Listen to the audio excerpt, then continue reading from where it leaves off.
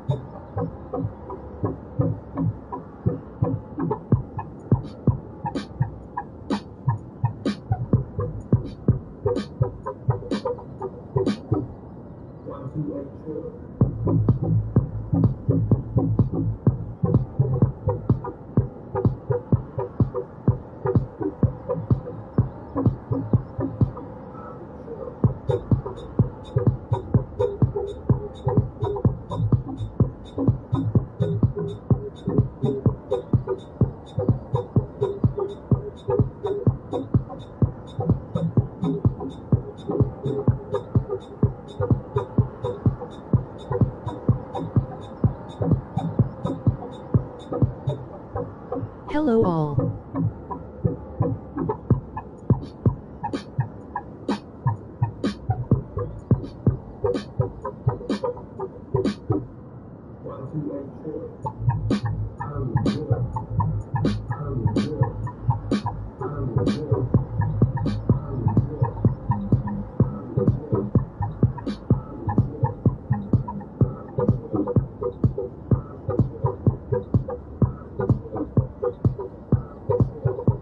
Spotify list of Deaf Nations Car XDRO 2023.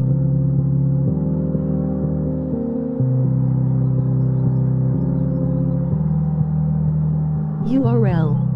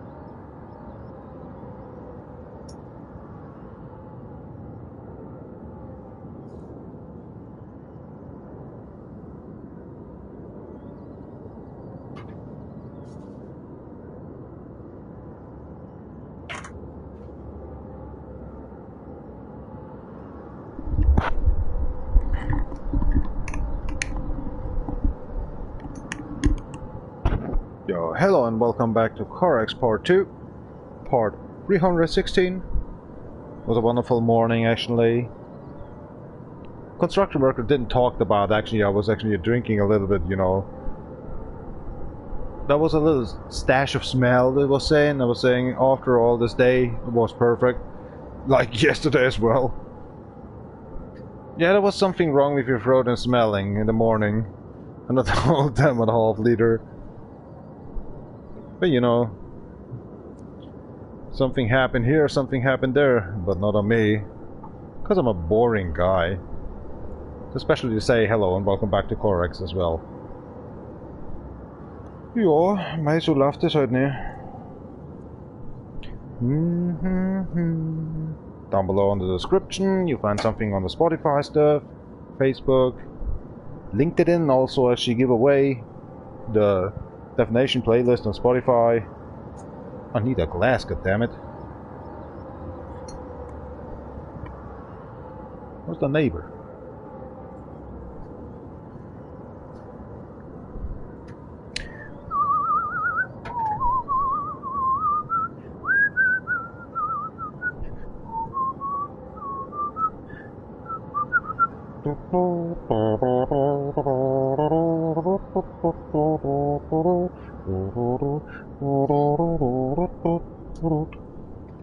Similion? Du hast schon verstanden jetzt, gell, hat er gesagt. Nö. Ich bin gerade links liegen geblieben. Ich hab mich einfach weggedrückt, hat er gesagt.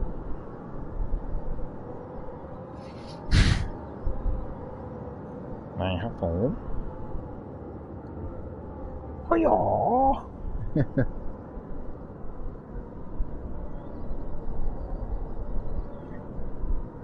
Gut, aber nicht doch. Eat mascara. I don't care.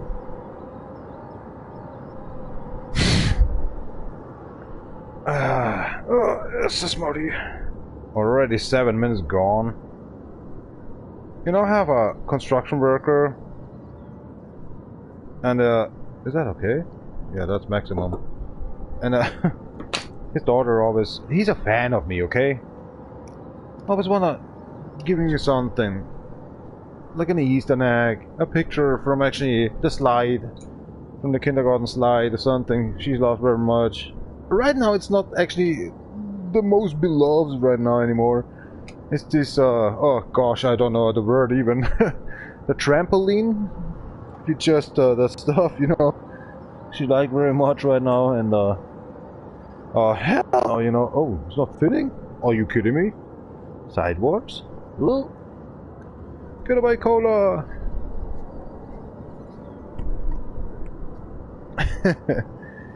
And, well, I just ordered actually something. You got actually a picture, a creel in front of it, a glass. And if she's 18 or something, I wanna make, if I'm still alive, of course, I just wanna presentate her that back, you know, and saying, Marie, you just actually gave me that all the times, over the years, as you was young. How you feel now? And she's maybe then ashamed. Hardly. Let's see, I just wanna collect that, of course. Just auf Campana Strawberry Salute, so Loot, Person, next stream. Oh, ne, schon wieder, oder? Where's the music, dude? Music's on. Shit, what's going on in here?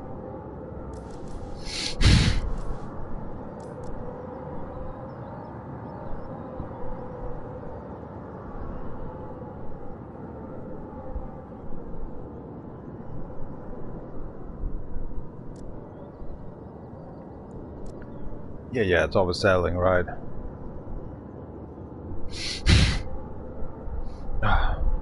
Braucht man Tempo. Was ist denn hier passiert? Braucht man Tempo. Was ist denn hier passiert? Dang.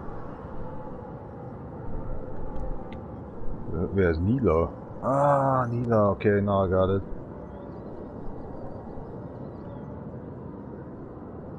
Drip, drip, drip, drip, drip, drip, drip, drip, drip, drip, drip, drip. Myself. I love these girl stuff, you know.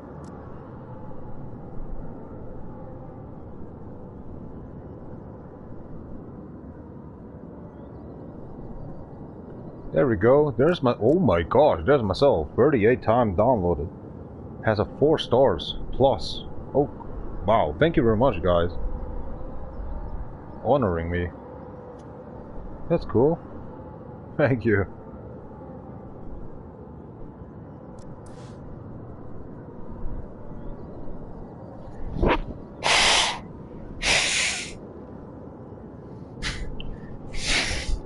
Vignette. Nichts Besonderes eigentlich. Nutze 5, weil ich hab da so einen Dreck in der Nase drin. Ah, geh raus jetzt. Na, mag nicht. Oh, ist der direkt auf die Nasengreifer. Tun wir schnell teilen. Ich auf der anderen Seite einfach keine Luft nicht. Das ist nicht so gut. Das gefällt mir nicht, oder gesagt.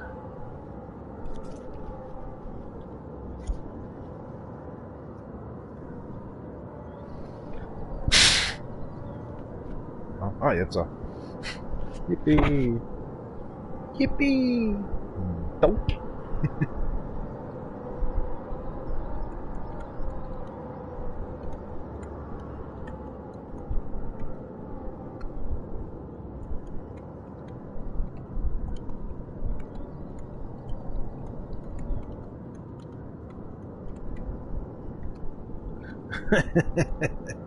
Go to sleep.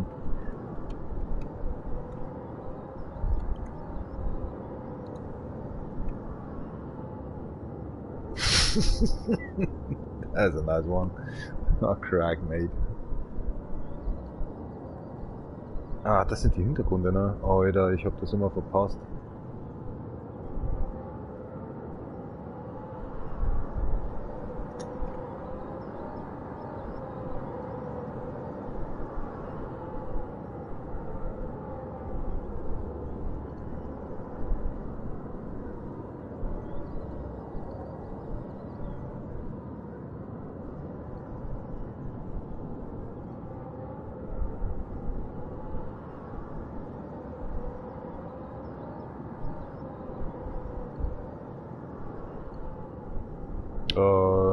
Präsentiert ihr das oder ist das dann irgendwie so leck Arsch oder? Na okay, man kann draufklicken. Alright. Actually not so funny. Not so funny. Mein Redebedarf ist heute gedeckt worden. Ja. Naja, mal schauen was passiert. So. Ніячі прийматься того сказав. Чому нет поприва. Niemand его. Gescheißen, hat er gesagt. Was hat das? 38%. Ich hab rum da, der hat 54%. Das ist krass, Alter. Wodka ballert überhaupt nicht. Dachte ich auch. Ja.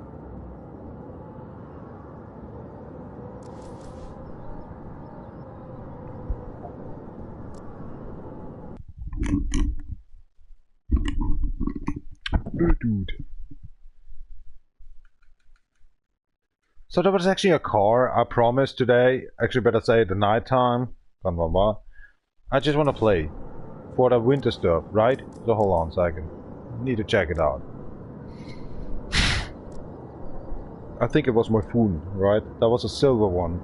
Hold on. That was in the morning time. I saw that and I just was promised myself. I want to do that. Here we go. Winter Red Ring. Mouse. I promised myself, I remembered. So how can it be an alcohol, actually, like this one stuff? I'm doing a lot of stuff. It's just my normal, yeah, well, running day stuff with some routine. Here we go.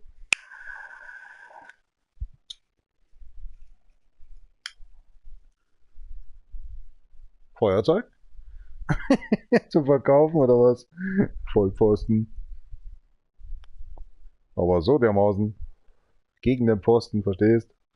Cheers up campaigner, Schwabi, Salut, Gold, Börsen, next beam, and welcome back to CarX Part 2. Drifting Drunk Unnecessary. Part 315. Oh no, it's 16, right? Oh gosh. I fucked it up. My fingers was faster than myself. It's 16. Oh, crack. I'm fucked. I'm fucked. I thought I typed in 16. Oh, damn it. 15. Damn it. Oh, yeah, here we go. Hold on. We can, how we can actually get out of this one. I fuck it off. 316. There we go. I'm so sorry for that one. I was so mentally actually into that in the morning time. I totally forgot actually what's going on here. Tapping in the same what I just did in the morning time. Crack happened.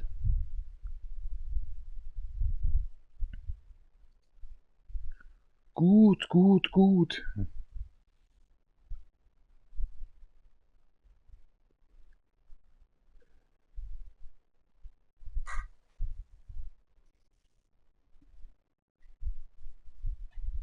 Ruft da jemand an?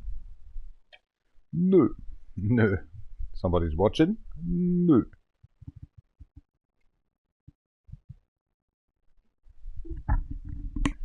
Mach noch lauter, passt schon. Ach, woher? Mortal Kombat geht auch noch heute. Sind schon 2,4 Promille. Langweilig. Wenn man guten Tag hat, dann läuft's. Let's go, Mizo.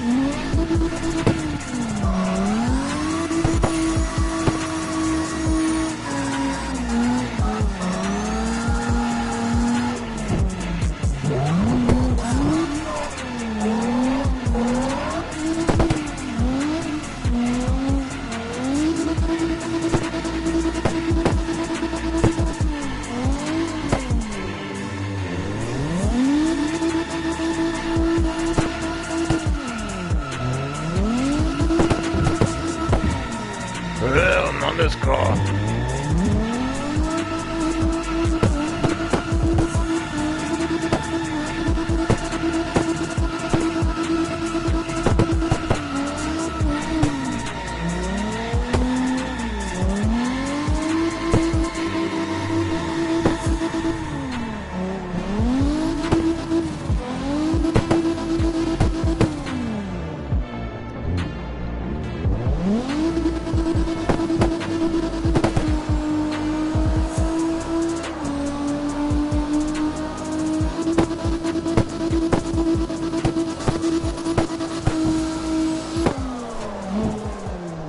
There we go.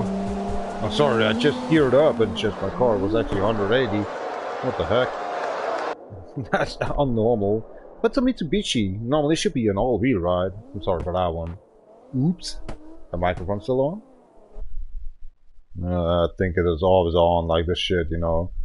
Talking and then actually the microphone is very loud. Brrr. What happened?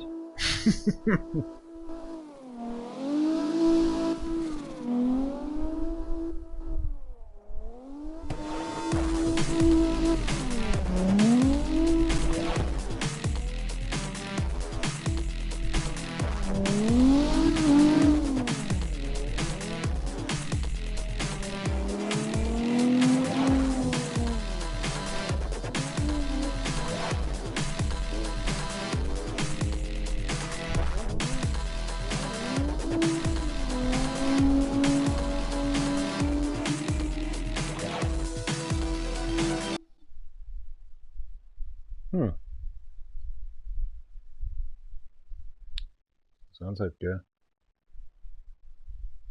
Hello. What's up? What's growing? Oh, was no, I don't want to ask for that one.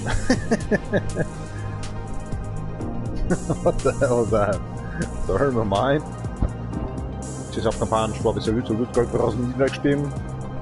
Ich habe mein Versprechen gehalten, dass ich mir heute früh sogar gegeben habe. Respekt. Ich dachte, ich kann mich daran nicht mehr erinnern. Wer ist sofort? Sofort.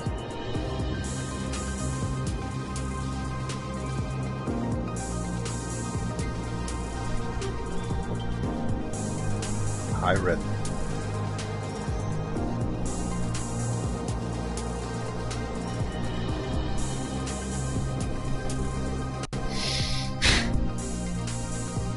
I don't know about the BMW type in that car. Sorry for that one. Not good at this stuff. Oh yeah, let's try. Nighttime. Here we go. Vamos.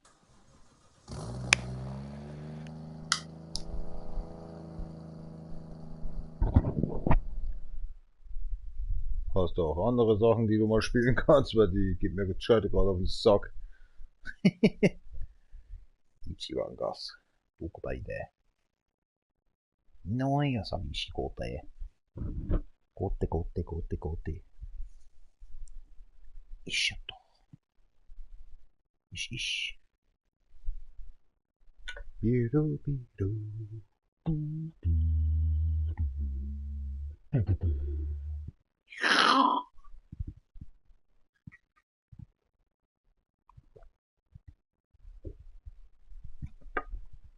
Oh, empty, sorry. 頑張ります。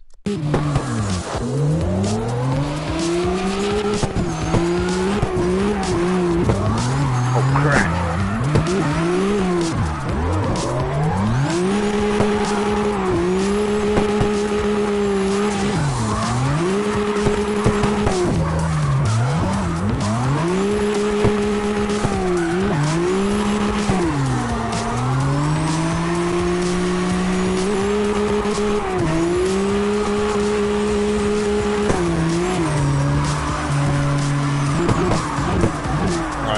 That stuff. The crash after all.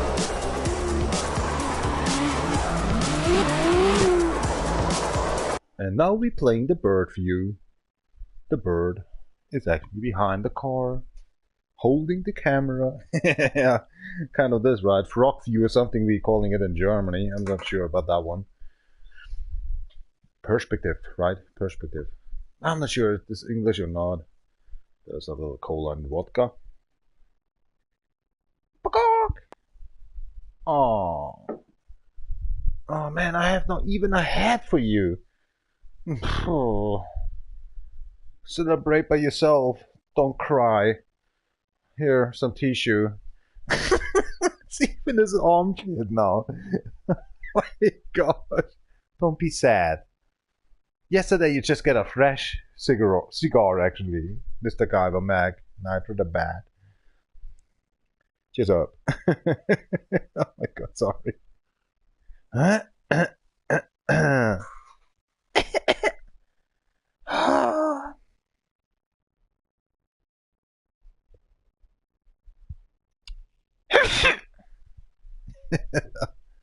Oh, come on, that looks stupid. Don't cry.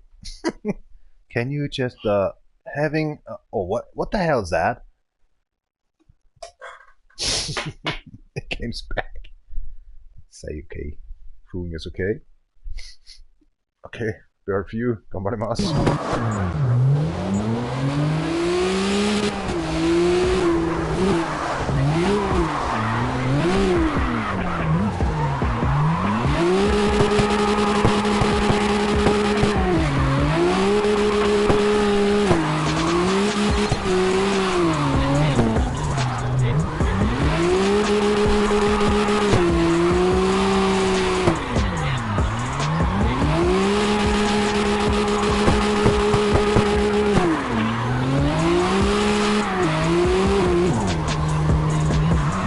Shit, I'm so good.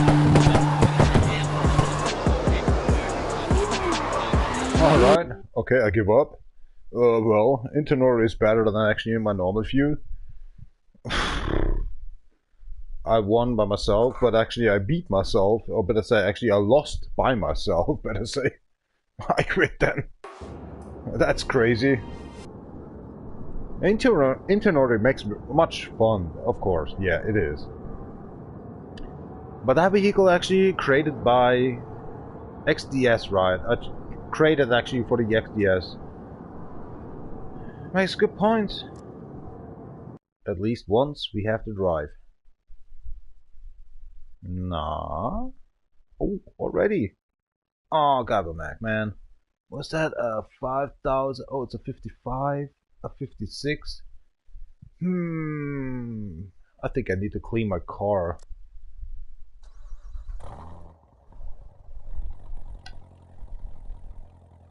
If you have 112 cars by 114 cars possible to have on a PlayStation 4 version, then let's drive them. I think it is.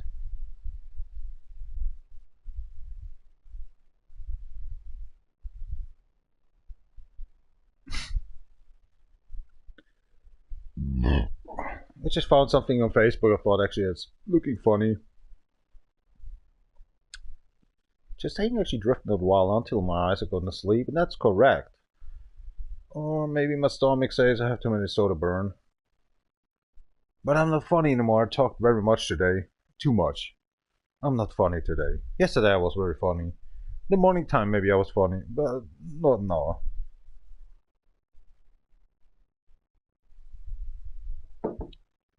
What are 5 apes actually doing in the cage?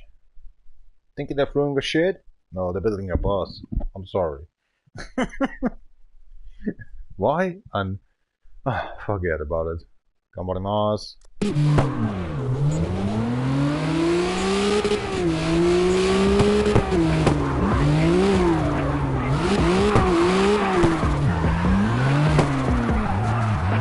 Oh crap, mate.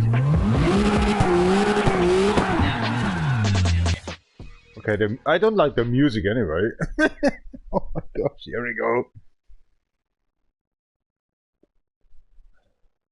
It's BMW. It takes forever for actually kind of the turbo injection. And it's starting so late, and mid-while actually you're shifting then, and everything is going wrong. A Japanese car is a precision car. A European car is actually these kind of, can have everything else, but exotics, you know. The Americans, you know, long time and actually having long roads. The exotics from Europe, yeah, well, you're not talking about Bugatti or Koenigsegg, of course. Even Ferrari is actually going to fire, like Lamborghini. But that BMW in here, short. On the score. Do I hear myself in the background? Come on, don't. No. But build up actually for that stuff. And especially this one is for the XDS stuff. I hate XDS. Especially Tandem. I hate Tandem.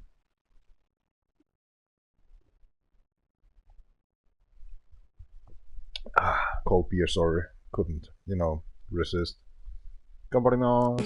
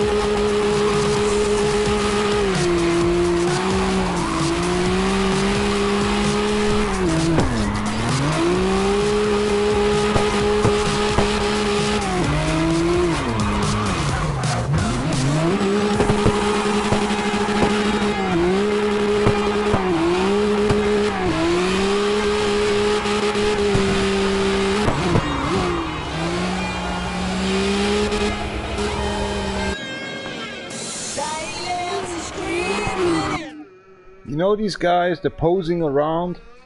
Today I'm a little a poser. I know what the car is doing, but I just want to go having a little bit more. And I know what I'm doing. Plus extra, the 10%. Bullshit. I'm posing today. What the hell, why I'm doing this right now in the night time? Crack, sorry for that one.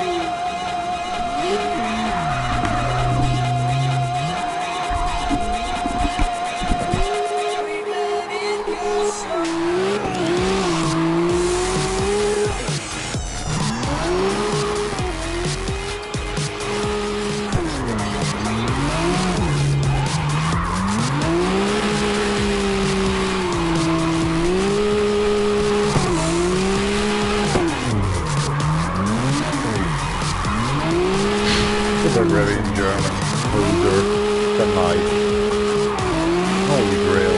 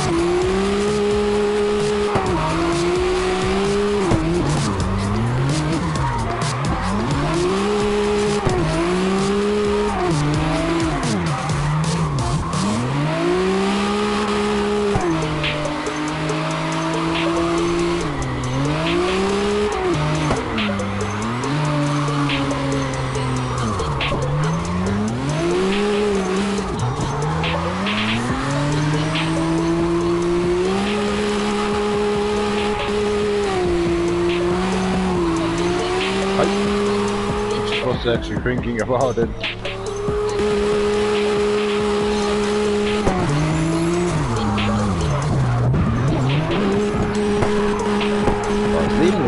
There's a little bit live in there.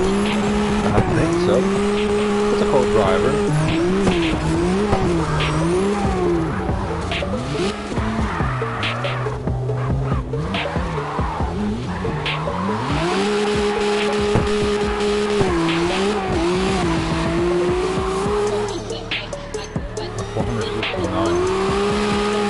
That's okay.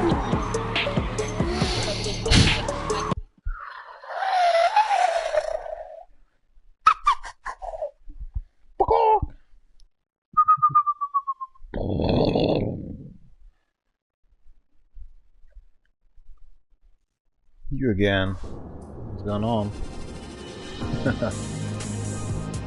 You get S? Oh, especially before. He don't know about that one. Crazy crack.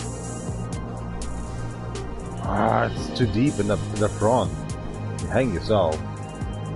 Let's go to San Francisco and just tell me actually about that one. I just want to ask myself. Nope, it's not in here. Okay.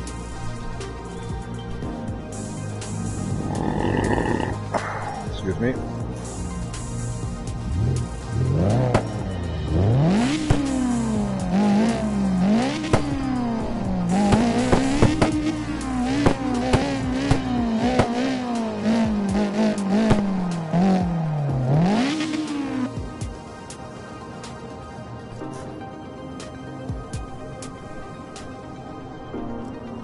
Just fucked it up. Oh my gosh, definitely.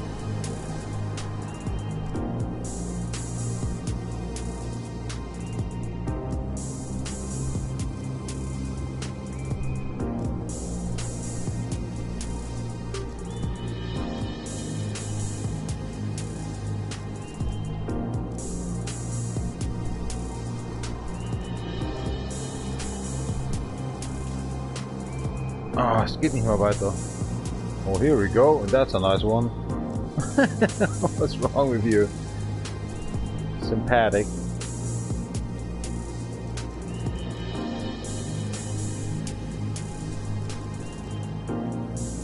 Are you sure about that one? Definitely, yes, I am. Knowledge over a long time term.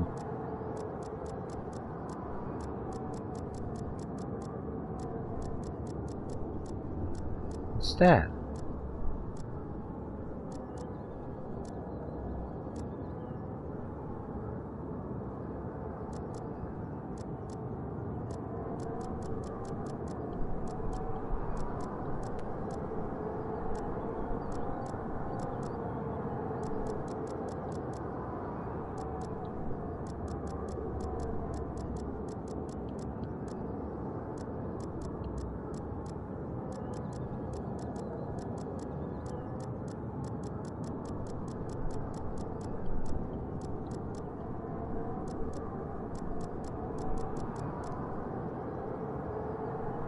Das war er. Ja.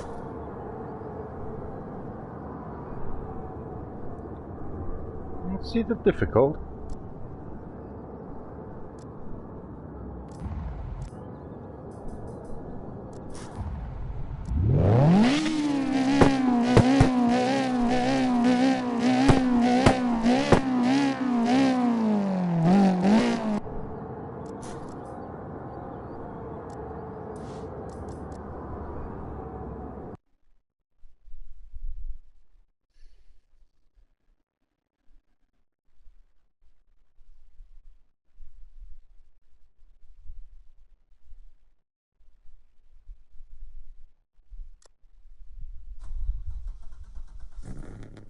First up, Nürburgring.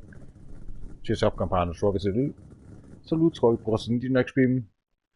Seriously, somebody's watching me? Wow, thank you very much. Any comments? If you have YouTube, down below, you can actually make a comment saying, oh gosh, what the hell are you doing in here? Go to sleep. Your drift is just a piece of shit. You know, crack, I say.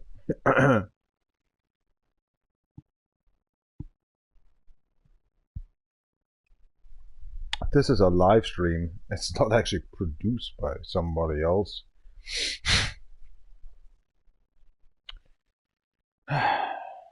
You move in here. What the hell was that? I think that's a format sound or something. Format sound.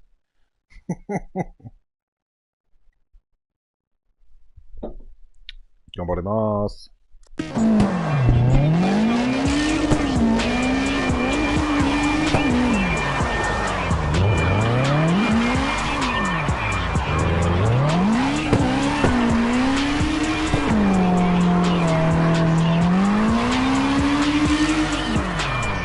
Uh-oh.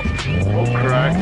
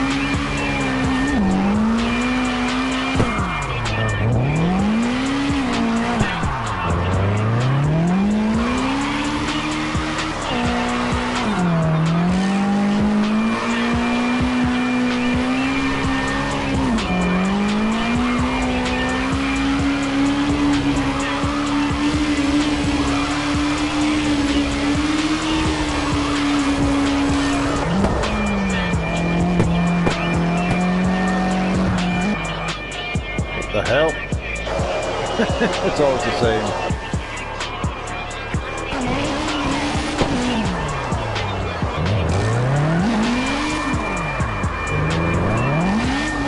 That's the hard point.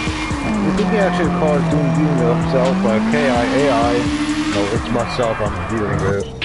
And so I came on the idea actually to go far, and I found out the car is not doing that very well.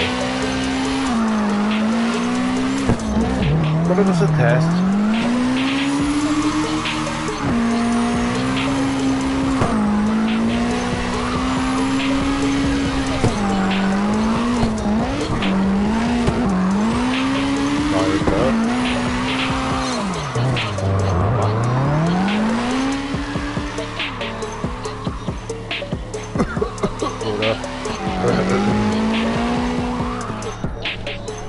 Nice vehicle. I hated it in the beginning. A nice vehicle. Oh gosh.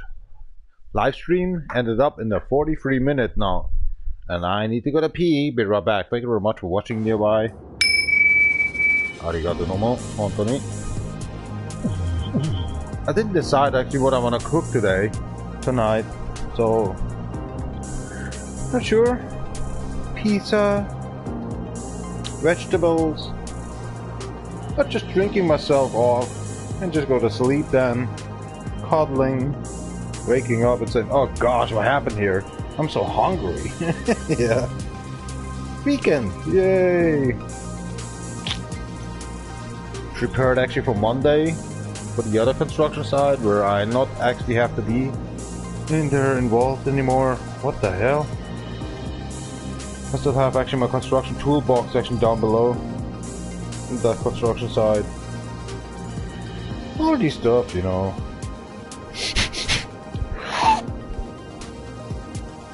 Ja, fick jag ett sås med skärnäns klå. Måste ju tål. Ja, går nicht. Das geht einfach nicht. Alter, wo kommt der ganze Staub her? Ich habe doch gestern erst alles wieder weggewischt. Where is dust coming from all the times? Yesterday I was cleaning. Must be actually my pants or something. Already actually in the, you know, wash machine.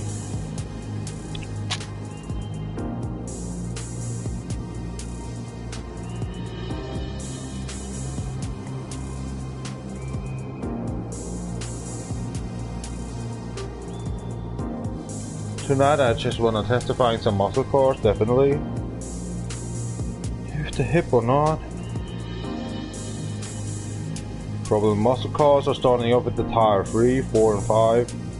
No, the Foxy car, actually the Fox car there, shall be actually a, yeah, tire or stage 2, but tire 2, but it is actually a massive car.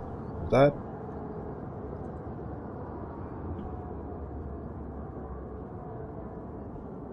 A 600 horsepower, a 245, you just get it? Legal in America, the Fox car? Oh, come on. For kind of 120 horses or something. BHP. Oh, that's unfair.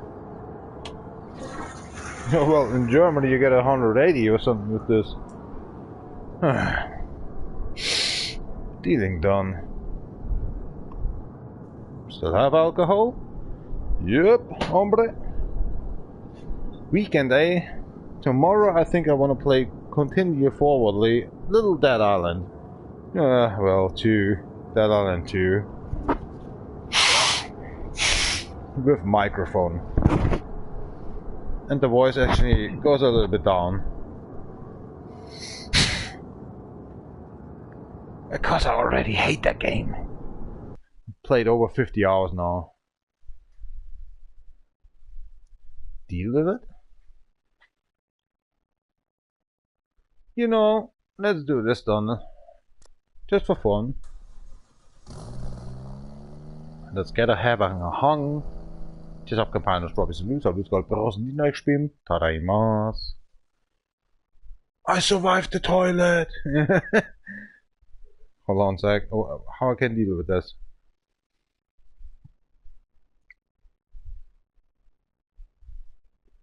Oh, dude, man. So many crystals in my nose. This is not okay. Ah, den muss ich jetzt mal selber rausholen. Oh, Alter.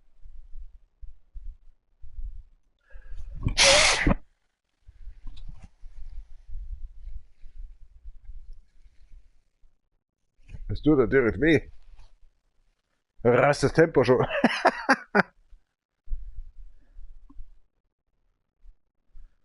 Oh, der ist ja schon verwachsen mit Blut, oder?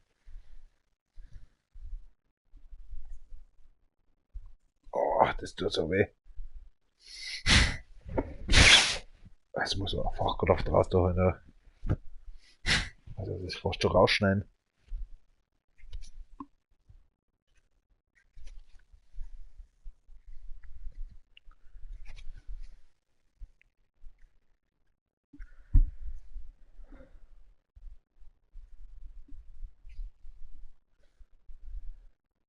Du spinnst ja, oder? Also kein Wunder nicht.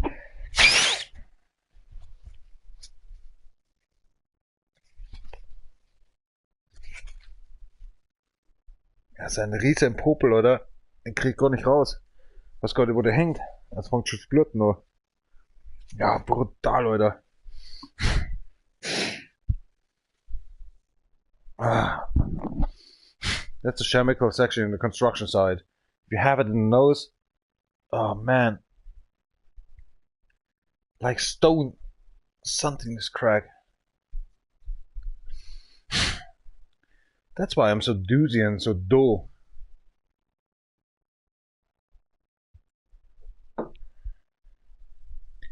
Let's drink some beer. Cheers up, campaign. Strawberry salute, so got Brasnina gespielt. Damn it, my nose needs to go to actually hospital actually for the next times.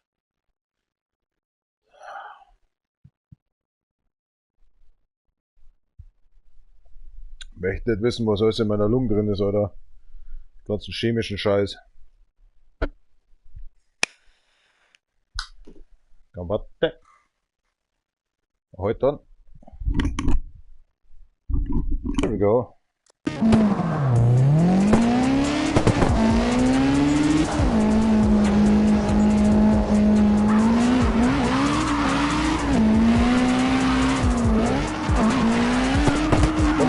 Fahr Ruhe.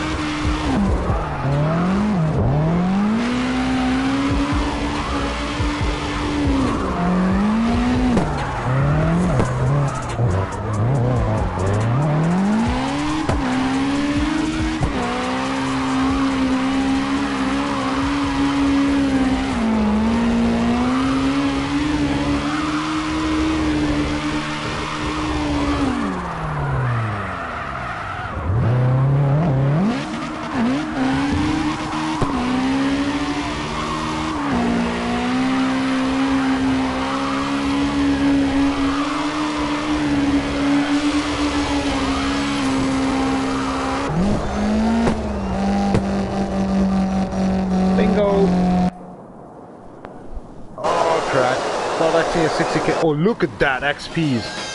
That is, I've never seen that before. 922. 880 or something, but never see or saw actually before a 900 XP. Oh my gosh. That was a nice one. Still fighting with my nose. What the fuck? That's nice.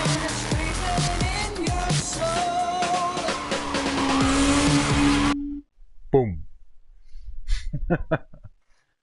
Make the picture, yeah.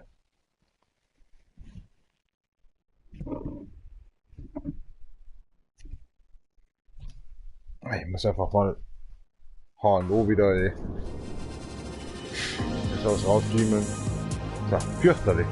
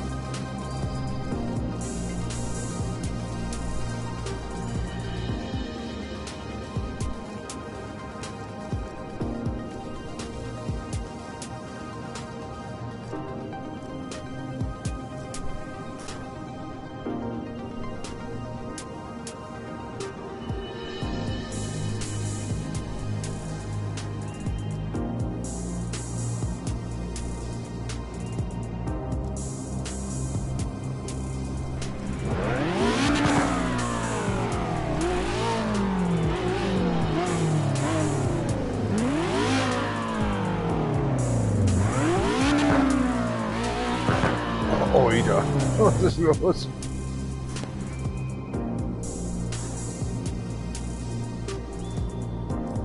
the hell is going on?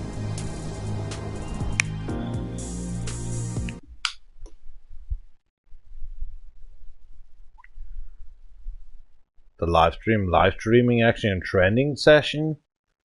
CarX Drift Racing Online. Let's see. Yes, I'm second. Hey. Whoa, the other guy has 52 watchers. What happened? Huh? Oh my gosh, a 52. Oh, that's a record. I never saw that actually in three years I'm playing this game, right? Oh my gosh. Oh man, he has connections, definitely. Wow. What the hell?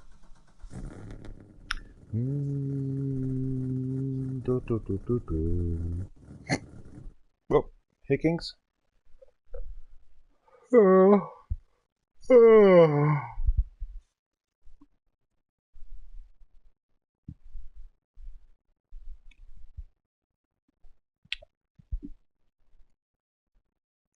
If you listen, 20 walk in one. So no Durham? Nope. Mastrada? Nope.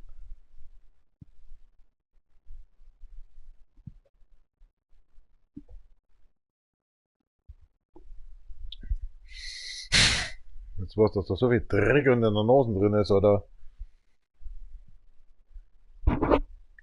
Also Haferzeige, oder? That's why I'm dealing hardcore actually with briefing done. Oh, it's gonna nighttime in here. Gava Mac and Nitro the Bat actually dealing done with the green screen now.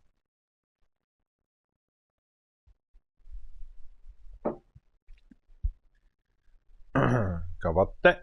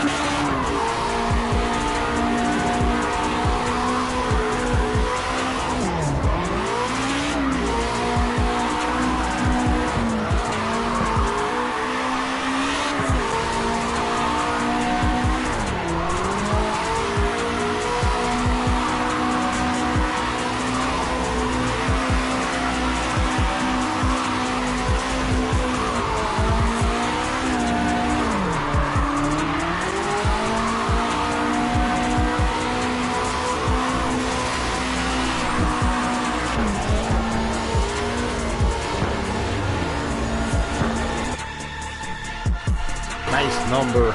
Oh my god. A 625. Okay, that was 2 minutes and 7 seconds. Wow. I'm pissed a little bit. I'm sorry for that one.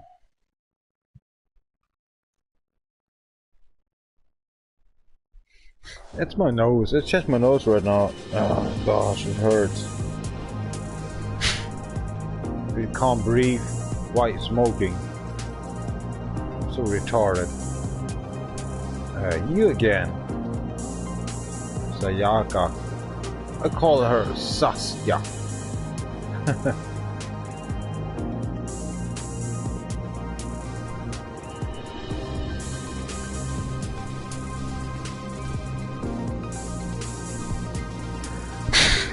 Nothing happened. Damn it. Just in the nose.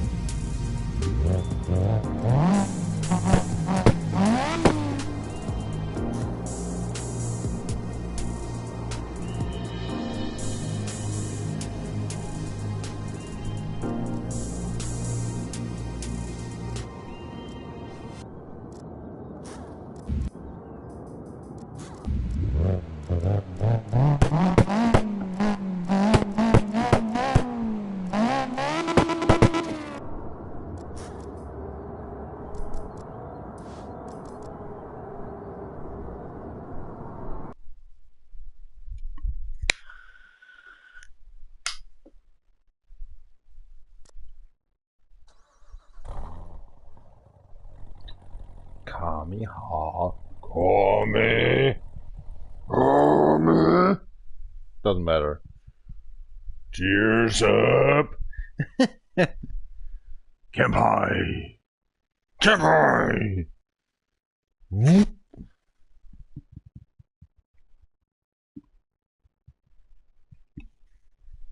Oh, no beer anymore. Oops. Going outside. Automata. Jetzt kannst du nur entscheiden. Magst du Pizza, magst du das haben, oder Früchte, oder... Oh mei. So viel Scheiß im Kopf.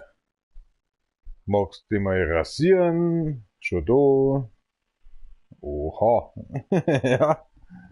Schaut gut aus, oder? Yep. Rede wieder mit mir selber. Wunderbar.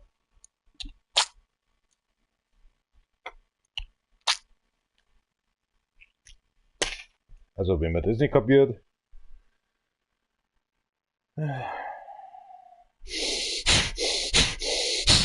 Das regt mich schon gescheit auf, Alter.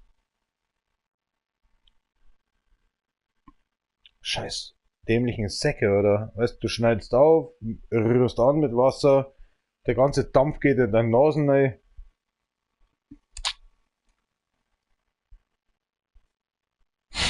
Deswegen krieg ich keine Luft nicht mehr richtig, weißt?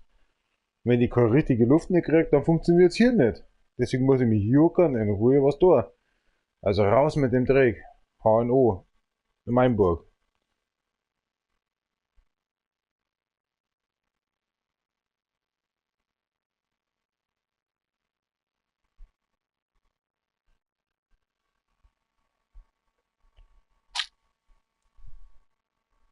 What the fuck was that?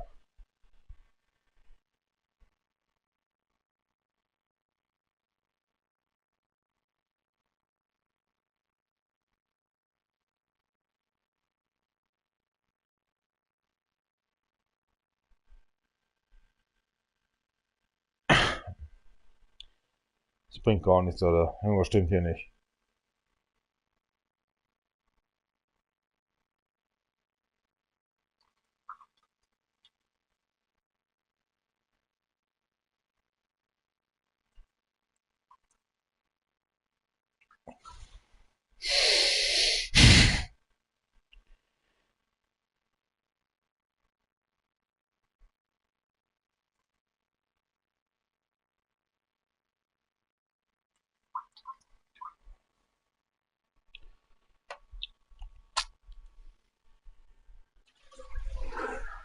I think my body system is collecting the beer, collecting the water, collecting. Because I was sweating very hard today. Body system don't want to get pee. It says me I have to go to pee and all this stuff. But at the same time says I want to collect actually water for your body system. What the fuck? Come on, say. Sumimasen.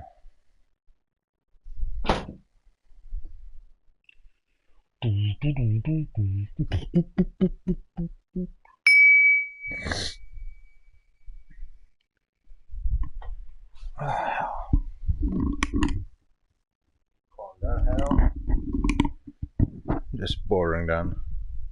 But did you lost cigarette? Oh, yeah, now you got it right. It was the beer in the same time. The cigarettes I totally forgot. I didn't talk that out loud. Here we go.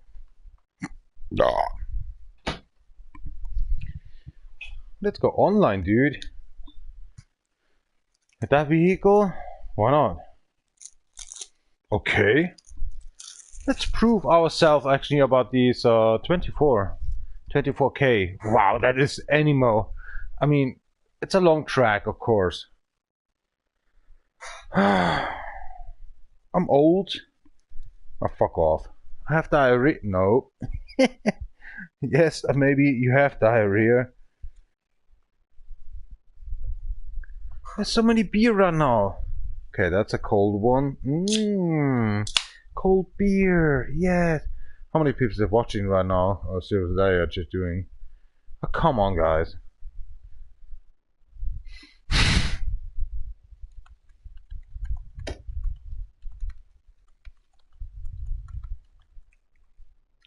Kann man da nicht irgend so ein Emoji oder? Ich weiß nicht, wo ist denn das?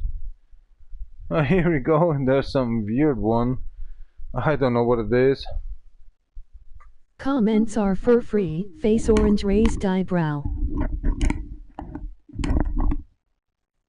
What?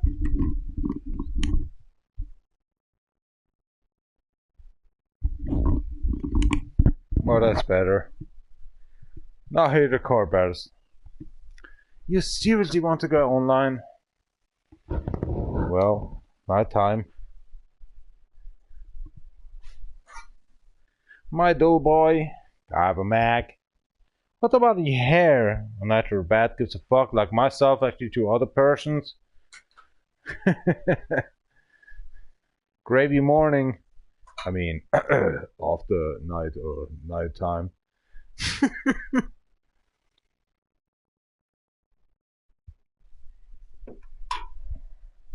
So different, dude. Not fitting to you.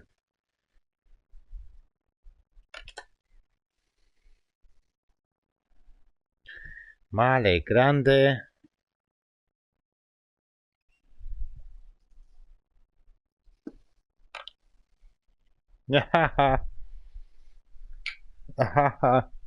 Oh, here we go. Is that fitting? No, no, no. This is not a joke, right? This is bullshit. This is bullshit.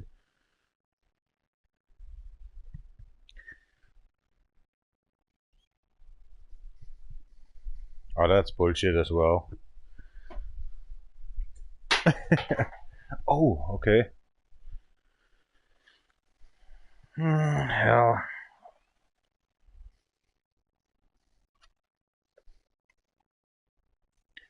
Oh, that's fucking speakers, I know that.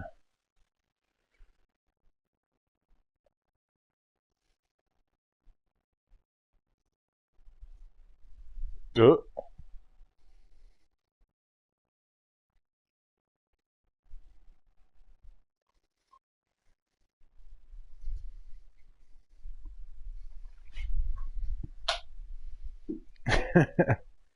Mr. Professional. Now he looks weird. Oh, hold on a sec.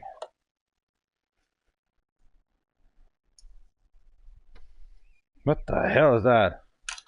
Aren't the sunglasses gone? I'd be live, everybody's watching.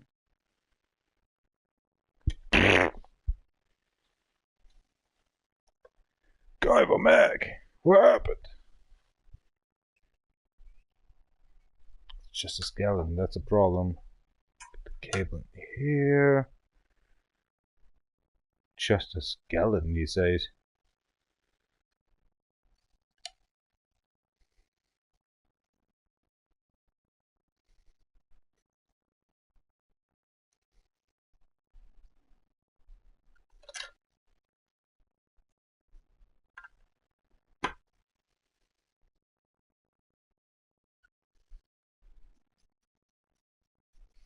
Oh, now through the bed. What's wrong? No problem. Hold on. Halloween is over, I know. That's just bullshit.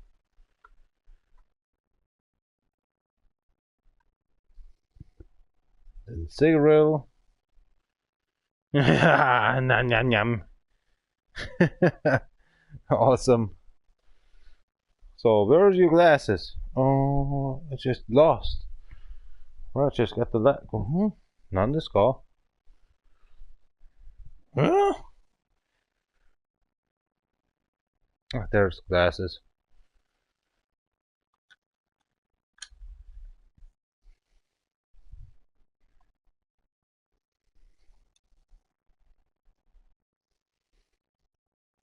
Hold on. Sony, huh? Sony microphone.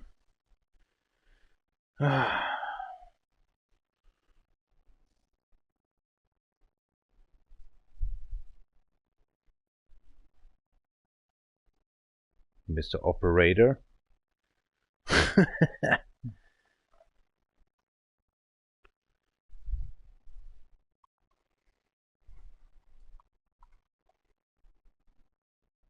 Mm-hmm.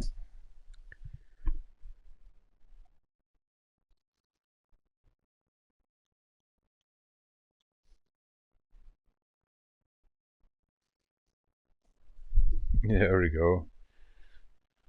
Not much to work.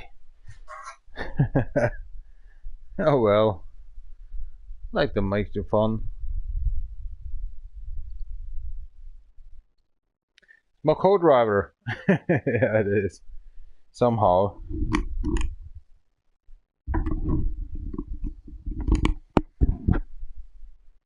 Other person's actually dealing down with live pictures, like the dog is actually going in cycles or something. Well, that's my co-driver.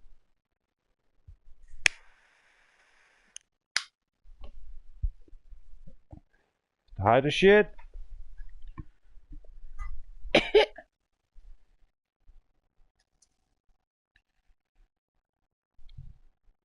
The better. Actually, yeah. Say so. Hold on. There we go.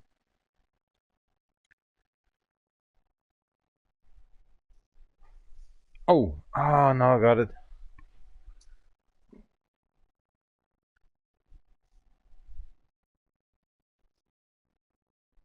Huh. Here we go. What's with the hair, dude? You crazy or something?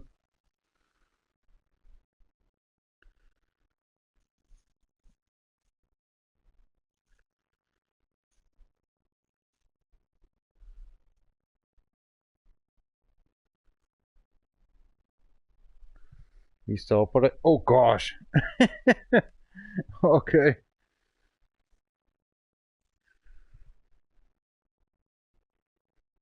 What the hell? Now let's go.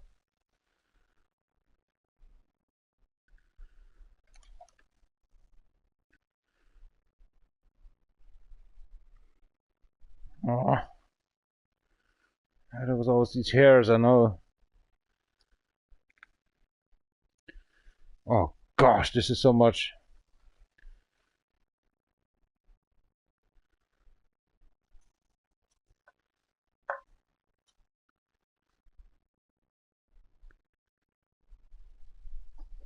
Yeah! That's something. Oh my gosh.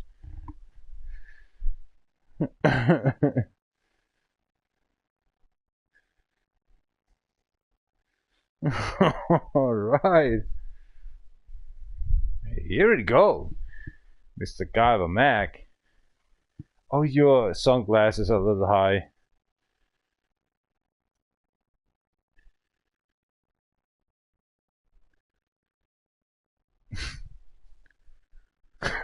Oh, crazy crack. That's something. Super duo. Oh shit.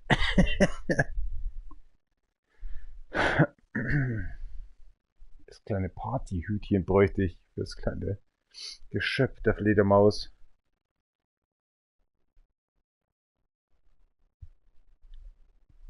Das da, oder wie? Ja. Ernsthaft? Das sieht man?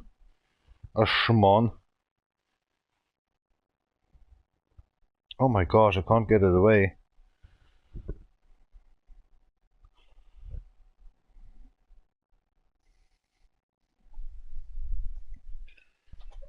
Huh.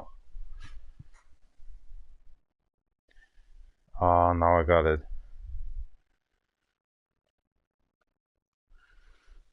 Yeah, I got it.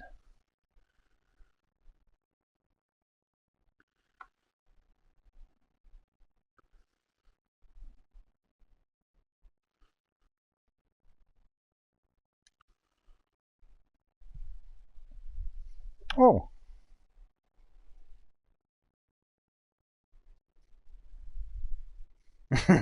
Okay. It's very complicated, right?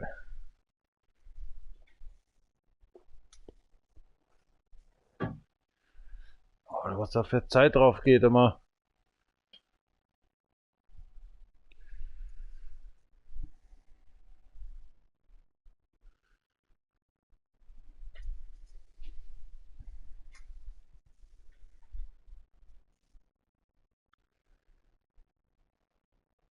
Also auch nicht so fett.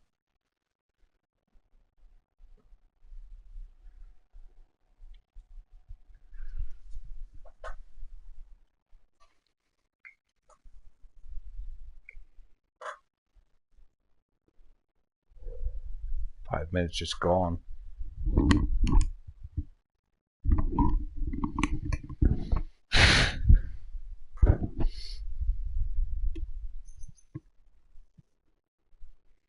So ist es.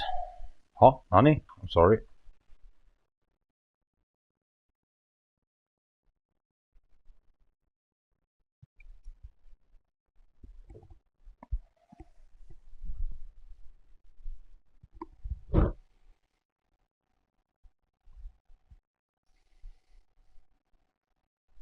Oh, Alter, ohne Scheiß. Das dämliche Headset, ne? Es ist halt Sony. Es regt mich auch gar nicht auf.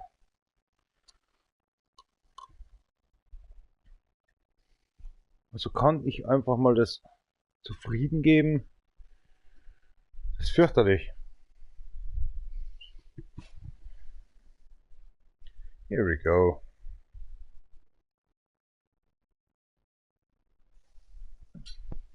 Nö, kann nicht zufrieden sein.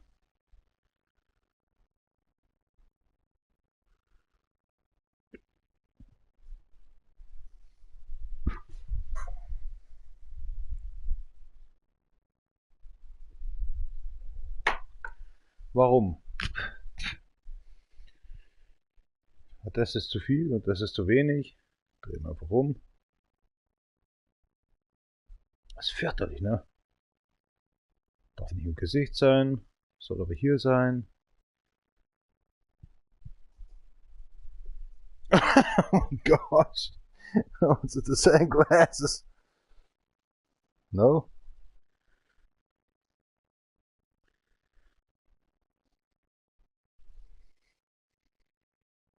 Huh? Ah, these side words, you know, it's negative, it's just turned. This is so stupid. You have a good in here and stuff like that. I hate that stuff.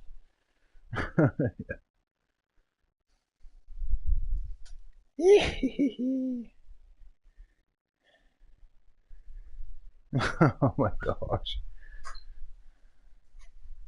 This is so fucked up. After a good year now. 1.5 years. Ce s-a campana? Șoabe serios, sau nu că prăznia ești bim?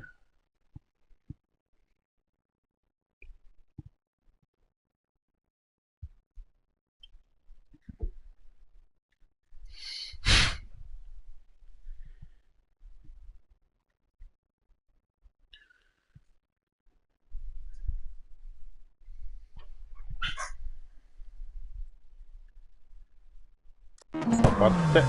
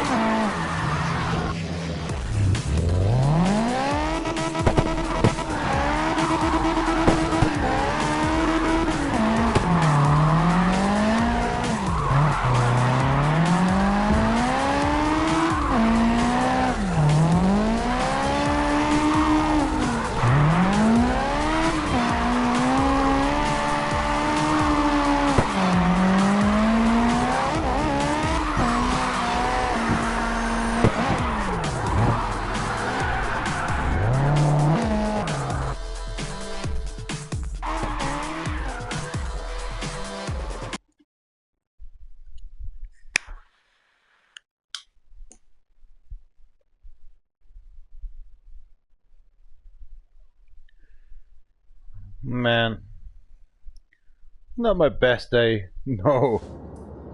Feels like a 34 or something. Oh really? Come on. Yes, it's a surprise car. Come on. Richard feeling worse. Worse? Pacific Hill. Oh, making no points, dude. Just decide for yourself, dude.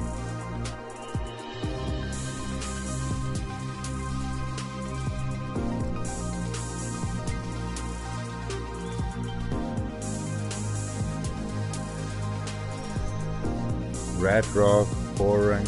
Oh well.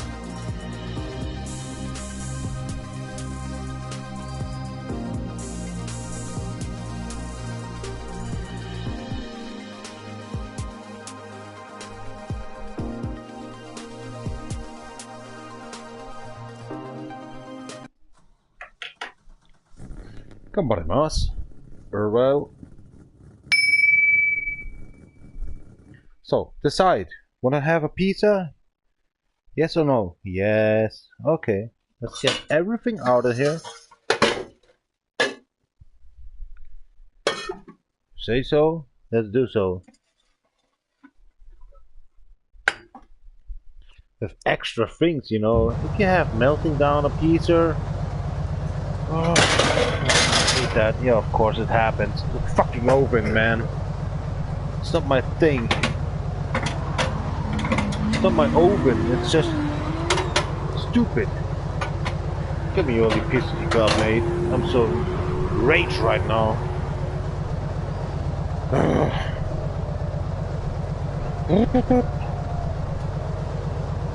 Don't know what's going on. Drop, drop, drop.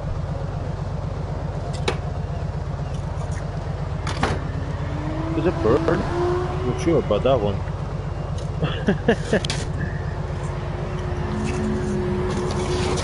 Hell. Let's see what happened. Hold on. Finashi? Oh, no, here we go. This can help. Let's see what happened, dude. Normally it shouldn't burn. I know it's paper, but it's special paper, you know. Nothing happened normally. You say so.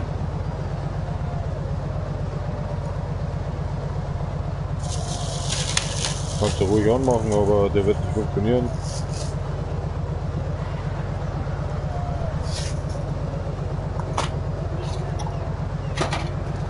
Nicht funktionieren. So, ich muss erstmal ordentlich zum Pissen gehen.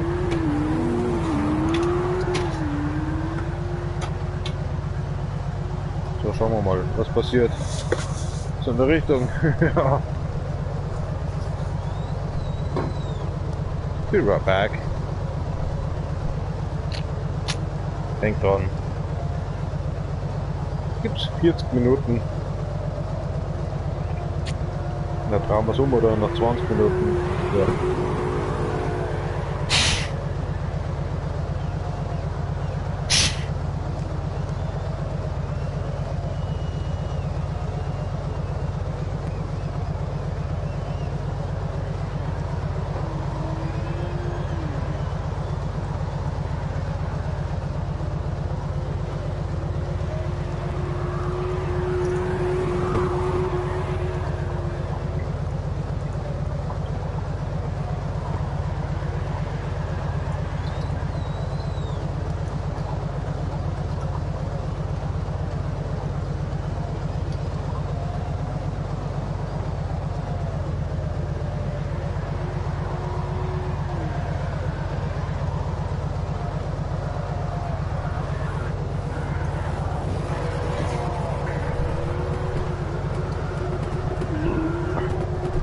Lieben in der Türkei. No slow down. Everything's good.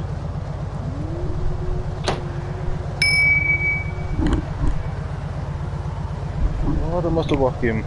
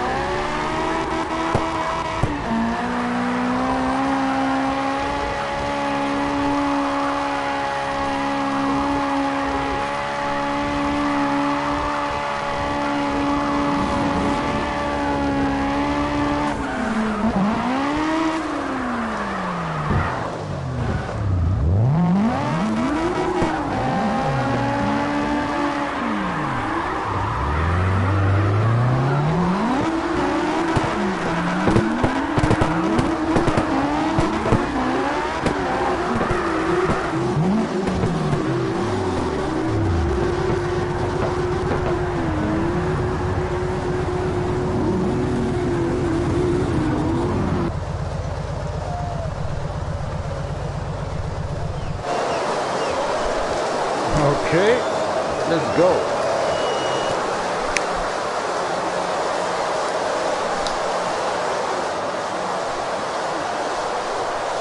Tadima, Chishop, Companion, Robinson, Lusso, Lusso, Deutsch spielen.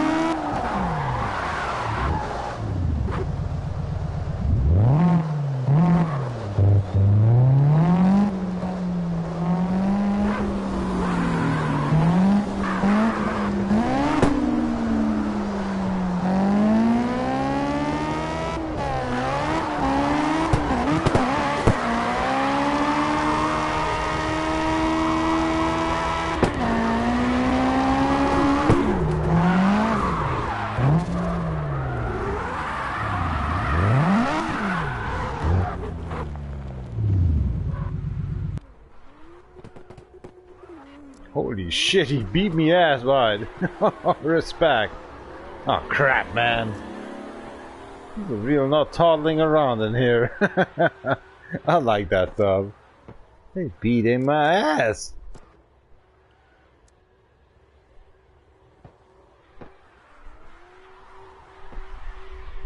Let me just smoke off. These are good.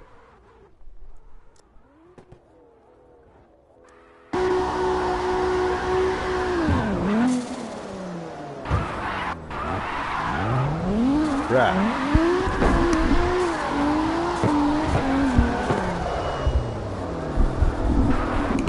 70, 69, 70, what the hell?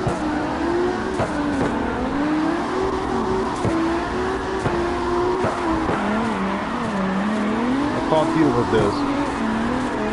Maybe a 50 or something. Holy crap. Brake, brake. Nice one. Oh my gosh. Yes, yes, sir.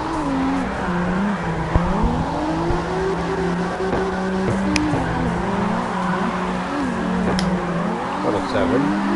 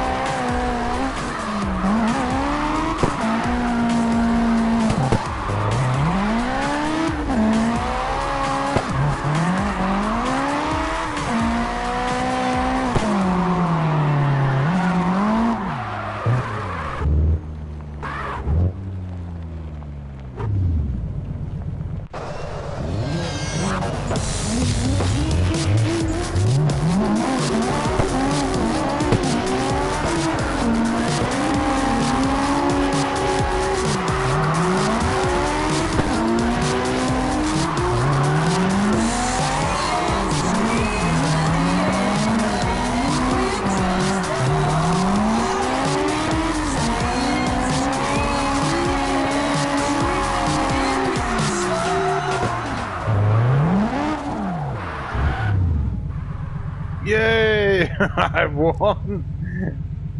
Okay. Bonky.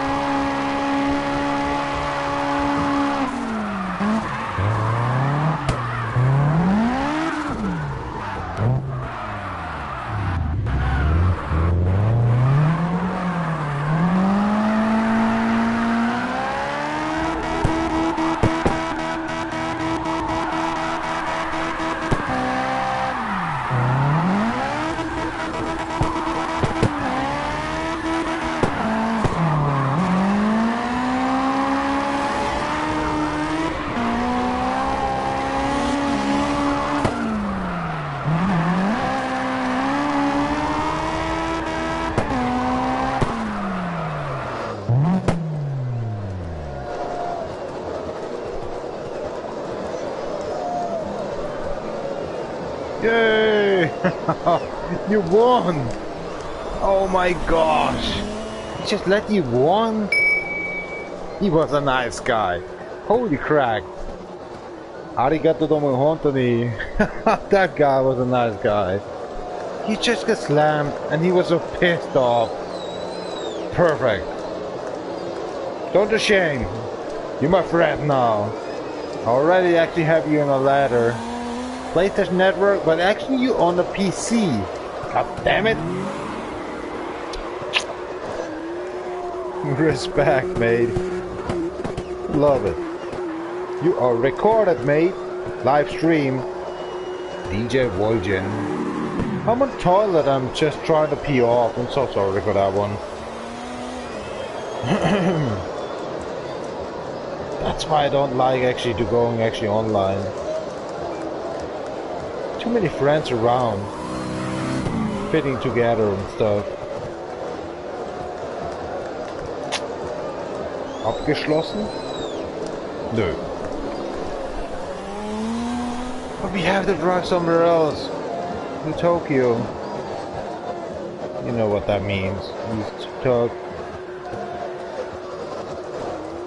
Das sind sehr schwere Gegner unterwegs. Oder gehen wir erst in LA? Ah, LA ist aber auch so ein Pflaster, Alter.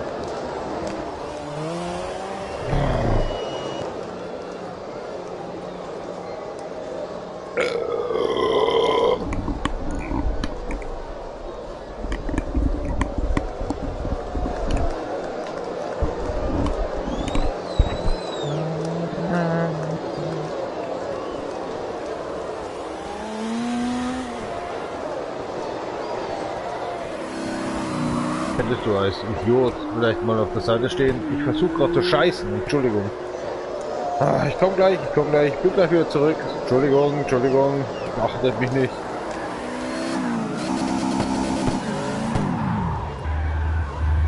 I'm just sitting on the toilet.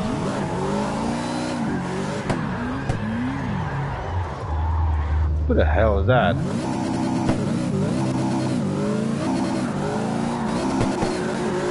Are you just Trans Am or something, this crack? Oh, mate. This is exotic, I mean. Okay. I'm on my way. It says running.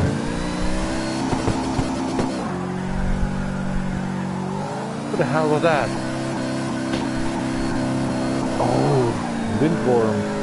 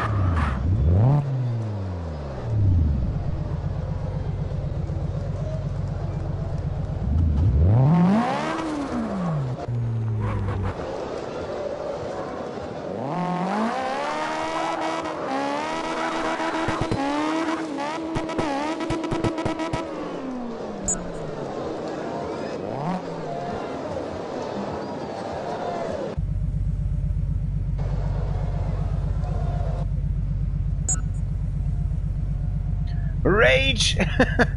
Rage!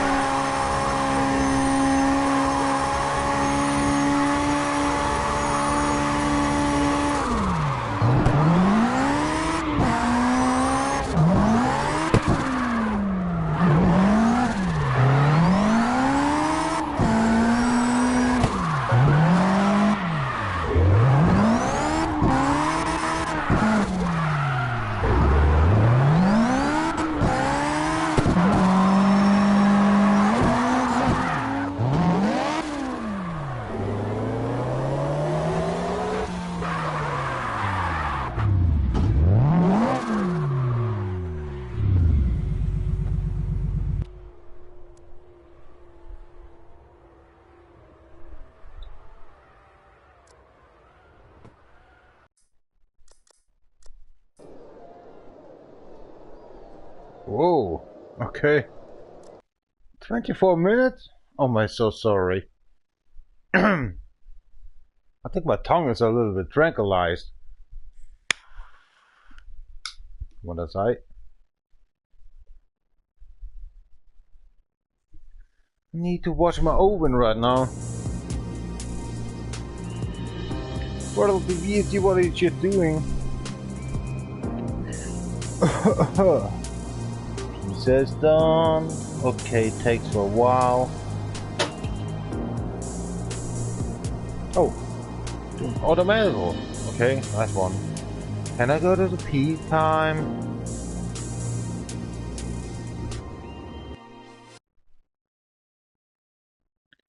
Go online.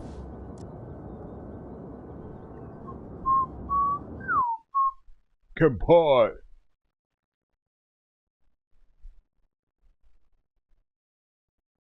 West Coast Arena. Nope.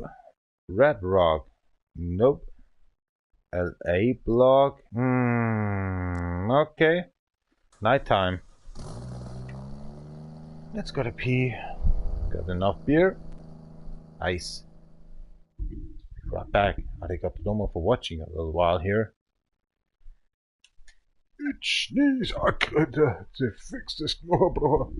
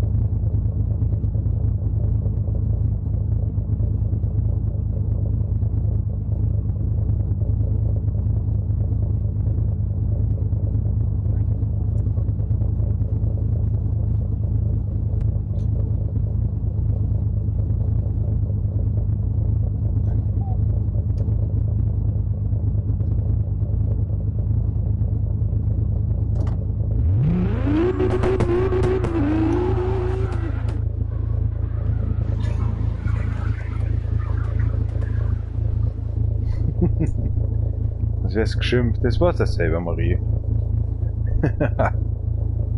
Ja, muss ich doch einmal rausschauen. So, die Pizzen sind fertig. Ja, I'm just coming on, man. I'm so sorry. This is food all the times. Pieces actually done. Yeah, they definitely are. Hold on, give me that.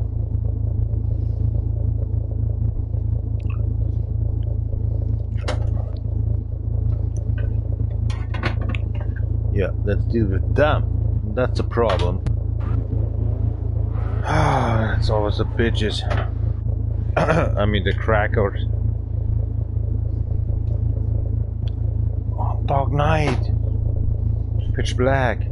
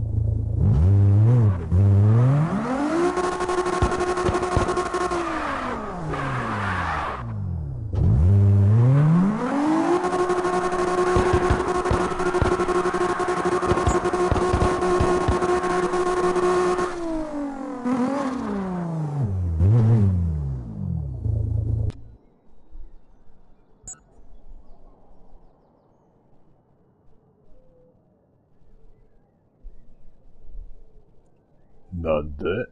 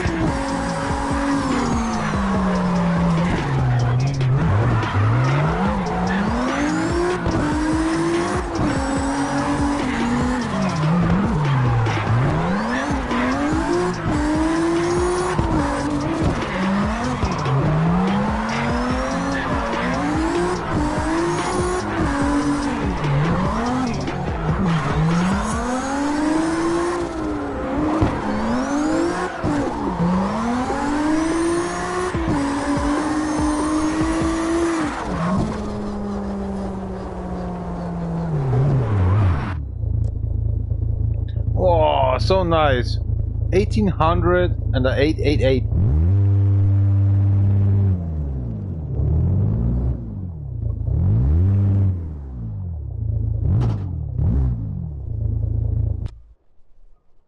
Nice one.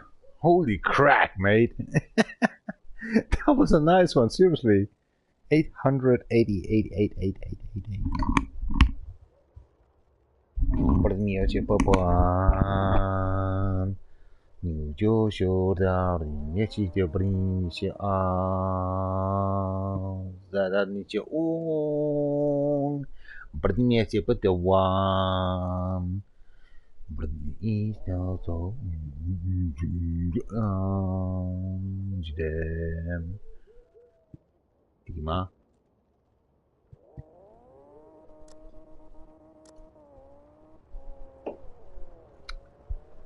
Ging's denn überhaupt noch von? Kann ich was ändern?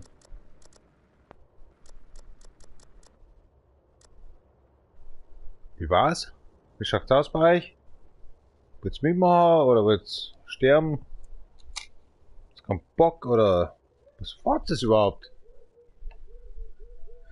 Wenn wir heute Bier wieder aufmachen. Who's against the nightlife and wants to be with? Domo arigato.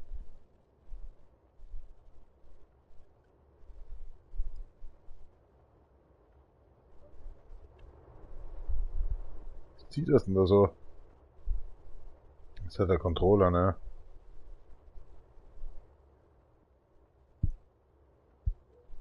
Das Auto weg. Gerade mal rübergeschaut, das weiße Auto, weg. What the hell? The white car is just gone.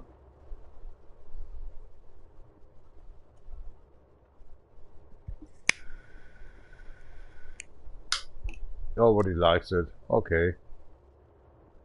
Oh well.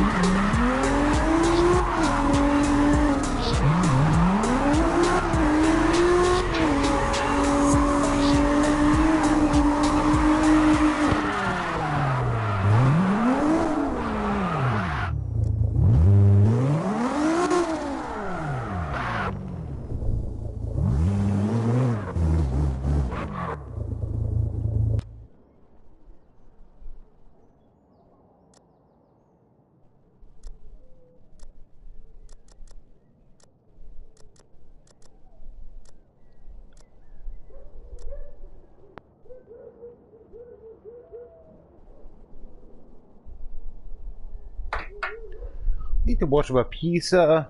My fish. Let's see. Ah, the pizzas are great. I think I'm done. Let them melt. Come on. A bit more. Definitely. Extremely.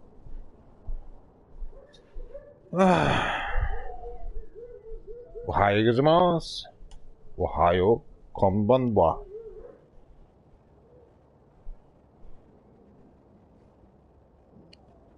Kleiner Quakenschutz. Was ist los? Ich hasse das, weißt, Marie ist ja ein Fan von mir, aber was ist mit Anna? Das ist so fürchterlich. Das ist nicht schön.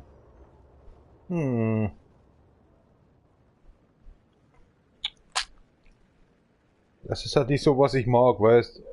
Marie mag mich zwar, aber Anna, was ist mit Anna? Das ist nicht schön. Braucht auch einen Freund. Ja. Schon. Ja, die Osterfeier war jetzt, ich weiß, Samstag. Ich bin ein schlechter Onkel oder so, weißt du, wie ich meine? Ich bin ein Depp. Ja, bist du. Die wachsen auf und irgendwann hauen sie die auf den Deckel, weißt du? Sagen, was warst du denn und wo warst du denn? Die hauen dich. Naja, dann schon. 20 Jahren. Moment mal. In 13 Jahren hauen die mich noch. In 13 Jahren bin ich 50. Ja, ich bin 50, wenn die 18 sind, oder? Ja.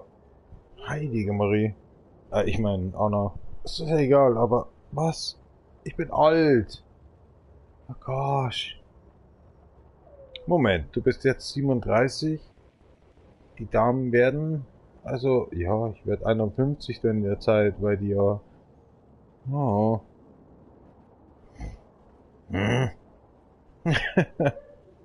Die hauen dich. Das mit dem Alter? Oh je. Leben wir da noch? Dämliches Russland.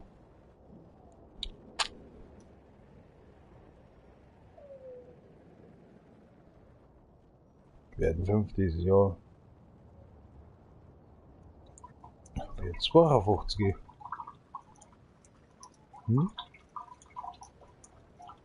13,5 Jahre. 150,5, 52 wär's dann.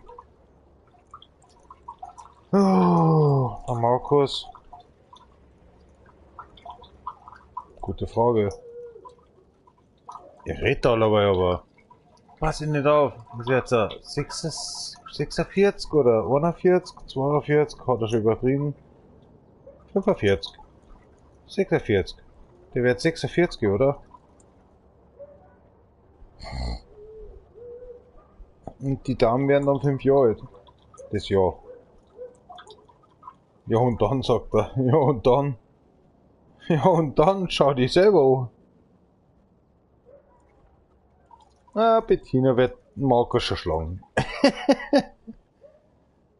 Hippert ist vor 10 Jahren schon tot. Ja. Aber, wer ist jetzt gerade im Deal? Oh, Alter. Der Alex, ne? Das ist so übel. Na, der Nathalie, das taugt, aber das hat sie der Alex selber, oder? Schuldigen gleich von, aber der Name muss noch feststehen. Männlich? Was für ein Name? Das ist so, wo man denkt, sehr fix. Da gibt's so viele Namen. Selbst wenn es Robert oder Andreas war, aber es hat. Ich weiß schon, ist verrückt. Pablo. Ach komm schon, was ist Pablo denn? Aber Pablo hört sich nicht so schlecht an. Pablo. Okay. Pablo. Warum nicht gleich Pedro? Haben wir nicht gekriegt, gell? Uhrzeit? Spät. Na, es geht noch. 120er Heu.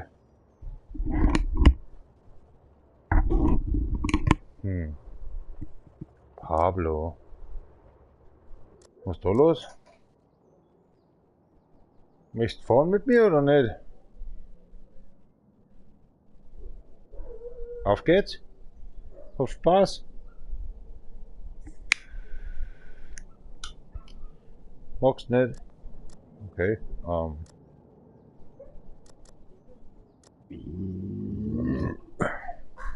Das ist in Ordnung?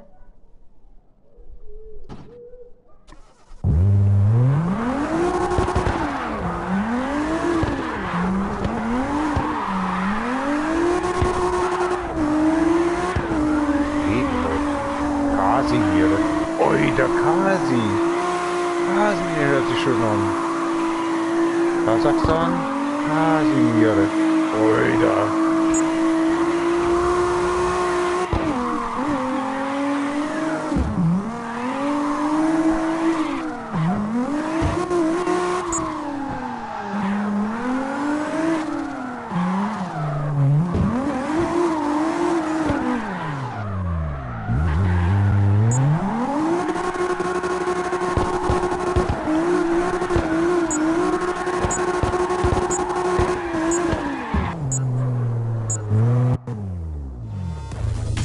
Komm schon.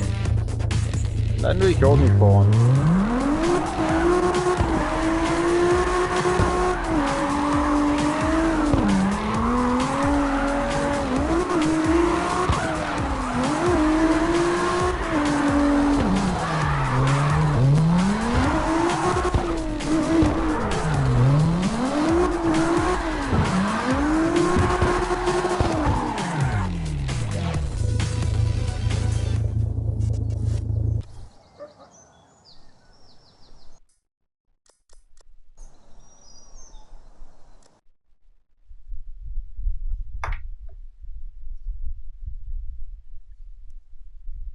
What?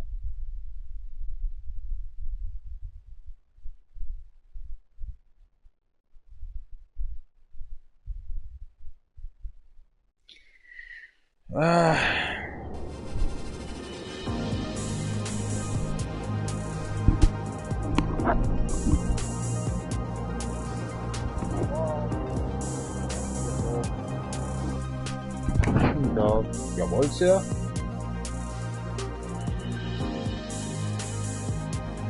Was? Alter, du musst doch rum sein. Was ist los mit dir? Hilft dir nichts, hilft gar nichts. Du musst doch rum sein und die Babybauch schon einreiben. Die Hundlin. Aber, Alex, hör zu. Ist das ein schöner Name? Kasimir? Kasimir? Okay, jetzt hör mal auf. Kannst du nicht Peter sagen oder Hans oder was, aber Kasimir? Kasimir. Ja, wie wärst du da nicht sagen Mehmet oder so, was soll ich meinen? Okay, okay.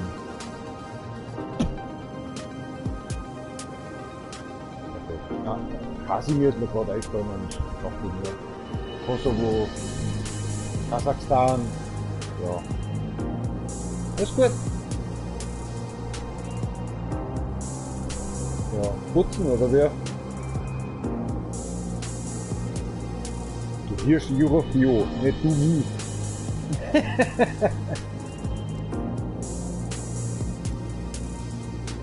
Habt das gekriegt? Sag einfach der Nathalie einen schönen Gruß. Das war Maschee. Ja. Kriegst du Essen heute? Kriegst du Essen? Ja, weiß ich nicht. Aber mit der Uhrzeit jetzt ja gerade, jetzt wird's eng. Ja, aber wo wir damals im Lager geguckt sind, so 4 Stunden spät und das, hat sie 4-mal angerufen, dann kommst du heim, das Essen. Dabei, okay, ja, passt schon. Alles gut. Abitere. Alex? Ja, Entschuldigung, gell? Haben wir den Freitag heute anrufen. Alles gut. Ja, jetzt gibt leer. Bitte. Abitere. Bitte.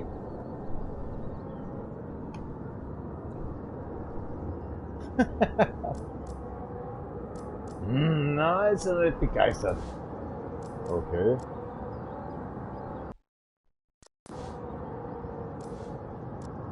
Morgen. Hirschsuppen.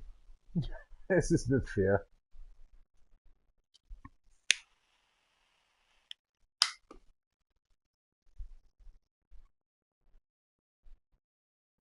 Kurz nicht anrufen, ist spät. Oh mei. Doch, woho. Ich hab mir nichts vor. Ich geh zu denjenigen da, da geht rüber, das wird schon. Ja. Mit die Hackelstecker schon, oder wie? Hackelstecker.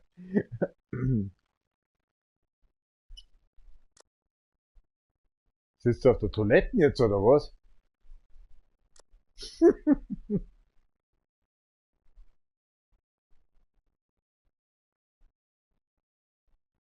Aha, aha, aha. Die Madame, wie verstehst du mich gerade internettechnisch? Bin ich so oder bin ich eher hochtonmäßig unterwegs? Dumpf. Okay. Ah, was liegt das? Na, das nicht. Ja, genau. Ja. Headset. Also diese Earplugs. Oh, Jesus Maria. Ja, freilich. Wie kommst du jetzt auf das? Wie geht das? Was hast du gemacht?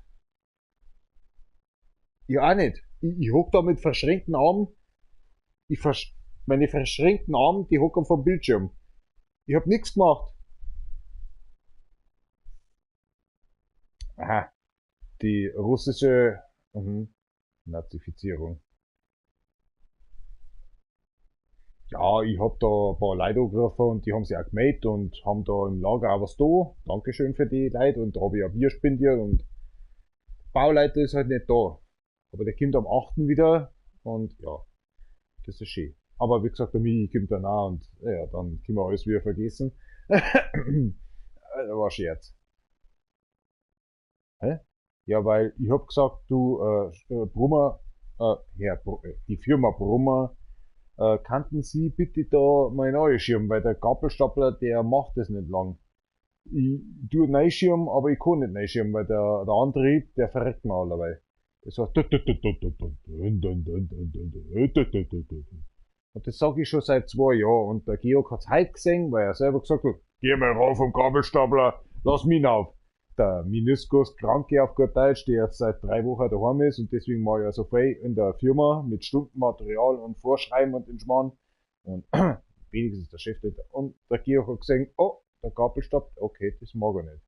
Und dann habe ich angerufen am Brummer Stefan und habe gesagt, du kannst du vorbeikommen? Und er hat gesagt, ja, kein Thema nicht, ich komme gleich vorbei. Sag ich, beruhige dich, du kannst am Morgen vorbeikommen.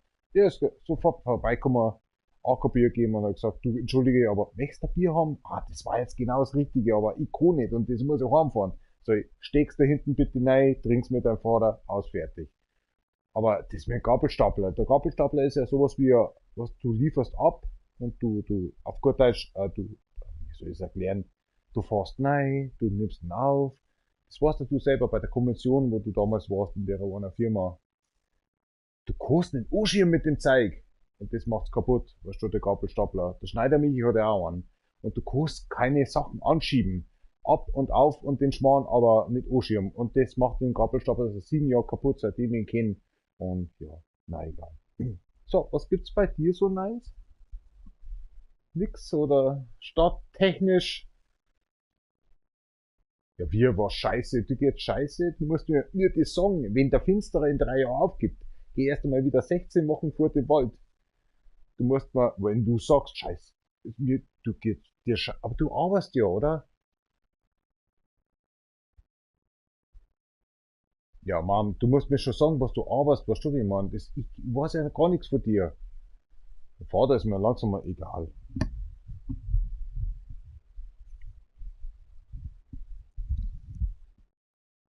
Ist das schon digital bei euch dann? Oder schon noch mit Drucker? Ist das digital bei euch schon? Oder wie läuft das bei euch? Ja. Hm.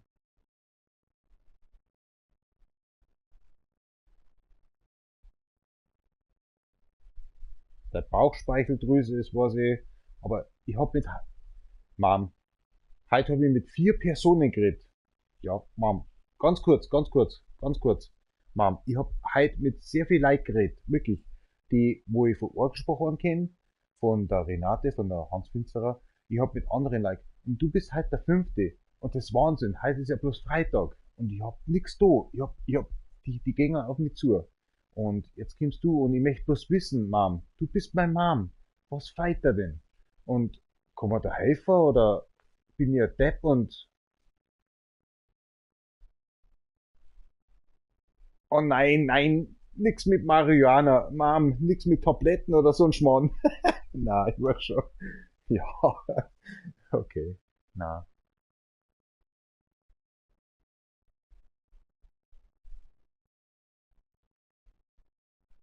Also innerlich, dein Körper frisst sich auf wie beim Opa damals. Oder?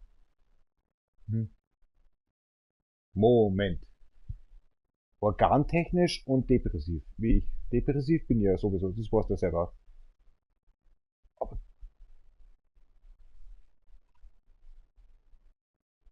ich verstehe Teufelskreis, ja, ich verstehe schon. Ach, ja, nein, den Achter verstehe ich schon. Den Loop, den Loop, ja, ich verstehe schon. Der Achter auf der vertikalen, auf horizontal würde ich schon sagen, auf waagrecht geregt. Ich weiß schon, was du meinst. Aber bei, was ist bei dir, wo du sagst, was ist jetzt der Feind, der sehr fei bei dir? Ist nicht best gemeint oder so, aber der Feind der fei. Wie geht der Körper überhaupt noch um damit? Musst Tabletten nehmen oder Schwindelgefühl? Schwindelgefühl, das kennt sich jeden Tag, glaube ich. Ja,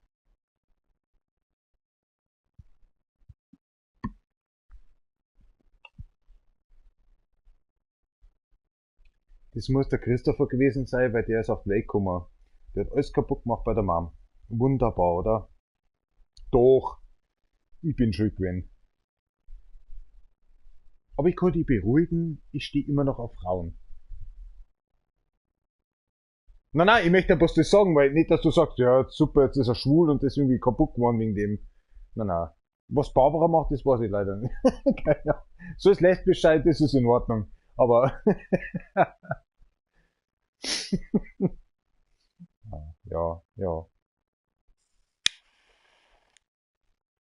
Hm. Ruft dich der Papa mal an, der Robert? Ruft er dich gar nicht an? Wow. Ach komm schon, das gibt's ja gar nicht. Du Mann? Hm. Ich habe sehr viel erfahren von Orgelsprache, was da schiefgelaufen ist und auch was da mit dem Pool, das zugefüllt worden. Aber egal. Kennst du die Evi noch in Orgelsprache, die wo mich Baby gesittet hat? Wenn du Burgweg 8, jetzt habt ihr das Haus, und sie ist ja da oben auf dem Hügel, sag ich mal, Bungalow haben sie ja gehabt. Und ja, genau. Und das Haus wird verkauft. Ja, also gesagt, das kann ja gar nicht sein. Was ist mit ihrer los? Hat keine Nachfahren oder so und das Haus wird verkauft für 839.000. Ich meine, hä? Warum noch? Oh, ja. Die hat mit 2 Jahren Baby gesittet und das weiß ich noch. Das war ganz eine Liebe. Das war schön. Aber, ja. Da hast du noch mit dem Pap, nein, du hast mit dem Pap noch zusammengelebt. Das weiß ich noch, weil die war immer da für mich. Da ist eine Schaukel da gewesen und das war wunderschön. Du hast super verstanden mit ihr. Bist du nicht in den Schule gegangen mit ihr? Mhm, okay. Sollst sie ja älter sein als ich, aber mir nicht. Die Tochter warst du, ja. Hm. Das ist scheiße, weil das Haus verkauft wird. Irgendwann, fix, das war eine gute, ja, Anlage, sag ich jetzt mal, aber ich kenn's halt noch damals und scheiße, warum verkauft man sowas so teuer? Aber okay. Ja. Oh ja. Wie du schon reingegangen bist, hast du die Gartenanlage gesehen und dann hast du das Überdach, also das Dach, was wir mir auch gehabt haben, angesprochen, aber viel länger und das. Und da war die Schaukel drin, die rote und keine Ahnung. Ja, vielleicht der Biokompost und so. Ja, keine Ahnung, was da hinten war. Weiß ich nicht. Mhm. du hast sie sehr gut kennt. Das weiß ich noch. Du hast mich hingeschickt und, ja, na, passt schon. Alles in Ordnung, aber es wird verkauft. Ich war echt das Haus jetzt gerade, durch einen Arbeitskollegen von mir. Weil der Arbeitskollege hat einen Freund, der heißt Schlagbauer, jetzt Hofmann, der ist Orgelspecker und der ist auch ein bisschen verstoßen wie ich, oder der Markus, der zugezogen ist, oder der, sag ich jetzt mal, der Stefan Hoffmann, Schlagbauer, jetzt eigentlich Hoffmann aus da, aber Schlagbauer damals, sag ich Schlagbauer, hat sich fix. Und heute haben wir geredet, gestern haben wir geredet und ich bin auch ein verstoßener Orgelspecker, habe ich gesagt, 12 Jahre in Orgelsbach, 12 Jahre in Marburg und so weiter halt. Warst schon 12 Jahre jetzt eigentlich fast schon in Geisenfeld. Und es ist so, wo ich gesagt habe, hey, aber ich hab die nie gesehen. Das ist, wenn du beim Kriegerdenkmal weiterfährst, da hat er seine Hütten und sage ich, hey, du bist es. Aber der ist mit meinem Ettenhuber Chef, meinem Juniorchef, ist der Entschuldigung und sage, na, dann kenne ich die nicht. Aber das ist ein ganz guter Kerl. Er ist zwar Orgelspecker, aber er ist halt ausgestoßen. Also nicht wie der Markus, aber er ist halt auch so ein Kaster wie so, ach so, wer bist jetzt du? Bist jetzt ein Berg und das, bist was Besonderes da? Ist einmal auch bloß zugezogen, oder? In Orgelsbach gewesen damals. Das habt ihr das Haus gebaut, oder? Also, nicht im direkten, aber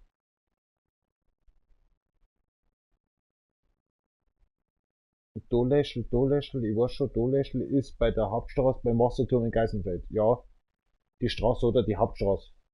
Der, genau, ja genau, ja. Mhm.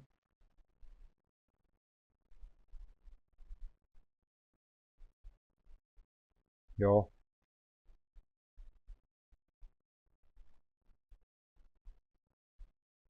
ja.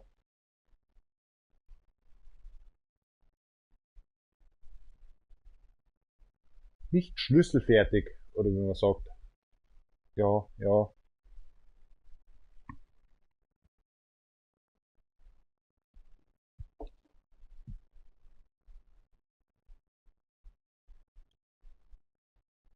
Vom Vater oder vom, wer hat das gekauft? Ich mein, der Vater jetzt, der Opa, also der Opa oder, ja, wer hat das dann, ein Schmarrn für wie viel? 180. Boah, wo hat der das Geld hergehabt? Vom Opa?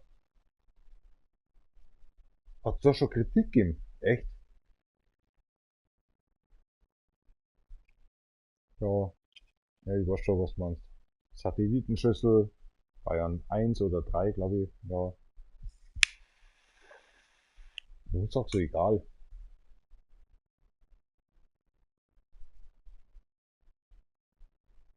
Hm, ja, Gläuber. Ja, ja, Scheiß. Ja, ja.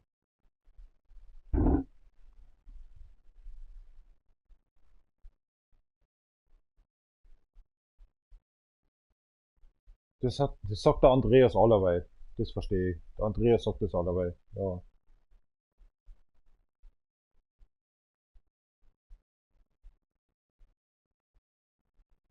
Ja. Ja, oh mein. Das ist das Kinderzimmer in dem Sinne gewesen, wo ich alle versucht habe zu fliegen. Vom Fensterbrett raus ich hab versucht, der Barbara habe ich gesagt, das geht nicht. Und ich habe immer versucht zu fliegen mit die Flattern. Weißt du, da haben wir doch die komischen Bausteine gehabt, weißt du. Da hast du zwei Kisten gehabt, da hat er mich auch ausgerüstet mit Turtle, genau, Duplo, genau. Und dann habe ich immer versucht, Finger habe ich mir in die Arme hoch gemacht, und gesagt, jetzt versuche ich zum Fliegen. Es geht nicht, es ist so viel Aufwand. Wie machen die Vögel das? Und da habe ich Barbara gesagt, bitte tu es auch nicht. Dann hat sie in der Zeit hat sie über diese Bausteine gegessen, nicht die Bausteine gegessen, sondern die Knetmasse hat sie in der Zeit, glaube ich, gegessen. Das war fürchterlich. Nein, da warst du, glaube ich, nicht da. Aber das war, wo ich mir gedacht habe, na, ist es nicht, das ist nicht gut. Das war nicht das Duplo, das war das andere, weißt du, wo du Formen hast machen können. Ja, aber in der Zeit haben wir ja nicht nur das gekriegt, da ist ja Star Wars hochgekommen, aber Barbara hat dann immer die Knetmasse gesehen und sie wollte immer versuchen, das, sage ich, na, bitte ist nicht. Und wir haben ja so viele Probleme gehabt. Ich weiß noch, glaube ich, wir haben ja Zahnprobleme sogar gehabt, dass wir das Duplo vergessen haben, dass wir einfach gesagt haben, okay, können wir da was erstellen? Dann ist das Star Wars aufgekommen und dann hat sie versucht, diese kleinen Steine zum Essen, weißt du, sag ich, na, tu es nicht, du kriegst Probleme und das. Da warst du auch noch da, glaube ich, ja. Das Kinderzimmer. Oh. Äh, ja.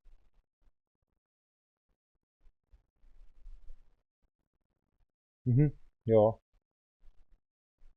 Du weißt, was Ütung ist. Respekt. Ja, hey. Ja, ich bin der Bauarbeiter. Ja, deswegen muss ich sagen, hey. Hallo?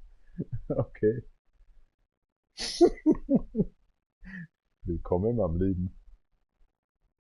Ja, ja. Ja, Scharniere braucht's halt. Krass. Die Telefone warst du aber schon noch, oder? Das hat der Pap, glaube ich, gemacht damals mit den Telefone vom Erdgeschoss ins Kellergeschoss. Ja, ja. Nein, haben wir gestritten allerweil.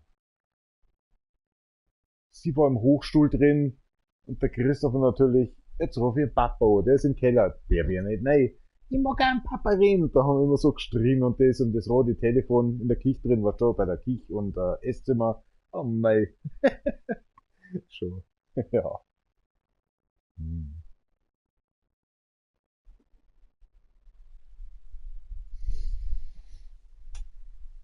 Ja, die waren schon echt alt. Ja, leck mir am Arsch. Da habe ich mich versteckt unten drin, wo ich gesagt habe, Papa, darf ich Renegade schauen? Er hat gesagt, nein. Da habe ich unter das große Sofa-Ding habe ich einfach unten drin versteckt und habe Renegade nebenbei geschaut.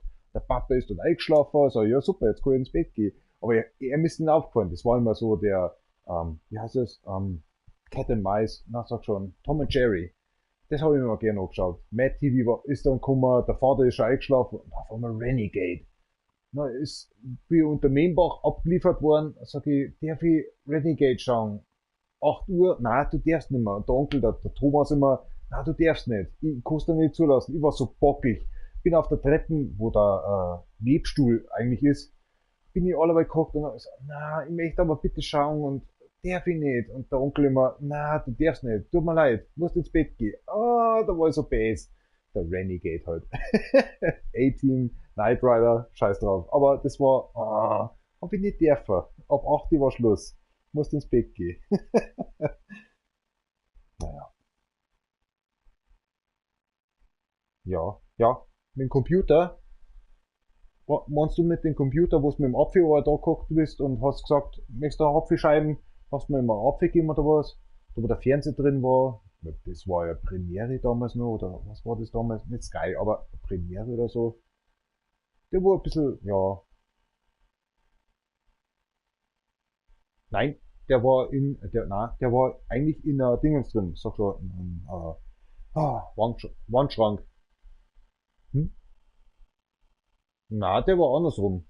Mom, du hast mir damals immer die Apfel gegeben, da hast du hingeguckt, hast einen Schäler, glaube ich, gehabt und hast ein kleines Messer gehabt, also was war für Karotten oder so hernimmt zum Schälen oder zum Hacken, also ein blaues. Und der Fernseher war Adventi, der war in die Richtung, in die Wand. Also wenn der Pool, du warst im Pool vielleicht nicht, aber der Pool war hinter dir. Ja, genau, ja. Ja. Der Kasimir, okay, keine Ahnung. Charlie sagt mal was. Das war nicht der Unordentliche. Na. Der Charlie war der Nette, oder? Der ganz lustige eigentlich. Einer von dem. Der Kasi war auch ein guter Lustiger. Ja. Ja, genau.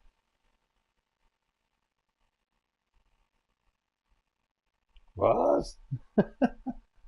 Okay. Mhm. Ja.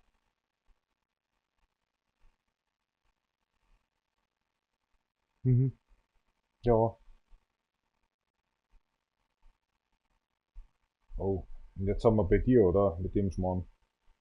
Na, das ist nicht, um das geht's mal gar nicht, aber,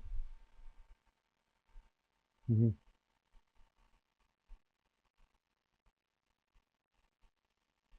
Sehr fix, der Charlie.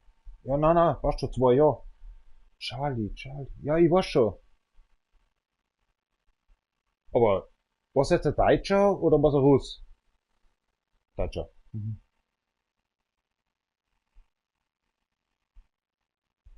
Schmidt Andreas in Geisenfeld? Oder meinst du jetzt? Wo bist du jetzt gerade dann? Unterföhring. Oh. Oh, das weiß ich nicht, Mann.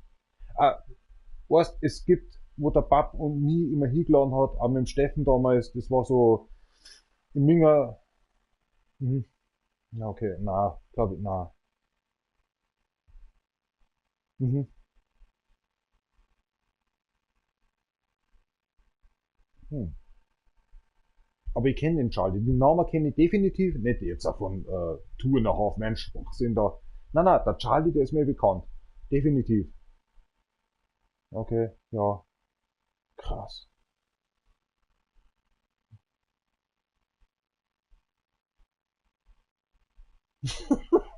Was? Ja, mei.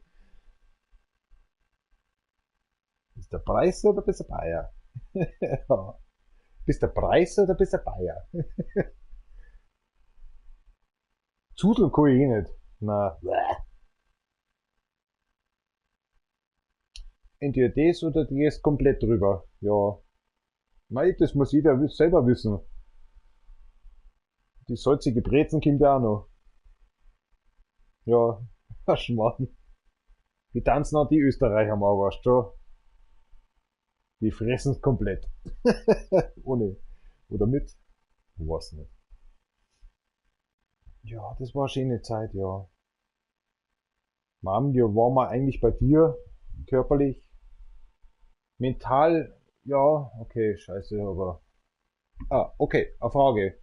Nimmst du Tabletten? Echt? Oh, ich überhaupt nicht.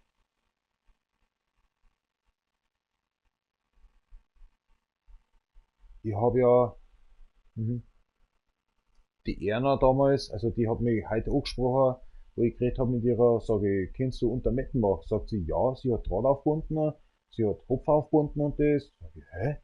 Wer bist denn du? Und dann hat sie gesagt, sie ist eine Verwandtschaft vom Samtner. Sag ich, okay, da kommt eh raus. Und dann hat sie ja auch die, Doma hat doch allerweil, du weißt die ganz gewiss, die ja verstorben ist, vor 10 Jahren schon, glaube ich. Die Dame, da wo der Schönhuber neu gebaut hat, die hat uns immer geholfen, die Dame, und die haben sie ganz gut kennt. Und sag ich, Erna, wie kann das sein? Und sie sagt so, sie ist jetzt 84. Sag ich, was? Und du bist jetzt noch da? Die Renate ist ja jünger als du. Ja, ja, sagt sie. Und sie hat so viel Freund und das und sie hat sehr viel im Hof draußen gearbeitet, 20 Jahre lang. Sag ich, 26 Jahre habe ich gearbeitet. Und sie so, wow, 20 Jahre und so sind wir zusammengekommen. Sie ist eine Verwandtschaft vom Samtmann. Doma hat einmal eine gehabt, eine ganz gute Freundin, die ist immer rausgegangen. Ein Weitenhaus oder ein kleiner Berg oder was. Die ist ja verstorben und das Haus ist ja, glaube ich, jetzt mittlerweile verkauft worden seit 6 Jahren oder sowas. Die kennst du ganz gewiss auch. Wenn's beim Mords gegenüber bist, so auf gut Deutsch, über der Straße, da hat's so eine Dame gegeben und die hat's ganz gut kennt und die waren auch gute Freund. Die hat ab und zu die Olga, hat immer ausgeholfen, weißt du, schon beim Hupf aufbinden oder was. Scheichbauerin. Na, wie hat's gesagt? Scheichbauerin. Na, wie? Das war eine gute Freundin. Das ist halt wie eine wie die Olga. Unter Mettenbach? Du fährst rein? Jetzt kommt erst einmal der Mord leider. Aber der nächste Hof, der verkommen ist, da hat sie gelebt drin.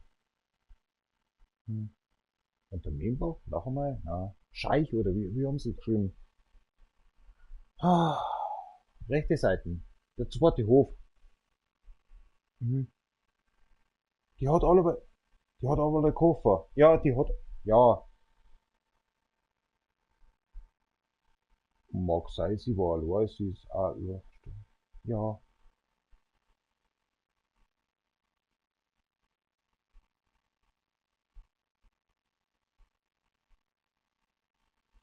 das ging ja eigentlich schon hin. Die hat immer auch gefragt, kann ich helfen? Die hat auch bei anderen Bauern hat's auch geholfen, weißt du schon. Ja, freilich, ja. Und die haben sich gut kennt und ja. Dann hab ich gesagt, aber jetzt ist das nicht mehr so, das hat der Schienhuber und das gekauft und mhm. Mei, das vermisse ich, weißt du, die Zeit.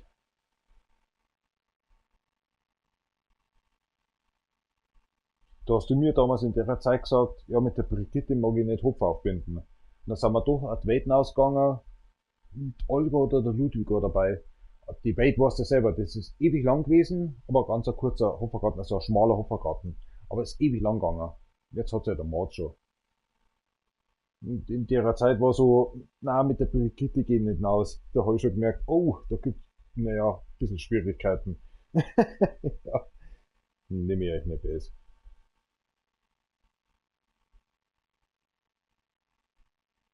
Das ist, wenn du unter Membach neu vom Mech hast, auf der linken Seite mit am Bergen nauffährst.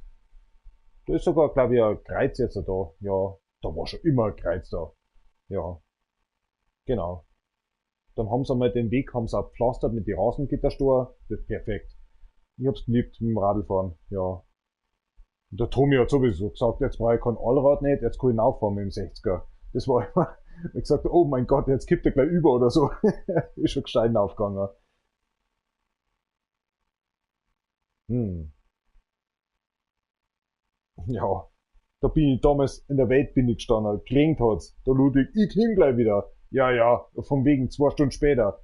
Wir müssen mal abbrechen. Dann ist er privat mit dem Auto gekommen. Fahr mit. Also, du, Regenjacken, Regenhosen. Ich hab da die Triebe schon abgeschnitten von der Seite. Na, komm mit, müssen wir abbrechen. Da hat's wirklich heftig geregnet und ich hab auf den Ludwig gewartet und denk mir, was soll ich jetzt machen? Ist das richtig? Der will abschneiden. Dann habe ich einfach einen ganzen Beefing durchgeschnitten. Das ist ewig lang gegangen. Und dann hat er mich abgeholt. Und es hat so dermaßen geregnet, wo er gesagt hat, na, der Tommy hat gesagt, das ist der Wait. Wait, ja, ja, passt schon. Oh mei. Jetzt ist halt der Mord. Mei. Der Schneider Michi hat ja auch daneben was gehabt, das weißt du auch selber. Deut. Ja, ja, ja. Mhm. Ja, da ist immer fake gestrien worden. Ja. Da ist bloß fake gestrien worden wegen einem Rehüberfang und das. Wer macht dann Draht da hin? Oder das, sag jetzt mal, das Gitter wollte ich schon sagen, den Rehfang halt und das. Und der Tommy immer gesagt, da müssen wir aufhören, Stempel reingehauen und darüber. Warum ist 20 Zentimeter daneben wieder ein Zaun? Helft halt zusammen, macht halt einen Zaun. Aber was ist das für ein Scheiß? Das habe ich schon als kleines Kind immer gesagt. Ja, ja, freilich. Gibt's jetzt aber eigentlich gar nicht mehr. Ja.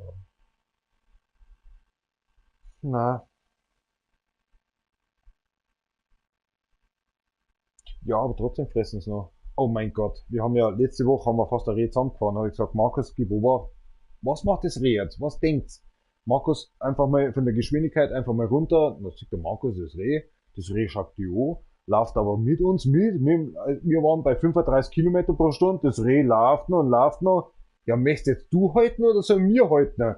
Das Reh hat dann kurz gehalten und ganz genau hinter der Anhängerkupplung vorbeigeschossen, weil man dachte, ey, ohne Scheiß, wir hätten mal bremsen können, das Reh hätte nicht gewusst, was machen soll. Das war so dumm. Es läuft mit uns mit. 35 Kilometer hat der Markus gesagt. So, das gibt's ja nicht. Halt einmal, haltst du oder soll man mir halten? Das war Richtung Rottneck, weißt du schon, weil man dachte, es gibt's ja gar nicht. Wie langsam können wir noch fahren? Es ist ein Tappi gewesen. Na, nichts passiert, aber da waren 7 Rehe auf der Seite, das habe ich noch gesehen. Da sieht ich auf einmal in dem Graben drin, dass das Reh eigentlich, was möcht's? Und dann habe ich gesagt, Markus, tu mal langsam. Das war, ich kannte ihrer ein Furzen geben auf gut Deutsch, habe ich schon zu Markus gesagt. Aber das ist, ja, ist mit dem Hasen genauso gewesen vor 2 Wochen. Im Graben drin möcht's raus und wie hat der Julian gesagt, ist so Adolf Hitler Hase oder so. Dann habe ich gesagt, tu mal langsam, was macht's jetzt? Ach, hat er gesagt, gib ich Gas. Dann gibt er Gas. Hinter uns ist einfach rübergesprungen. Aber wie sehen die Viecher oder was denken die Viecher? Und das war so, wenn man gedacht hat, nee, das kann nicht sein, Richtung Pfaffhofen war das. Ah, ein Fasan kann den nicht einschätzen. Ja, ein Rebhuhn, oder? Ja, Jesus. Ein Fasan kann den nicht einschätzen. Ja, hm. Ja, das ist aber schon länger her. Aber nicht die bei Unternehmenbach, oder? Ja, genau, okay.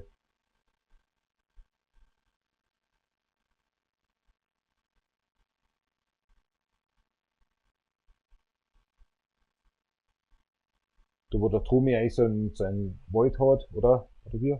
Ach so, da bist du. Von Unterpinat nach Unternehmenbach, oder wie? Hm?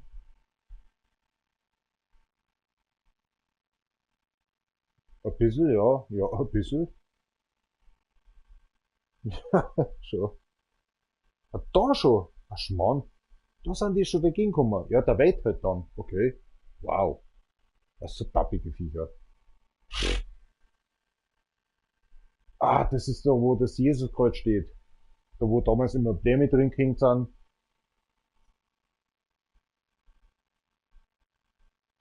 Naja, geht so. Und da geht's bergabwärts. Ja, ja.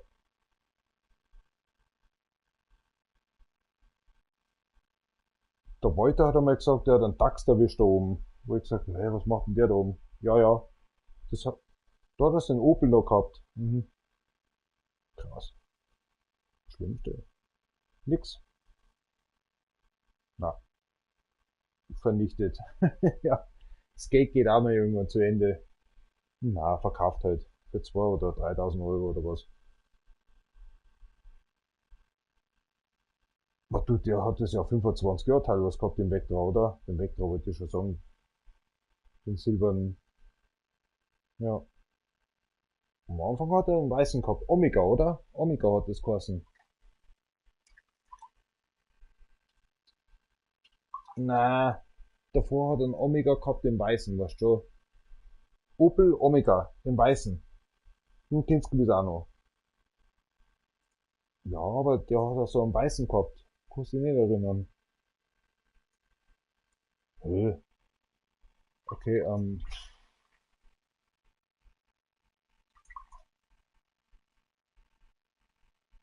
war das auch weg da? Na, ich weiß schon, was du meinst. Der Christopher und Barbara hat immer rumgespielt an der Kupplung oder sonst irgendwas. Hier sind wir, das ist die Garage. Vectra. Da muss ein Vectra gewesen sein. Ja, freilich. Naja, jetzt ist lauter Müll drin oder Öl. Das war das Feldauto auf gut Deutsch. Und das habe ich auch verstanden, warum es Feldauto war. Der Renault? Wie kennt's es noch?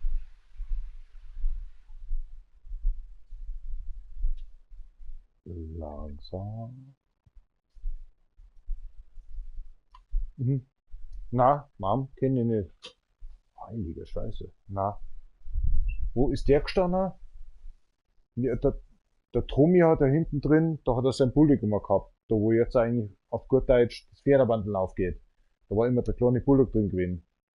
Da kann was drin gestanden sein, aber das ist so 2, 3 Jahre war ich da vielleicht. Ein Renault. Wie Kind es bloß? Ja, ja, ich weiß schon. Wer sagt mal, weil, ja, ich weiß schon. Ja, das hat er mal gesagt. Karotten habt ihr aber auch irgendwo gehabt. Zum Einlagern. Wie sagt man dazu nochmal? Ja, ich weiß schon, was du meinst. Da war halt Luft. Kein Mensch. Hm? Habt ihr es gehabt? Ich hab mir den Karotten. So. Wow. Hey. Okay. Ich kenne den Keller, was schon den Abgang da unten, aber. Ah, der Tommy da jetzt sofort sagen, wie der Hopfergarten da oben heißt. Das ist ja eine Zusammenschließung gewesen damals. Also praktisch, das ist ja, wie sagt man dazu, wenn die Bauern praktisch Felder zusammenwerfen. Und genau. Und deswegen ist das Vettel da oben zusammengekommen, wo er gesagt hat, na, den Hopfergarten möchte ich nicht weggeben, weil der Schneidermichi hat eins daneben gehabt, glaube ich. Der Schönhaber hat irgendwas in der Gegend gehabt. Und da hat er gesagt, na, mein Feld, das gebe ich da oben nicht her. Ich weiß schon, was du meinst. Ihr darf sofort wissen, wie der Hopfergarten nochmal heißt. Da war eine Perle drin und ein Magnum drin. Das weiß ich haargenau. Ja. Wir haben damals oft aufgehängt, Mann. Wir zwar, mit die Schnierl. Schon allein das. Ja. Na. Ja, beim Misthafer da Ding, ich weiß schon, was du meinst, aber. Na, das heißt anders da. Das ist fix, aber der Tommy darf sofort sagen, wie das heißt, war schon der Hügel eigentlich, da wo es nix siehst, außenrum und das. Das Fünferl, aber ich weiß auch nicht mehr, wie es heißt. Dein Tommy Rufer, der dazu wissen. Aber, ja, nicht. Ja. Ich rufe ab und zu einen Tomio, aber das ist alles. Musst du nicht schauen. Hm? Ja, den gibt's immer noch. Der klar, und der Große, jetzt gibt's aber so einen Großen, den Kleinen kennst du auch noch, die ist auch weggehen. Ist das mit dem Sandhaufen? Da, ich habe ja gesagt an Tommy, du, das hat der Mord jetzt auch, weißt du schon, und das schon seit ewig langer Zeit. Aber die Kinder, also ich und Barbara sind wir nachgekupft. Wir sind wir nachgekupft. Mhm.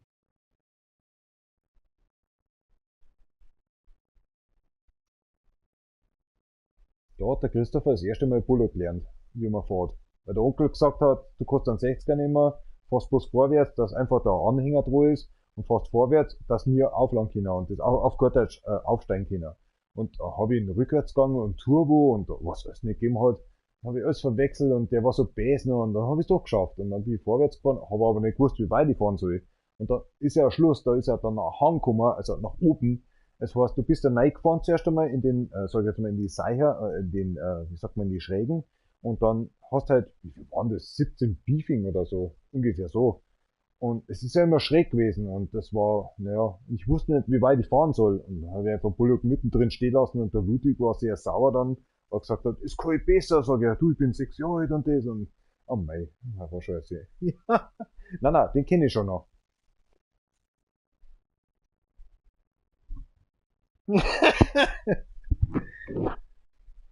Ja, toll.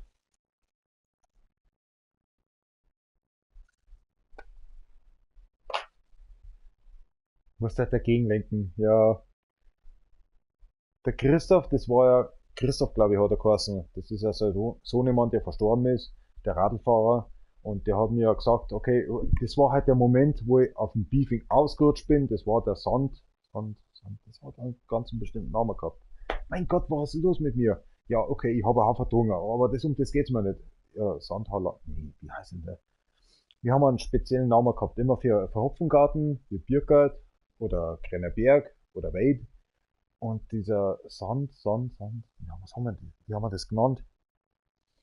Wo du und ich jetzt gerade reden mit dem Hopfergarten, da bin ich ausgerutscht mit den Stiefeln. Hm? Sandgold. Wie hat das geheißen dann? Was steht der Hopfergarten? Das ist ja runtergegangen in so eine Böschung, da wo du dann gesehen hast, die haben da Lehm rausgeholt oder Sand, wie auch immer. Sandgruben war es halt eine ganz große eigentlich. Und Barbara und ich, wir haben zwar spähen dürfen, da wo ich gesagt habe, hey, das ist doch ein, was war das, Eidechsen oder was? Und das war das erste Mal, wo ich Eidechsen überhaupt gesehen habe. Und wir sind immer am Rand geguckt. Und du hast immer geschimpft, dass wir da nicht nachspringen dürfen oder sonst irgendwas machen, dass wir ja nicht nachfallen. Das war ganz knapp eigentlich am Hopfergarten drauf. Und ja, sagen wir mal 5 Meter oder was jetzt, wo ich sieg als Bau. Aber, und da, es gibt halt, ja, hat denn das geheißen? Ja, du hast schon mit Gold, hast schon was, irgendwas recht. Ah, das waren 17 Beefing oder was. Das hat der Mord jetzt auch mittlerweile gekauft. Aber das ist ja auch schon 12 Jahre her oder was. Das war ein schöner Hopfergarten, weil der ist zum Mords reingegangen, immer in den ins Maisfeld rein, weißt du. Und da war ich so besser mal auf dem Ludwig. Mhm, genau, ja. Und dann hat sich der Mords das alles gekauft und hat alles verzahnt. Das Verzäunen war ja so schlimm. Und ja, das war so. Was wollte ich jetzt sagen? Jetzt weiß ich es ja nicht mehr. Ja, schon dachte ich. Nein, leider nicht. Ich gebe dir das beste Beispiel. Heute früh habe ich mir selber was gesagt, wo ich gesagt habe, mit dem Auto driftest du. Und dann heute komme ich heim und ich habe wirklich Haufen Zeit gehabt. Wir haben einen Haufen Baustellen gehabt und ich habe die Stunden zusammengeschrieben, Material zusammengeschrieben und habe vorgesorgt für Montag. Und habe halt nebenbei habe einfach mal geschaut, okay, Baucontainer, da immer hin, Haus rein. Dann bin ich da geguckt bei der Renate selber, wo ich gesagt habe, Renate so, Christoph, komm rüber. Ich habe einfach nicht reagiert. Ich habe schon gesagt vor einer Stunde, jetzt gehen wir zu Renate und trinken wir noch eine halbe. Und sie ruft und er na und das sage ich, da gehe ich hinüber. Der möchte bloß nicht hören. Sage ich, ja, mein Entschluss war, ich komm sowieso zu euch zwar. Also, dann ist sie abgehauen und er noch war da und wir haben halt geredet. Und sie kommt aus dem Samtnerhaus. Also sie hat allerweil geholfen und sie kennt auch die Nachbarin gegenüber von der Straße, wo wir gesagt haben, hier war sie nochmal. Meine Oma ist halt nicht mehr da.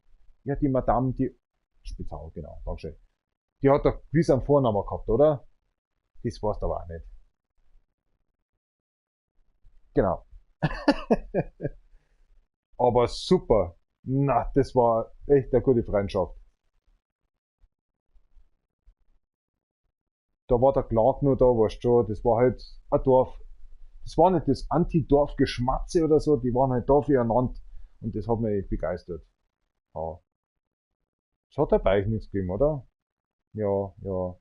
Es hat ja keinen Dorfgeschmatze nicht richtig gegeben, oder bei euch? In Unternehmbach.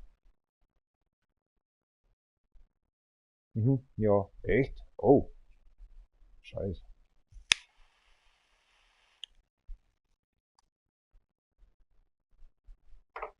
Echt?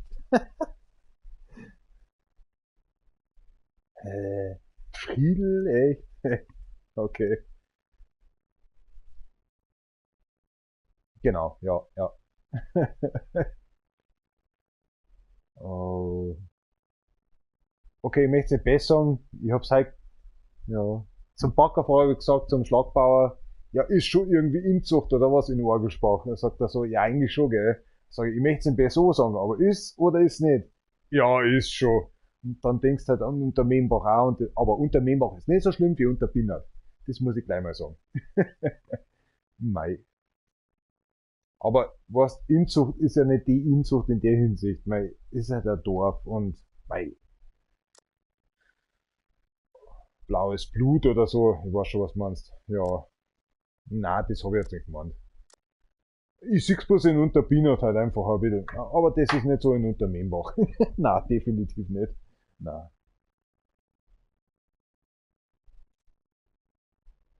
Hm. Nicht wirklich, na. 60er Jahre, oder? Was habt ihr denn? 60? Was habt ihr denn in die 60er Jahre eigentlich drin? Du bist ja erst groß geworden. Das hat schon gegeben. Also, Radio, ja.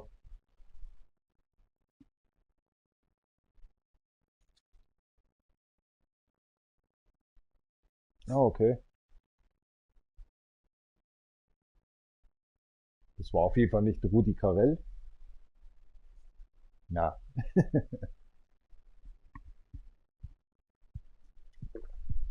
kenne ich. Respekt.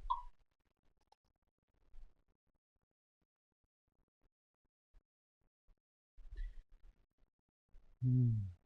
Ja, hat das was gekostet oder warum war das so, dass keiner entscheiden hat dürfen?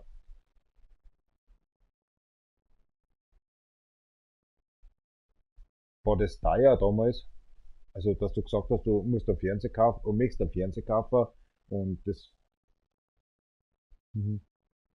Die Leitungen werden gelegt, weißt du schon. Und, mhm. Krass. Ja.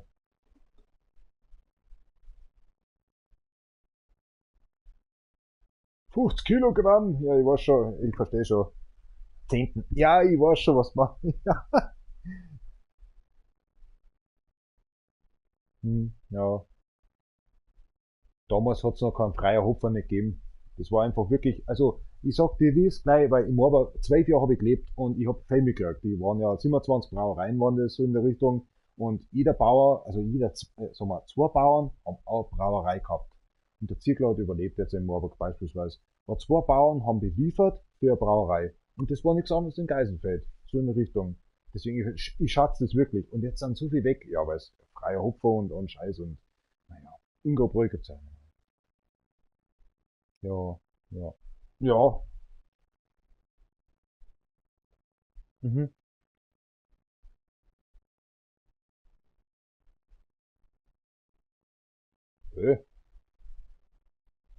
Korrekt. Ja, TikTok, Instagram, ja, ich verstehe, ja. Das macht die blöd.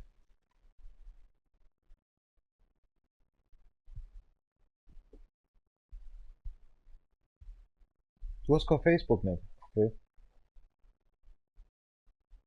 Ja, ja. Mhm. Ja, mit der Barbara. Hm.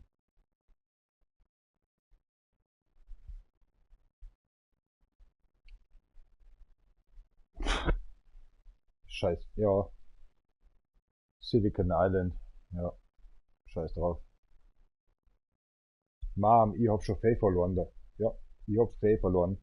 Ich bin zwar bei YouTube, aber ich hab schon einen YouTube-Account verloren, ich hab einen PlayStation Network-Account verloren, Facebook habe ich auch mal verloren, weil ich mir dachte, die hacken die permanent. Und das sind nicht nur die Nordkoreaner, das sind eigentlich die eigenen Leute, weißt du, die durchsuchen und sagen, ach, du gefällst mir halt nicht, und dann einfach löschen. Oh, scheiße, wo sind meine ganzen Daten hin? Ich verstehe die schon. Ja. WhatsApp ist ja auch, weißt du, ist ja Facebook und Zucker und ach, leck mich am Arsch und du kannst nichts ändern.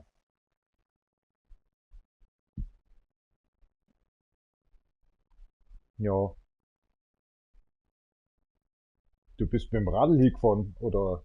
Ja, Scheibentelefon. Willkommen in meinem Club. Alles gut. Ich bin zwar Livestreamer, aber nicht einer, der prominent wäre. Nix, gar nichts. Ich möchte einfach nur Livestreamen, chillen. Das war's. Deswegen habe ich die auch gemacht. Weil ich mir gedacht habe, mir geht's jetzt gerade gut. Und dann rufe ich die an. Aber ich bin nicht so einer, der irgendwie sagt, okay, ich möchte berühmt werden. 100 Leute, die müssen sofort heute her. Ein Scheiß muss her. Ich möchte einfach chillen. Und ob sie das verstehen oder nicht, nein, gefällt's ihnen oder nicht. Und dann ratscht man halt. Und das ist halt dann weltweit. Aber ich muss nicht bei Facebook. Was hast du da, du? So, so. Entschuldigung, das war jetzt nicht best gemeint, das war so in der Richtung von, so, so, der Christopher hat gearbeitet und sie schlaft oder so. Ja. Hm.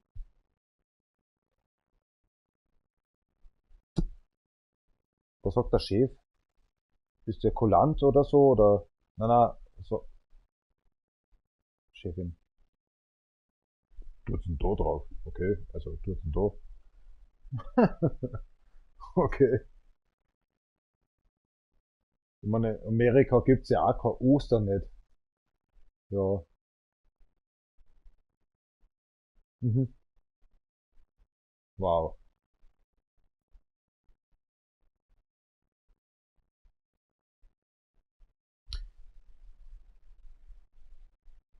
Ja. Okay. Ach so, Mats, hä?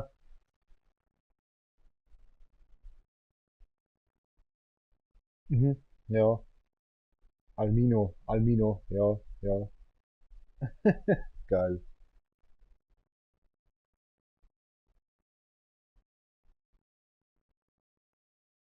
Jetzt Moment einmal, jetzt warte mal, was arbeitest du nochmal und was hat das in Verbindung mit deinem, ja, aber wo jetzt nochmal? Ja, korrekt, das weiß ich noch, ja. Was hat sie jetzt da unten zum Tor? Dass sie dir was Gutes da kann? Wie geht das? Wie die Mentalität vielleicht von Amerika ist? Ja,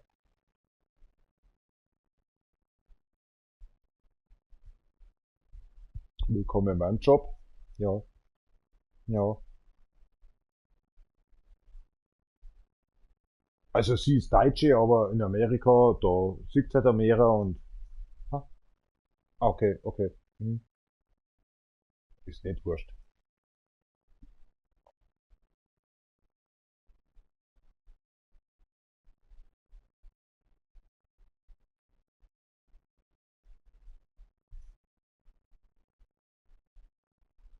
Mhm. Ja, alles gut. Habe ich selber da. Mhm. Ja, musst du jetzt schauen lassen. Ja, ja, schauen lassen. Mhm. Ja,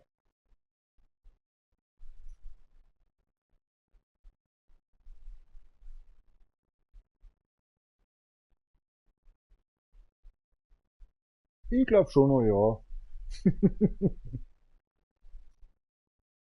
Ja.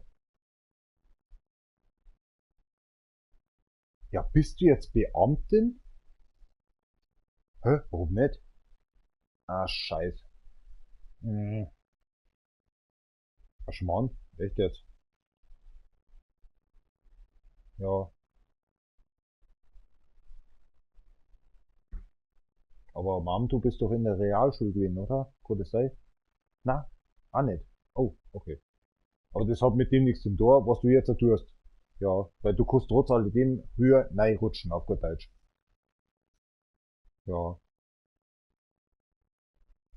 Mhm.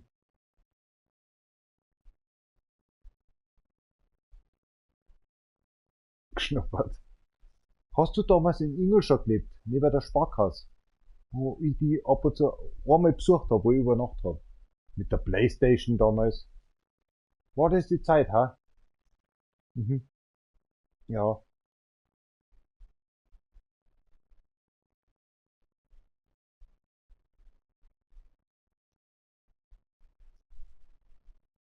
Scheiße, war ich erst 13 Jahre alt.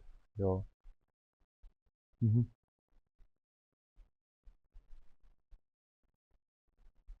Du darfst da gern was trinken und unterbrechen, gell? Okay. Entschuldigung. Was ist das? Mhm.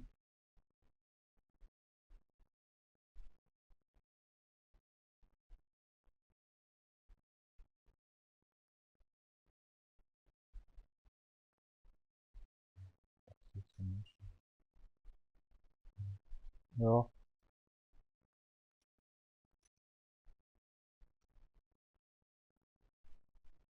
Mhm. Ja.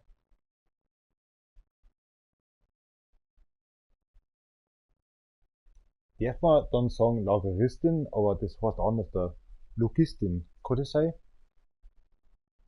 So eine Art, ja. Ey, ich möchte nicht beschimpfen, von Gottes Willen.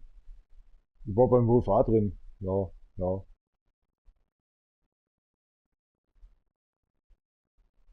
Na, das glaube ich nicht.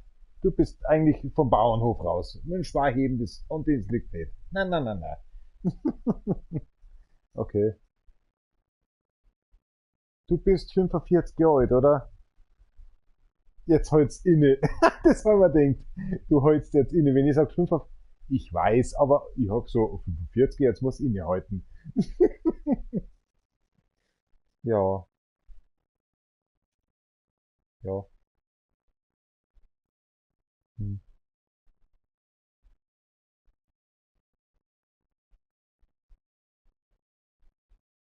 Hab ich das für dir, ha? Wahnsinn.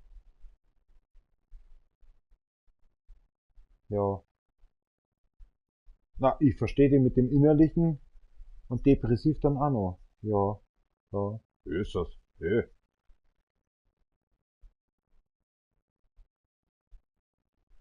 Du bist sowas von aus dem Bauernhof raus. Und ich sieh's jetzt so langsam selber. Boah, kurze, fixe Kim langsam. Weißt, ich komm nach der Oma wegen der Nasen, das haben wir auch schon alle gesagt. Nach dem Tomi wegen der Kraft. Ach, scheiß doch drauf. Weißt, umso älter du wärst, du siehst das gar nicht. Ein bisschen Fett kommt dann hier und dann schaut das ganz anders aus. Hast du was machen lassen? Ich glaube, da war was, oder? Oder war es Brigitte? Warum machst du sowas? Warum war das so die Zeit oder? Ja, ja. Ah, okay. Mhm, ja.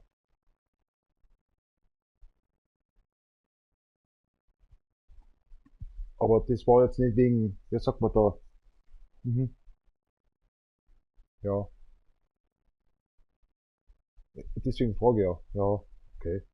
Jetzt habe ich mir gedacht, wegen die Pollen oder sowas schon. Die haben keine Allergie nicht. Ja.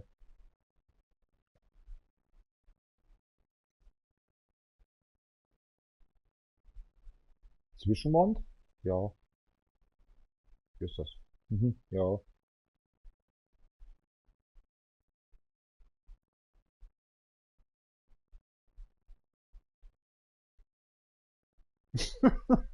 Ist das. Zertrümmert, ja.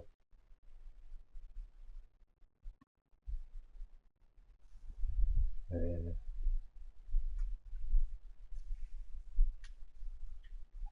na ja, Mann, ich bin auf der Baustelle und ich habe immer die Mineralien, die wo du den Sack aufschneidest. aus der B03, der Staubkind in die Nasen rein.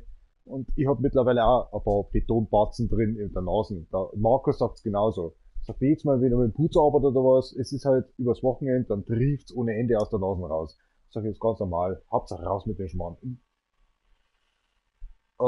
Was, das war ja, aber das hilft ja nicht, wenn die Betonbatzen, die beißen sich einfach fest in die Nasenhaar. Und ich habe ja keine Nasenhaar in dem Sinne mehr, weil ich schneid's ab mit dem, ja, Mr. Bean kennst, oder?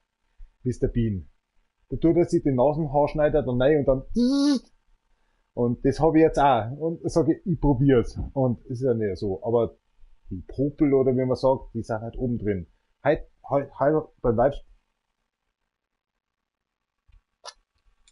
naja, auf der Baustelle. Wir tragen wir nicht einmal Helme.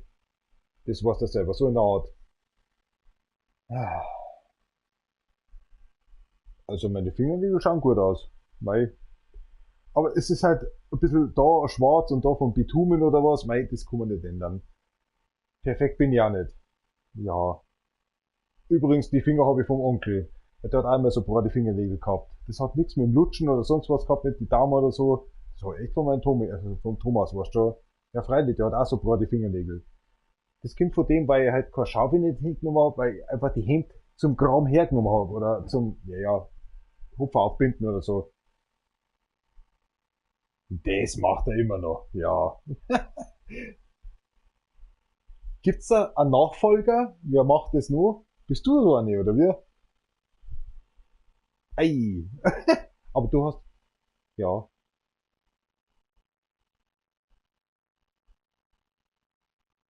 Mhm, okay.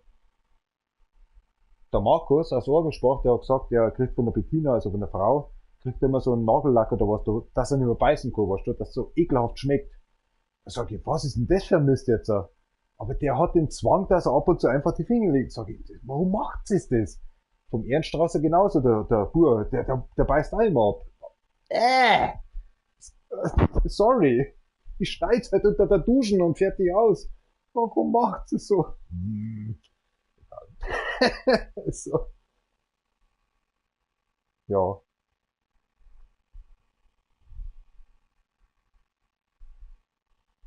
Müsst ihr ja nicht schauen, das ist so in der Richtung von, ah mei, ich habe am Furz den Hosen weggelassen, jetzt muss ich mal die Unterhosen wechseln, oder wie?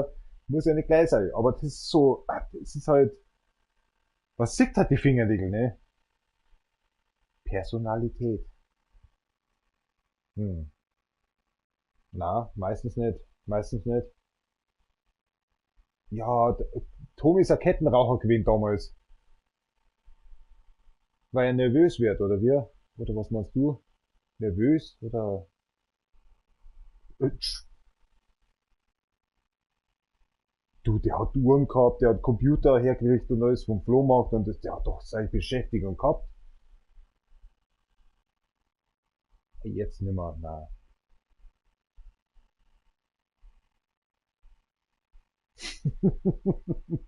Bildschirm kaputt, Akkus geht nicht, ich weiß schon, wie es läuft.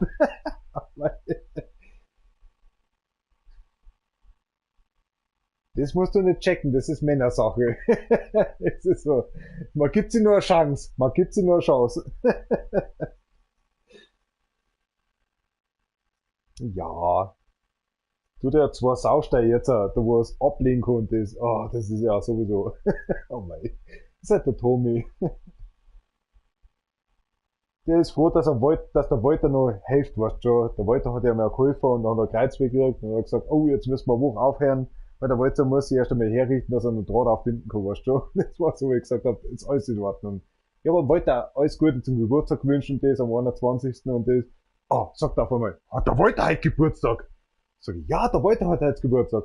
Ja, jetzt muss ich schauen, weil die Oma hat immer einen Kalender, du weißt ja selber, mit den Geburtsdaten und mit die, wie sagt man dazu, ich hab schon vergessen, schau her, das wenn du dann, Namenstag genau, und die hat's noch hergekriegt und der Tommy so, wahrhaftig, der Walter hat heute Geburtstag. Sag ich, sagst wenigstens am Walter ein schöner Gruß von mir. Und eigentlich war der Walter ganz kurz vor dem Telefon gewesen, aber dann weitergeben gleich, ich so, ja, Berger Walter, und na, ich geb dir gleich mal einen Thomas. Ist er gleich da gewesen. Sag ich jetzt, wart halt einmal. Ja. Ah, Thomas, die ist jetzt auch gleich beim Schlafen, aber was ist los? Und sage ich, wollen wir mir bitte reden, bevor es der Oma, ich möchte ja nicht, dass du der Oma weitergibst, ich möchte mit dir reden, Thomas. Und dann haben wir geredet und das, hat der halt Geburtstag? Und sag ich, ja, der hat gleich Geburtstag. Der Ludwig auch, gell? Sag ich, ja, das weiß ich ja. Die haben ja gleichzeitig, der Walter und der Ludwig, der Bauer, haben ja Geburtstag. Und, nein, das habe ich schon gewusst. Aber wie gesagt, ich habe ja angerufen wegen am Walter. Aber die haben mir ja weitergegeben, an Thomas. Das war schon lustig. Oh mei, so ist halt. Na. Ich schaue jetzt auch am Wochenende mal raus. Sprich, heute ist Freitag, morgen ist Samstag. Dass ich mal morgen einfach rausschaue, vielleicht über Nacht dann einmal. Und mal schauen. Weil der Michi ab und zu, ja freilich sowieso. Aber der Michi ist halt so einer, der Michi, der vom Brummer, Berger, also, den gibt er halt. Ab und zu schaut er vorbei und letztes Wochenende am Samstag haben sie geholfen beim beim Drahteinstecker am Samstag. Und ja, mal schauen. Mei, spontan. Aber 2 Jahre, er sagt jedes Jahr, 2 Jahre gib ich mir noch. Sag ich, aber wie dumm halt das. Ja, die kann eh nicht mehr laufen und das und, ah. Mom, gehst du auf Beerdigung? Ja. Ist unter Mettenbach, oder? So gesehen, haben wir da ein Grab frei? Ist, also, das ist sicher, oder? Ja, ja. Obendrauf natürlich.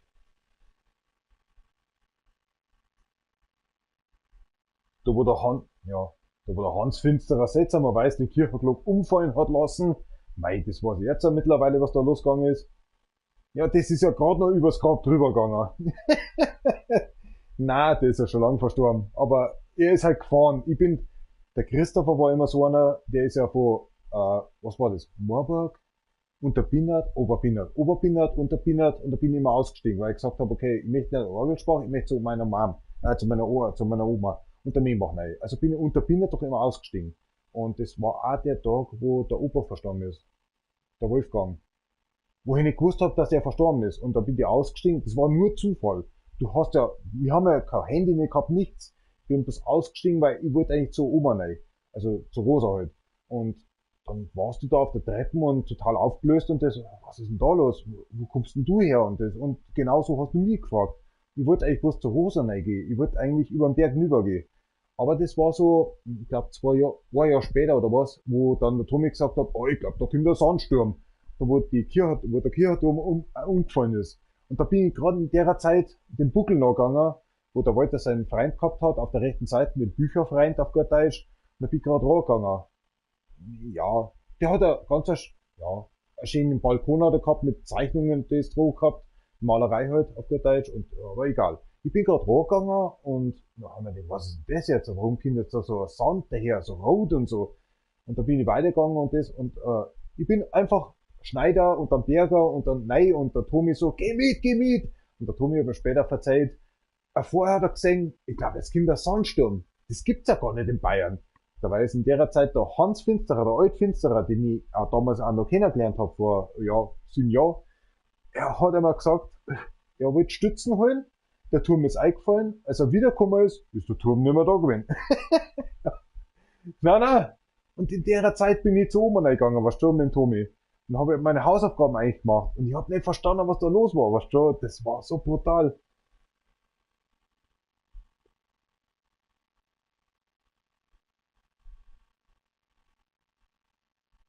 Du meinst, also meine Uroma, oder meinst du meine Oma? Na, Uroma.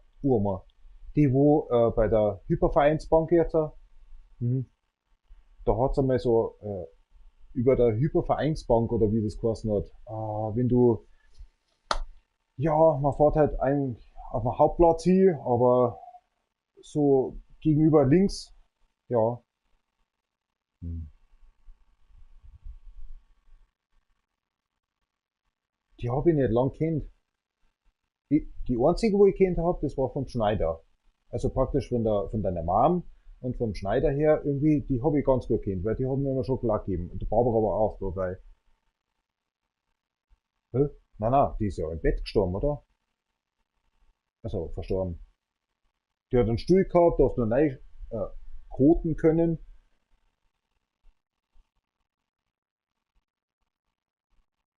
Mhm. Aber was ich jetzt gemeint habe, ist ja vom Pap seiner Seiten, die Uroma. Also praktisch für wir. Die war ja bei der Hypovereinsbank, da hat es so ein Altenheim gegeben für ein paar Zimmer oder was da oben drin. Das war sie nur in Geisenfeld. Ah, okay. Mhm. Ja, natürlich kenne ich die. Die hat einen Stuhl drin gehabt, da hast du reinmachen können, auf gut Deutsch. Mei, wie oft? Mindestens 7 oder 8 Mal. In der, ja, 18.3. Aber an die, weißt, ich war immer mit Michael, also mit Michi, also mit einem, kann man sagen, Halbopa, oder wie ist das dann? Warte mal, Halbonkel, oder? Ah, was sagt der Tommy immer? Für mich war es ein Onkel. Ja, der Schneider Michi halt, der Alt. Mein Bullock ist immer stärker als ein Tommy seiner. Cousin, okay. Ich habe halt immer gesagt, Onkel Michi halt, Onkel Michi halt. Der Alt. Ernte, schieß mich tot, was er immer geraucht hat und hat's verstecken müssen von der Friedel und das und Ernte, danke und abschieß mich. Aber der hat mir alles immer so beigebracht. Und dann hat er gesagt, magst mit, magst du bald rein, helft mir zusammen. Und dann haben wir zusammengeholfen und dann hat es immer so ein Backel Gummibärle gegeben. Das war immer das mit den Fruities, mit den, na, ja, wo halt der, sag schon, Papagei würde ich schon sagen, ja, die Fruities halt, sag schon, Tropic, ja, genau. Das hat er mir alle gegeben. Und deswegen bin ich eigentlich bloß mitgefahren mit ihm. Dann habe ich schon gemerkt, ach, da schau her, der Bulldog ist wirklich ein bisschen besser als ein Tommy seiner. Also der 90er Bulldog warst du, wie man sagt. Ja.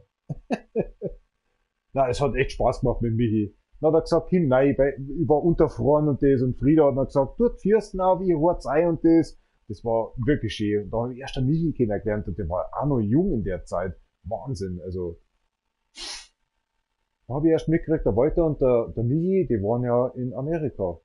Und bei der NASA warst du schon. Und der Michi, doch, der war dabei, das Foto hat der Walter hinter der Tür. Gehst beim Walter rein, drehst dich um. Mhm. Also der war gar nicht dabei. Ach so, okay. Ja.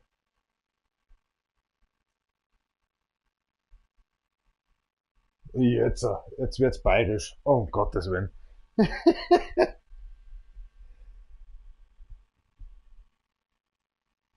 Der Name sagt mir definitiv was. Ja, genau. Mhm. Da haben wir renoviert. Ja.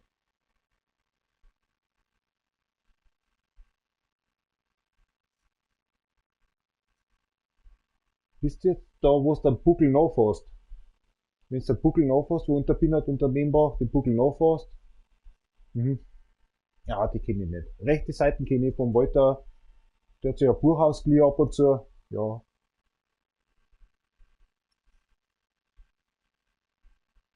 Wow. Bei uns heißt Schmied. Der Schmied ist es. Auf der linken Seite, auf der rechten Seite ist, wo der Walter ab und zu ein Buch gedeckt hat, weil der Walter was ausgeliehen hat, oder sag ich jetzt mal, der Herr, der Bernhard oder was. Ah, okay. Ja, genau, ja.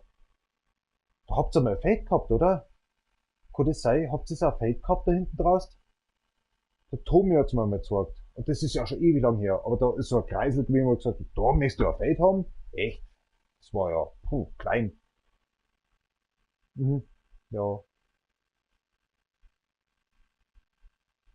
Ah, das ist Wahnsinn.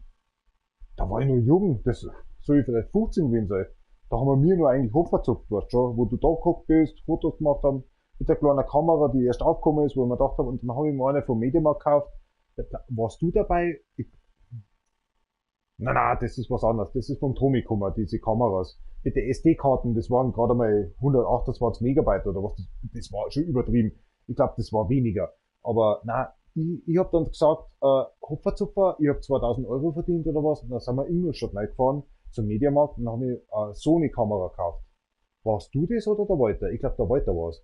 Und ich habe die für 2000, ja, ja natürlich, sowieso. Und ich habe mir die Kamera gekauft und die habe ich heute noch und die funktioniert heute noch. Das ist eine ganz normale Sony-Kamera, keine 4K natürlich, 1K oder wie man sagt, aber die funktioniert heute noch. Ja, genau. Ja, genau. Ja.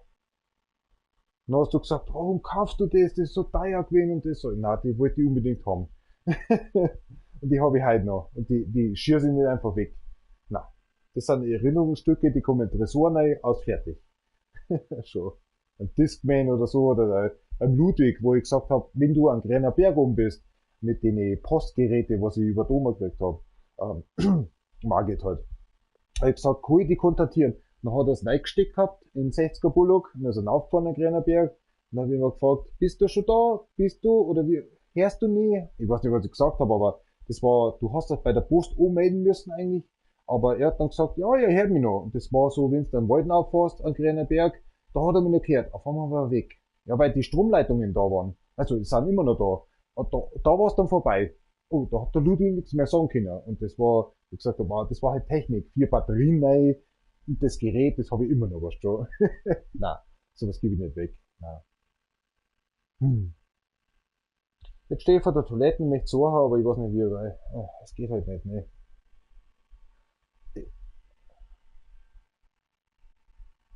Also morgen nix hast du vor? Na, ich mein, hast morgen nix vor? Daheim? Sauber mal, Blütenstaub, natürlich.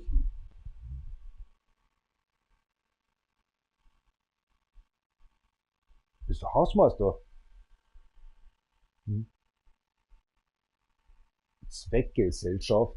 Ja, ich weiß schon, was du meinst. Du, ich stehe zu 98% die Mülltonnen raus, mach den Vorplatz sauber, der kümmert sich keiner. Aber heute habe ich jemanden kennengelernt vom Polizeiblock gegenüber in Geisenfeld, und da hat er gesagt, der Hans, also der Finsterer, der hat schon angefragt, ob ich vielleicht, sag ich, du darfst schon, aber 3 Jahre gebe ich da noch, und dann ist vorbei. Ich muss ja selber um einen Job dann schauen, nach 3 Jahren.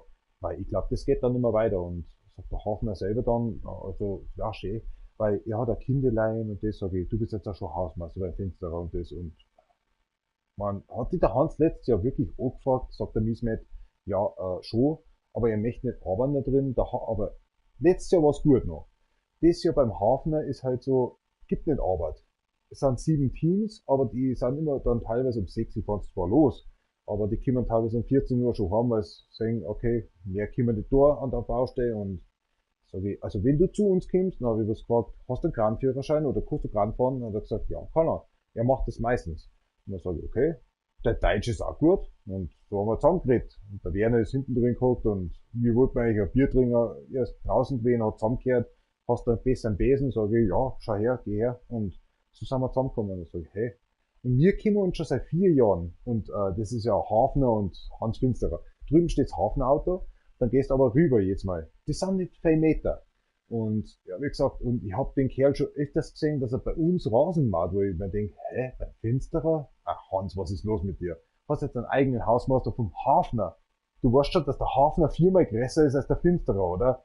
Und so bin ich halt zusammengekommen. Und der schaut sich überhaupt nicht, habe ich gesagt. Aber er ist nicht aus Pakistan, wie ich gesagt habe, oder aus Syrien, er ist aus Bulgarien. Aber er spricht sehr verdammt gut Deutsch. Und er hat ein kleines Kind allein schon, habe ich gesagt, du, also, du kannst bei uns schon gern anfangen, aber ich gebe dir Garantie, in 3 Jahren ist halt einfach vorbei.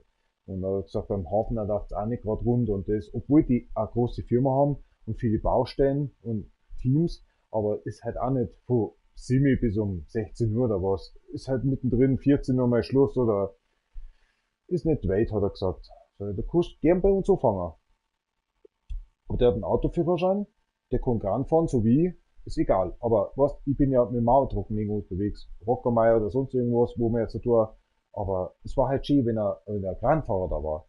Ich schreibe ja Stundenmaterial für alles, mache Tagesbericht und das. Aber das ist schon fein. Weißt du, wenn du kommst heim, da soll es 17 Uhr sein, jetzt beispielsweise. Und dann ist um 18 Uhr bei mir Schluss, und dann dringe ich erst. Weil das Problem ist, du musst halt, die Kollegen musst einschreiben, das Material musst schreiben, was du verbraucht hast, auf 3, 4 Baustellen. Und dann, sage ich jetzt einmal, musst du einen Tagesbericht noch verfassen. Und dann schreibe ich leider eine Stunde mehr, was die anderen schon daheim hocken und Eier schaukeln und, oder Kinderlein betreuen.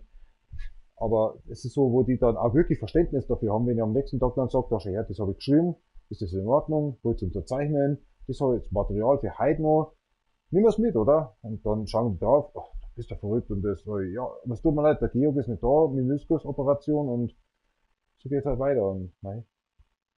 Na, ist schön, aber du, Mann, ich muss jetzt auch weiter saufen. Es wird Wochenende.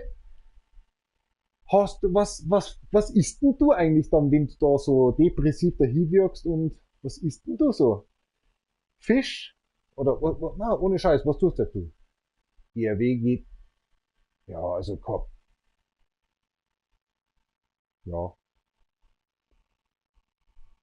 In der Versuchung? Oh. Oh, okay. Mhm. Was, du hast eine Psychologin? Ah, ja, toll. Ja,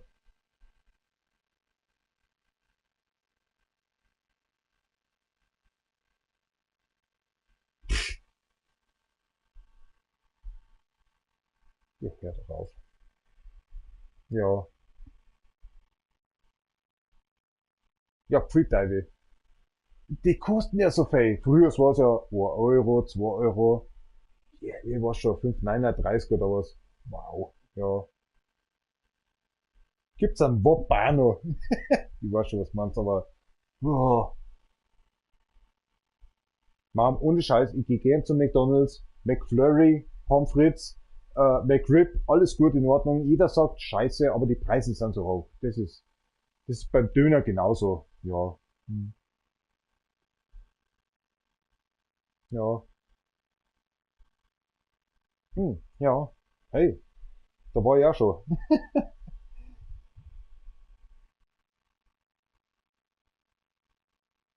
Ja, überhaupt, ich weiß schon. Mhm. Wow, die haben gescheit angezogen. 5,50, 6 Euro, aber jetzt,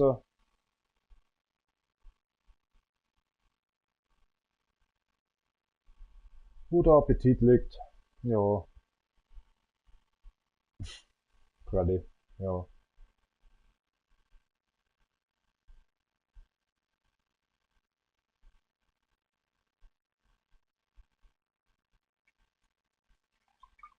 Das hast du redst mit dir selber, oder wie?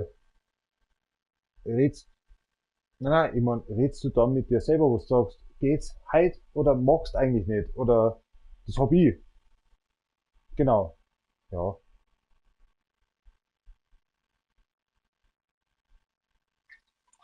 Entschuldigung.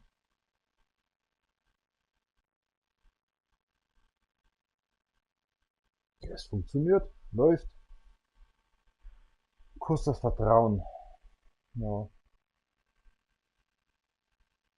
genau. Und das geht mir manchmal auch so. Na, ich verstehe dich total. Alles gut. Ich,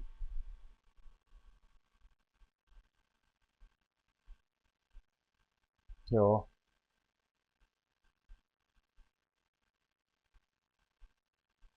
willkommen in meinem Club. Mhm. Das musst du jetzt bloß verständlich machen, deinem Chef. Chefin in dem Sinne. Ja.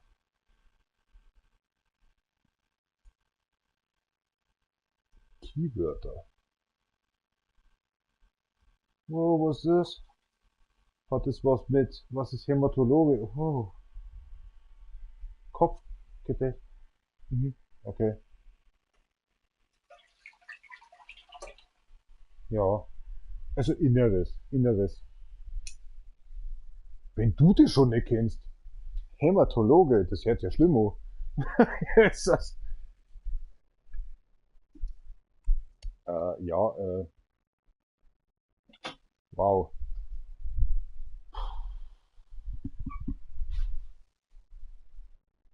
Und das bringt der Eberle in Geisenfeld nicht fertig, oder? Deswegen muss ich jetzt da hingehen. Warum mein Opa gestorben ist, da wollen sie, ja, okay, wow. Was sind das für Wörter? Gynäkologe, okay, aber was du jetzt gerade gesagt hast, ja, das kenne ich. Okay, ja. Hm. Warte mal schnell. Dermatologe. Entschuldigung. Ja, meine Zunge, die hängt jetzt gerade. Pappt ein wenig. Ein Schmarrn. Wo hast du das? Auf dem Buckel oder so? Oder die Füße? Oder? Oh, da hab ich nix. Na. Wie schaut das aus, Mom? Wie schaut das aus? Oh, na, okay, das ist überhaupt nicht mein Thema. Na, das hab ich nicht. Oh, echt jetzt? Ja. Ja, da war was. Ja. Hm. Das war im Warburg unten, oder? Richtung McDonalds. Oder war doch ein Abensberg? Ja, der Walter hat mir das gesagt und gesagt, aber haben wir gedacht, oh, du bist ein Zombie, habe ich gesagt zu Gaudi, aber das war meine Resident Evil Zeit in der Zeit, 1998 bis 2000. Ja, ja. Hm. Na, hat er mir gesagt damals. Ich war schon noch. 2007, glaube ich, war's. Ja. Alles gut. Alles gut. Ja.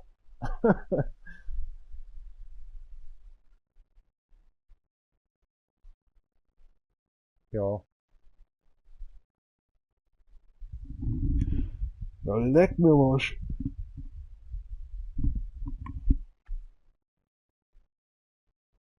Da hey, jeden Tag so viel, sag jetzt mal, Leid, die so viele Probleme haben.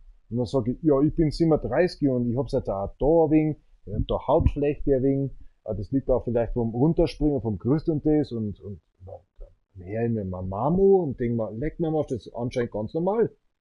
Das ist ganz normal in dem Alter. Scheiß. Ja. Was, 75 hast du gesagt? Entschuldigung, war ein Scherz. Ja. Mhm.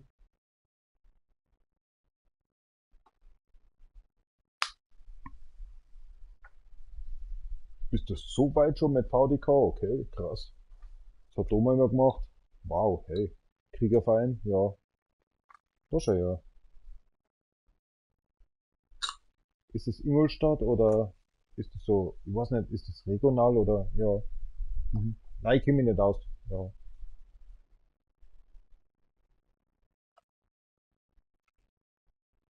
Hm. Ja.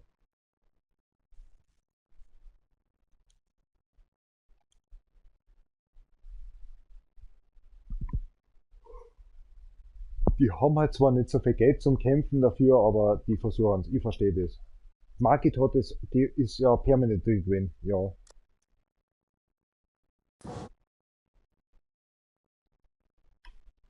Mhm. Ja.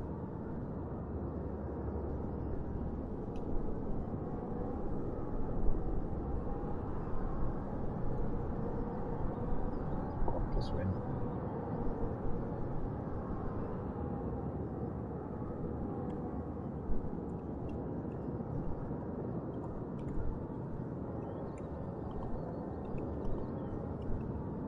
Hm.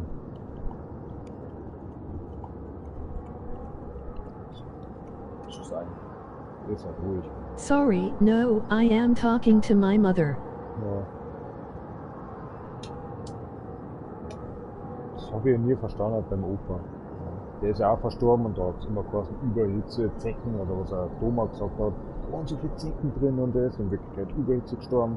Ich habe einen Puls von 180 bis 195, wie ganz normal jetzt irgendwas tue. Und das habe ich damals schon auf dem Feld gehabt, weil ich sehr viel geschwitzt habe, drinnen und wo Unachsen bin. Ich kenne mich ja selber. Aber ich meine, das Raucher liegt und an den mineralischen Stoffen, die ich durch die Nasen durchziehe, die wo immer irgendwie in der Lunge höchstwahrscheinlich einhängen bleiben. Und ich meine, heute zum Beispiel, keiner hat heute gedacht, dass ich die Matten durchzwick. Keiner. Die haben schon Flex hergelegt, alles mögliche, und gesagt, na, was ist denn der Schmarrn? Das haben wir schon alle mit der Schau gemacht. Halber zurückgezickt. Oh, ich glaube, ich werde alt. Ich glaube, ich rauche zu viel. Jetzt habe ich weiterzwickt und die anderen, was zum Teufel, das habe ich noch nie gesehen, dass man so eine dicke, das waren ja 2 Zentimeter Eisen, was du mit der Schau durchzwickt habe. Und so haben die noch nie gesehen, dass so einer so durchzwickt. Sag ich, es geht schon, aber es ist, Koordination ist gut, aber die Koordination, soll ich schon, die Koordination, aber wie sagt man, wenn man die Kondition, Dankeschön. Die ist, aber ich bin ja letztes Jahr zum Onkel zweimal ausgefahren mit dem Radl, da habe ich nicht einmal geschwitzt, da habe ich gesagt, okay, ich habe ja noch diese Lunge, aber irgendwie, das ist nicht mehr das Richtige, weil ich rauche wirklich frei, ich gebe es dazu. Ich bin zwar kein Kettenraucher, ich rauche bloß, wenn ich sauf, auf gut Deutsch. Oder jetzt beim Livestream jetzt gerade, oder sonst, aber es ist halt, du merkst es. Wenn du einen Lotner aufsteigst, oh Gott, das wäre was los mit dir. Nicht, der Körper ist ja da, aber es ist irgendwie so,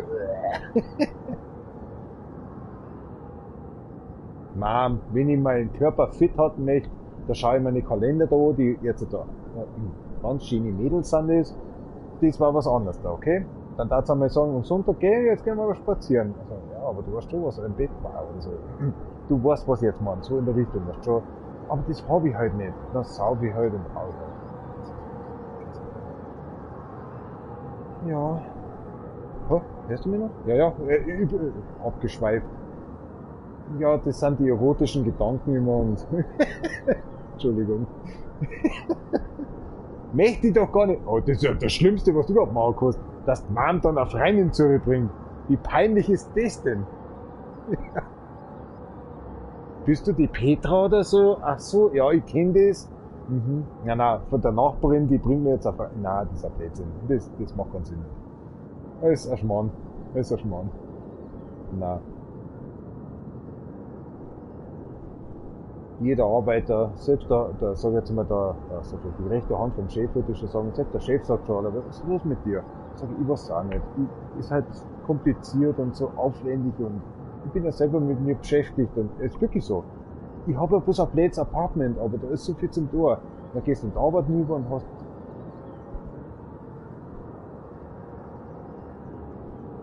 Ich weiß nicht.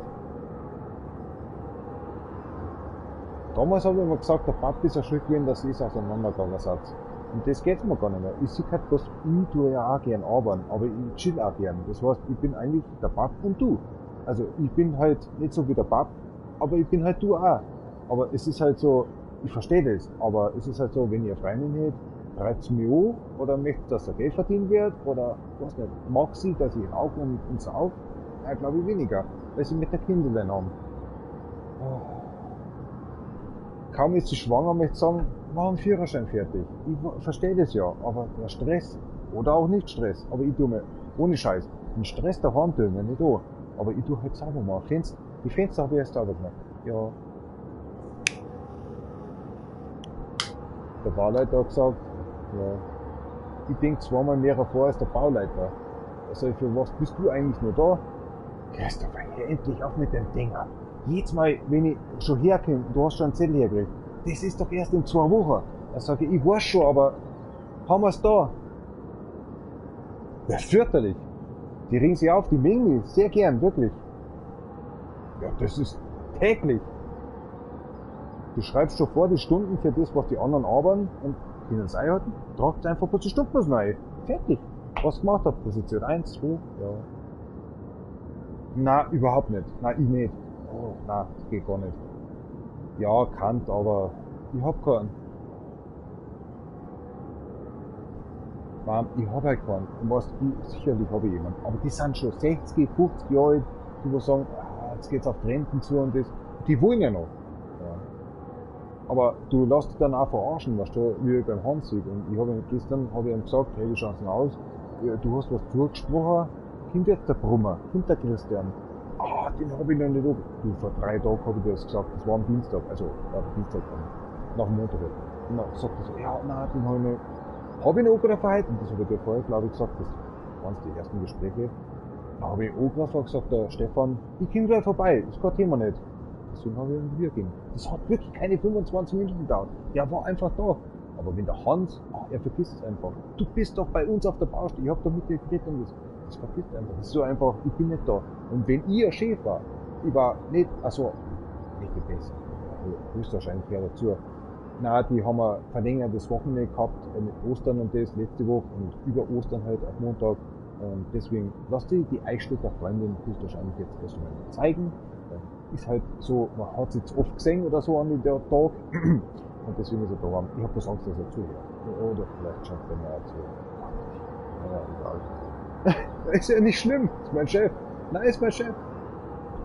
Ich kümmere mich ja um die ganze, und das ist alles in Ordnung. Weil der Chef ist eigentlich voll kulant. Du kannst reden, was du machst mit ihm, aber nein. Es gibt halt Sachen, verarscht du mich nicht. Da möchte die mal in der Zukunft einfach scheiße ausschauen lassen, oder was will man? Weiß man nicht. Aber dafür habe ich meine Arbeiter, die hinter mir stehen. Und das schon seit langer Zeit. Und heute hat mir der Markus gesagt, hey Großer, was schaut's aus? Was schreiben wir jetzt heute? Ich sage, hey, da weißt du genau, was für einen Respekt du hast. Die Marie vor Ort gesprochen, also auf Deutsch vom Arbeitskollegen, Marie ist ein Fan von mir. Das ist ein kleines Kind wie 4 Jahre. Das ist ein Fan von mir. Und ich war schon so oft im Orgelsprach draußen und selbst der Markus hat gesagt, der schon aufgeht. Und da waren wir mit, glaube ich, 400 Kilogramm da oben drauf. Das ist so ein unterm Bett, über dem Bett hast du praktisch so ein Burgstall, da sagt man da, du kannst auf Lautern aufgehen und du hast praktisch, hast ein Bier rum, deine Kuscheltier, ja genau. Und sagt der Markus, der schon aufgeht. Sag ich, oh Gott, das wäre ich weiß nicht, heute das, wie 125 Kilo. Sagt er, jetzt ist der Alex droben, jetzt ist der Markus ist oben gewesen und die Kinder und ja, dann geh ich auch noch. Das hat's gehalten. Ich glaube halt 525 Kilogramm oder was war mal. Sagt er, war ganz stolz drauf, er hat gesagt, der Christoph ist jetzt auch und das bricht nicht zusammen und alles gut. Und nein. Ja, Maria ist meine heimliche Verehrerin, oder wie man sagt. Und das schon seit 2 Jahren. Ja. Ich habe mir jetzt einen Bilderrahmen extra dafür gekauft, ein Buchhans, weil sie hat ein Ei gemacht. Da haben wir gedacht, okay, das Ei ist ein Zettel. Okay, Eiwurz am Zettelwurz. Da haben wir gedacht, wo ist das Ei eigentlich wirklich hin? Das hat der Markus heute in der Früh mitgebracht und da hat der Hans etwa mit dem Lastwagenschlüssel das Ei mitgenommen. Und dann habe ich ein Foto gemacht und Markus geschickt und ich sage, das ist das Ei, oder? Und er sagte, ja. Nee, da hat der Hans vielleicht das Ei rausgerissen, habe ich mir gedacht. Deswegen habe ich die angerufen und habe ein Foto gemacht. Nein, so weit sind wir noch nicht. Sie kann bloß zeichnen. Sag ich, alles gut. Ich möchte nicht besser sein. Und deswegen ist sofort, da muss ein Bilderrahmen her. Weil Marie, seit glaube ich 6 Monate oder so, hat ein Beitel von der Rutschen und das möchte sie mir zeigen und das möchte sie mir geben. Und da kommt noch mehrere. Und wenn sie 18 ist, das werde ich nicht überleben, der Bilderrahmen, alles was man schenkt, das tue ich dann rein, mit Riesa ein bisschen festmachen, mit 18 Jahren, und dann sage ich dann so in der Richtung von Marie, schamst du nicht dafür, dass du jetzt 18 bist, und das hast du mir alles geschenkt, weißt du schon, aber ich weiß nicht, ob ich so alt werde. Aber ich habe jetzt einen Bilderrahmen, A2, das ist A2, groß, und möchte da alles reinlegen, weißt du schon, was sie mir schenkt. Ja. Nett, das ist voll in Ordnung.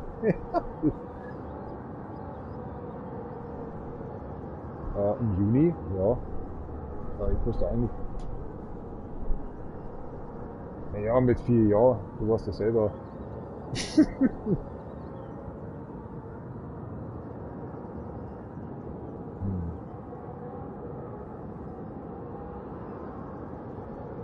Jetzt hast du mich.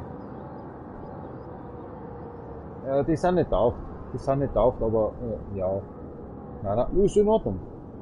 Ich möchte bloß nicht von der Kirche aussteigen wie der Oma, aber schon, deswegen möchte ich, die Kinder sind bloß nicht tauft worden, weil das, der Markus ist halt auch nicht mehr katholisch wegen der Kindersache, Pädophilie und den Schmarrn.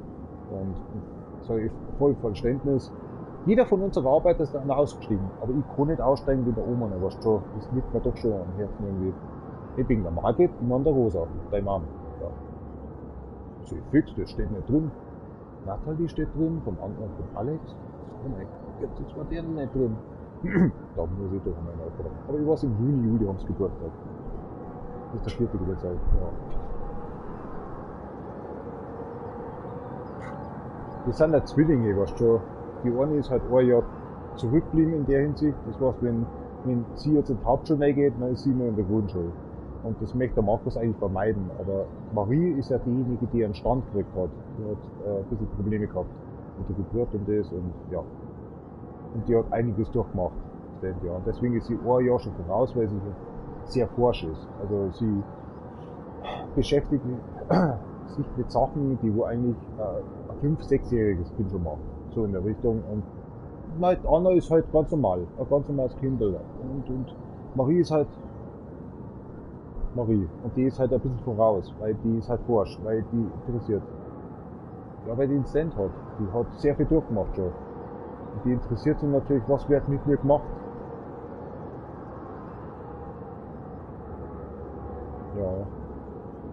Na, das gibt's bei denen nicht. Das gibt's nicht bei denen. Na, das gibt's bei denen nicht. Jetzt, was war das? Haben wir Solaranlage aufgemacht und ganz am Schluss, der Alex und wir, haben wir noch ein Bierchen getrunken, der Markus ist hergekommen. Und dann haben sie halt unbedingt, ich sag jetzt mal, Aufmerksamkeit erregen wollen. Was haben sie gemacht? Haben sie komplett ausgezogen, an den Arsch gegen Schein gewaschen auf gut Deutsch. Ich sag, was ist los mit euch? Na, tut's halt sowas nicht. Und das war halt kurz vor der Schlafenszeit auf gut Deutsch. Da spähen's halt dann verrückt.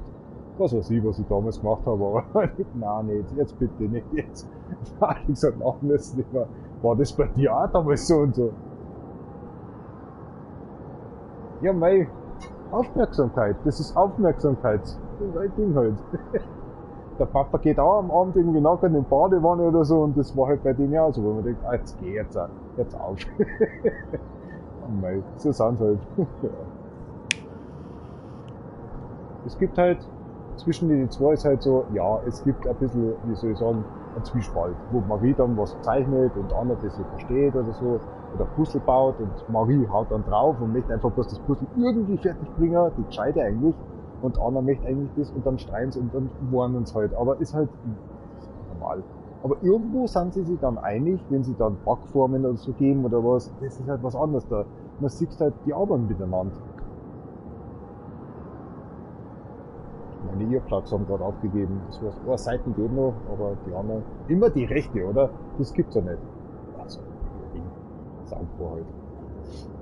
Nein, ich höre dich schon noch. Hörst du mich noch? Du hörst mich noch? Was, Mann? Ah, die rechte Seite hat gerade den Akku aufgegeben. Earplugs. Danke, ja. Ich kann niemals mit dir am Handy so lange dran bleiben. Da wir da einmal schlafen. Um Gottes Willen. Du warst doch gut. Deswegen gibt's ja Earplugs. Aber der hat schon Geist aufgegeben auf der anderen Seite. Krass. Ja.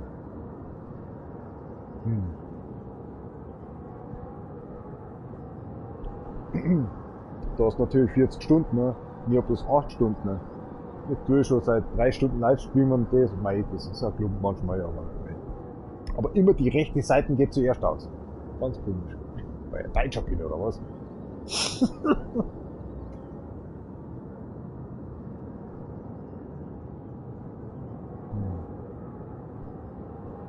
JCB, was? Ah, das kenne ich, JCL. Ja, passt. Mhm.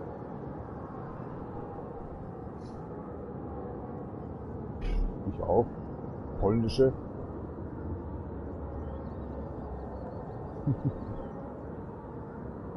Mit Antenne.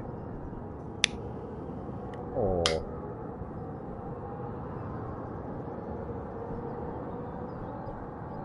Wow. So, und jetzt muss ich fragen, wo lebt denn meine Mutter in Ingolstadt? Na, ich meine jetzt mittendrin oder bist du auswärtig oder weiß ich nicht. Oh, okay. Ja. Der Markus wird sofort wissen, was ist. Aber sagen wir so, du hast Straßenbaustellen, oder? Kann man sagen. Nicht jetzt Baustellen, aber Straßenbaustellen, glaube ich, oder? Mhm. Oh. Okay. Kenn ich was? Ja. Ist der Thaler da auf der Baustelle oder der Manjunke? Thaler oder Manjunke? Okay. Ich muss dir mal die Autos anschauen, wenn du mal rankommst oder was. Ja, grün haben sie immer, ist klar. Es gibt einen Heller, es gibt einen Majunke, es gibt einen Thaler. Der Thaler ist so eigentlich Ingolstadt unterwegs. Ja. Ja, mein Ding. Ja, die haben es erneuert. Ja.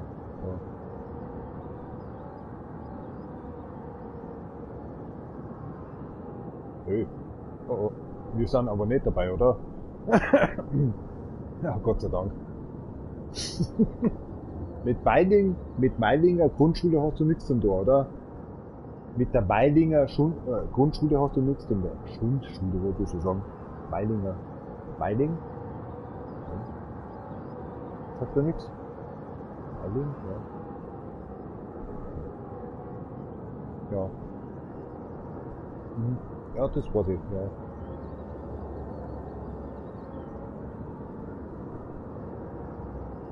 Ist doch in Ordnung, ehrlich. Ja. Ja, leider. Gott sei Dank nicht der Wagenpfeil, aber passt schon. Ja. Der ist ja meistens... Wen? Ein Chef? Na, kenn ich nicht. Warum noch? Um Gottes Willen. Ich bin bloß ein paar Arbeitskollegen. Ja.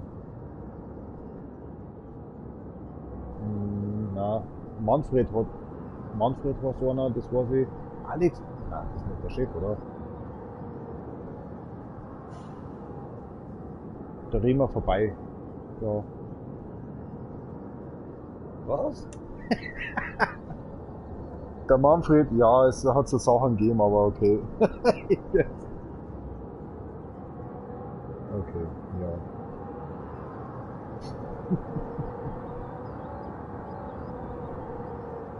Moment, welche? In der Firma oder bei euch daheim?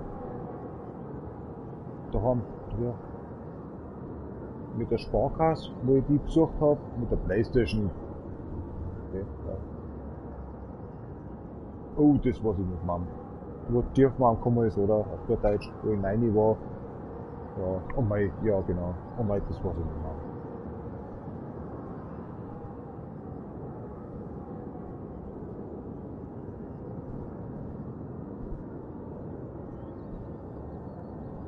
Ein Buch vom Buch? Ja. Mhm. Alles gut.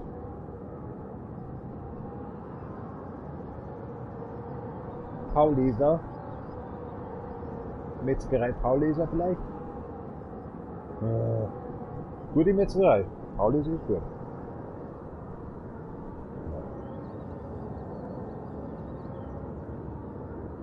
Das würde auch die Grüberin gern. Passt schon. Aber ich kenn's auch, weil der Michi sagt, hey, gehen wir hin zum Paul-Leser, da gibt's immer gute Preise und guten Geschmack. Der Leberkasse? Ja, das sagt er. Ja.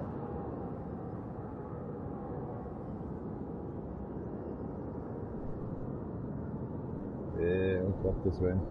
Ja. Jesus.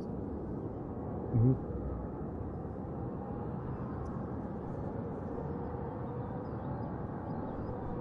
Du hast jetzt gerade was verzeiht von dem, was ich nicht weiß.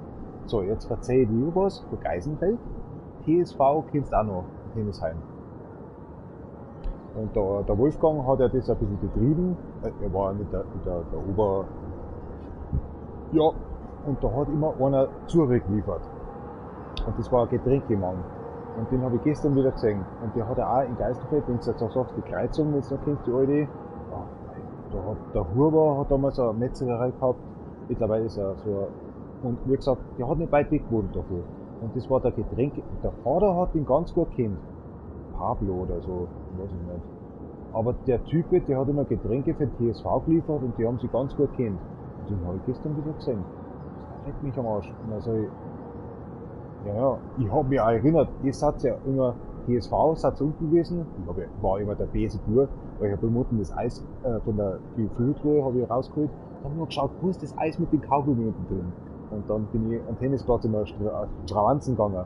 Aber es waren immer Zeiten dann auch, wo der Wolfgang, der Andreas, der Bab, du und natürlich Sandra waren immer da. Und ich hab dann immer geschlafen auf der Bank, weißt du. Und ihr seid halt weiter vorn geguckt und habt halt geklatscht und das. Und ich wollte bloß mal in Ruhe haben. Und das war immer, hey, das war schön, ehrlich gesagt. Und dann sage ich alle, ja, mein Opa, der hat einmal das Tennisheim, hat einmal nicht bewirtschaftet, aber wie sagt man dazu, ja, genau, ja, eigentlich schon, ja. Das war eine schöne Zeit. Das war halt so irgendwie so die 80er, 90er Jahre irgendwie, das war einfach, keine Ahnung. Genau, ja. Margit war immer da, ja. Oh mei.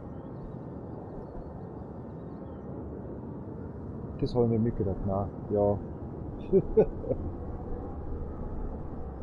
Das habe ich aufgehängt, gell? Nicht, dass du meinst, dass ich das irgendwie im Müll reingeworfen habe. Nein, das hängt da. Nein, das hängt schon, gell?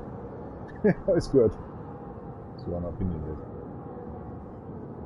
Mhm, ja. Da hast du es doch die Pira auch noch geben, den Hund, den weißen. Ja, Piri, ja. Oh mein. Oh.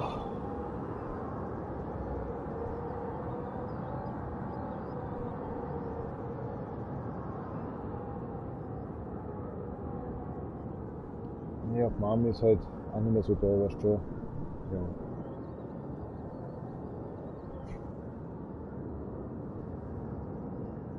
Was, Brigitte taucht auch nicht auf. Das ist eigentlich bloß der Michi allerweil. Nein, das ist immer bloß der Michi, der wo dem Tomi hilft. Oh, das kann ich dir nicht sagen, das wechselt jede 3 oder 2 Monate eigentlich. Weißt du, die haben ja auch Kinder daheim und das, und die wechseln sie. Manchmal ist eine gute dabei, eine Deutsche. Ja, mei, ja, oh ja, natürlich. Das war vor Weihnachten. Aber wie gesagt, das ist halt diese 3 Monate maximal, dann müssen es tauschen, weil Kinder sind auch daheim und ja, Familie wartet halt einfach. Aber es gibt.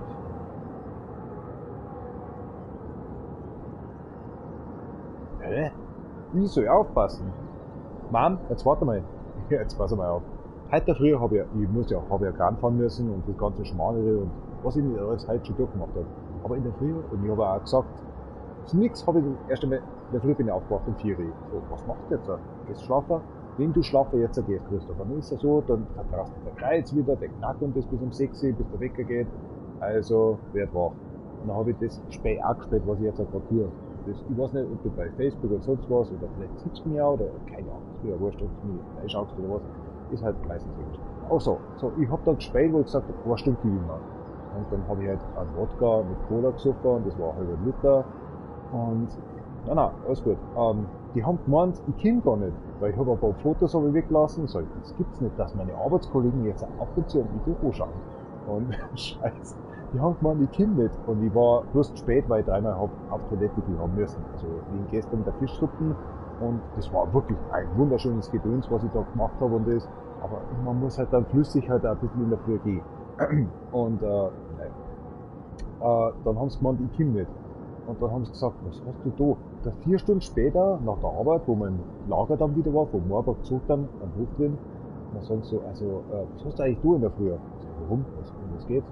Und ich bin ganz normal krank gefahren, wieder perfekt und etc., aber dann haben sie so, ja, okay, gibt's so. Ich möchte ja eigentlich bloß am Werner sagen, nicht am Markus, aber ich habe einen halben Liter Cola und einen halben Liter Wodka gehabt in der Früh und ich habe es dann aushalten können, wo ich gesagt habe, das wird schon hinhauen. Und das hat auch hingehauen. Aber es war okay, wo ich gesagt habe, der Chef war selbst da und der hat das nicht einmal gehört. Aber meine Arbeiter, die stehen halt ein bisschen neben mir dann. Die haben es dann doch gebrochen, ne? Aber ich gesagt habe, das tut mir gar nichts. Du bist bei türkischen Leuten und arbeitest und du redest ganz normal mit denen Dingen. Gottes Willen, aber die haben es gebrochen. Und dann habe ich es auch zugegeben. Ich war ja der Erste, wo ich gesagt habe, ich muss euch was beichten. Und dann habe ich das so gesagt. Und der Werner, ja, irgendwas haben wir schon gebrochen. Scheiße. Aber das war bloß, weil, verdammt, um 4 Uhr, wenn du aufstehst, bis um 6 Uhr, ich kann heute nicht mehr einschlafen. Da muss ich mich zwingen zum Einschlafen. Das funktioniert leider nicht bei mir. Also was machst du? Dir schreibst du Material oder schreibst du für einen Montag was auf oder was? Das hat nicht geklappt. Da habe ich gesagt, nein, Christopher, jetzt stehst du auf, gehst aufs Klo und dann bringen wir halt ein Bier. Da ist halt vom Bier eigentlich wie weggegangen und habe gesagt, Wodka und Cola, oder? Du Vollidiot, aber das ist halt. Und ich rede jetzt auch nur mit dir und ich fühle mich nüchtern in der Hinsicht. Aber das ist so krass, ist das. Der andere sagt, 1 Bier oder 2 Bier, er ist total im Arsch. Der kann nicht mehr Auto fahren, gar nichts mehr. Und dann sage ich jetzt fix, ich habe gestern 14 Bier oder was gehabt, du spinnst oder du stirbst doch dabei. Also, nein, nicht wirklich. Und ich habe auch keine Veränderung am Körper oder was. Von wem habe ich das? Das hat keiner in der Familie getrunken. Nicht niemand. Der Walter weiß ich, sein Whisky oder so, aber das ist null. Ja, freilich. Das sind die Zigarren, die wo er ein Bissen hat. Mei, da muss ich mich schauen. Wenn man eine Zigarre beißt, oh mein Gott, da hat's ja gefressen, auf der Deutsch, nicht geraucht. Heute habe ich gesagt, da waren wir eine Kanzel oben, hinten draußen, beim Schneider Michi, sein Hofergarten halt.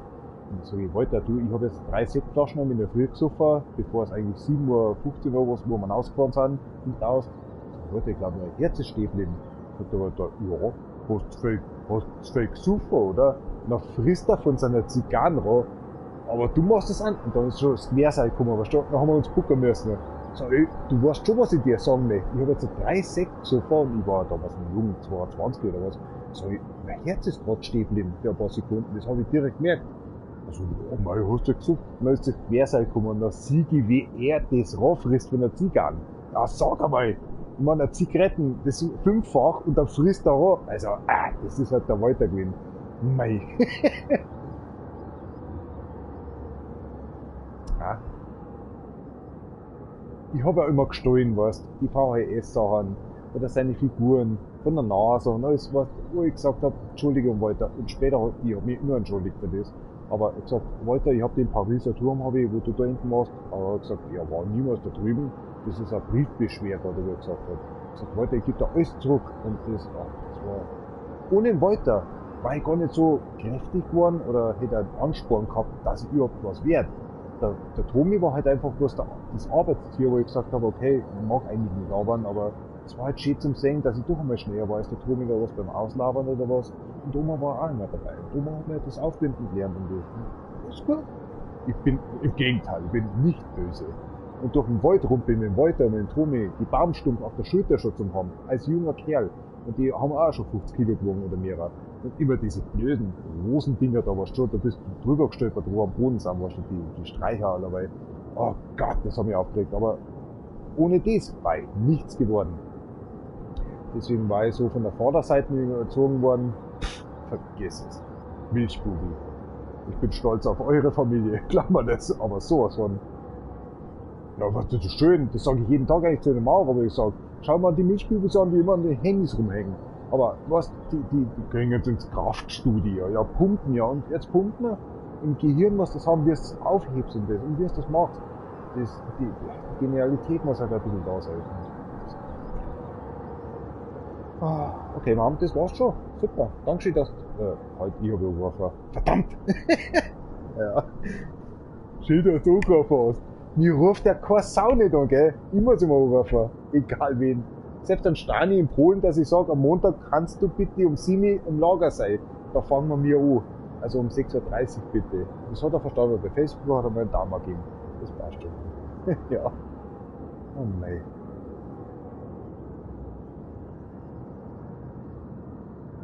Aber Mann, du hast schon ganz schön viele Probleme, oder? Also körperlich.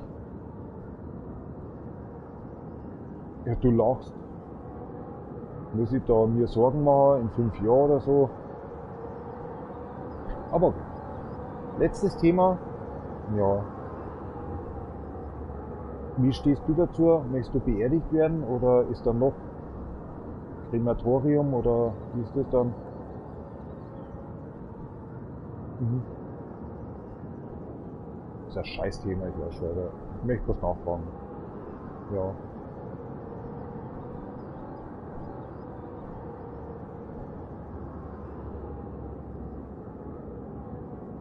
Der Markus da zwischen, also Ingolstadt, oder? Ingolstadt.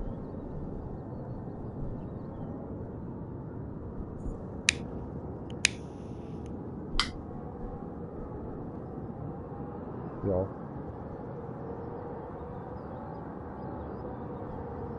Mhm.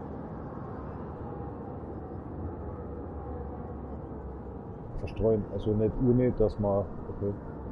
Das geht. Und verstreuen darfst. Verschmarrn. Nö. Okay. Das ist neu. Ja. Okay, was möchtest du mit dem Schmarrn? Dass die Uni rausgefahren wird mit elektronisch und das. Also, ich hab's schon gesehen. Ich weiß schon. Ja. Yes, das mag ich. Ja. Mhm. Das möchte der Markus auch schon her. Wow.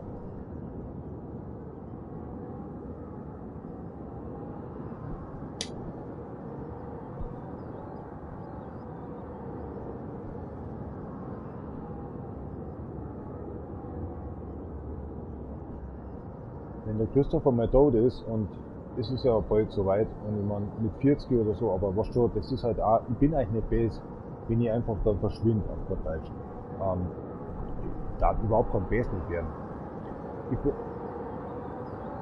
Wenn ich stirb oder was und es wisst, weil ich lebt dann vielleicht noch länger oder was, weil ich an irgendwas gestorben wäre oder auf der Baustelle verunglückt wäre, was natürlich nicht auf der Baustelle passieren wird, weil ich immer schon gesagt habe, auf der Baustelle möchte ich nicht sterben. Ich bin dann daheim im Bett. Ja, so, na, das ist, was soll das auf der Baustelle? Da bin ich da für andere Leute. Und ich sorge für andere Leute einfach. Das ist mein Problem. Aber ich selber schaue halt ab und zu auch nicht, aber ich bin Ladenfahrer, soll das selber machen, was die anderen machen und schauen auf die Bauherren. Was tun sie und was treiben sie und kann mit denen was ausratschen. Und das ist so, wo ich mir denke, oh, wenn ich jetzt auf stirb. Und die wollen mich alle, weil das ist scheiße. Beim Rocker mal Drucker legen, da sollst du dann bei den Backarbeiten dabei sein und nebenbei sollst du auf der Baustelle Morbach sein. Sag ich, okay, ich weiß, dass ich ein bisschen was wert bin anscheinend bei euch. Aber es ist so, nein, es kann immer was passieren. Aber soll jetzt der Lungenverschluss kommen, wie beim Schneider nicht, oder sonst irgendwas so in der Richtung. Was passiert da mit mir? Tja, ich habe alles mögliche an Ersatzversicherung, wollte ich schon sagen, Zusatzversicherungen, aber so. Der Richard ist der Bruder von Georg, Ernstrasser, Bauleiter. Und habe ich gesagt, weil er ist jetzt 64 Jahre alt, und dann sagt er so, er möchte seine Zehen wieder mal richten lassen und das. Er ist auch schwerer Alkoholiker damals gewesen. Und er hat gesagt, scherzeshalber, Richard, hör auf.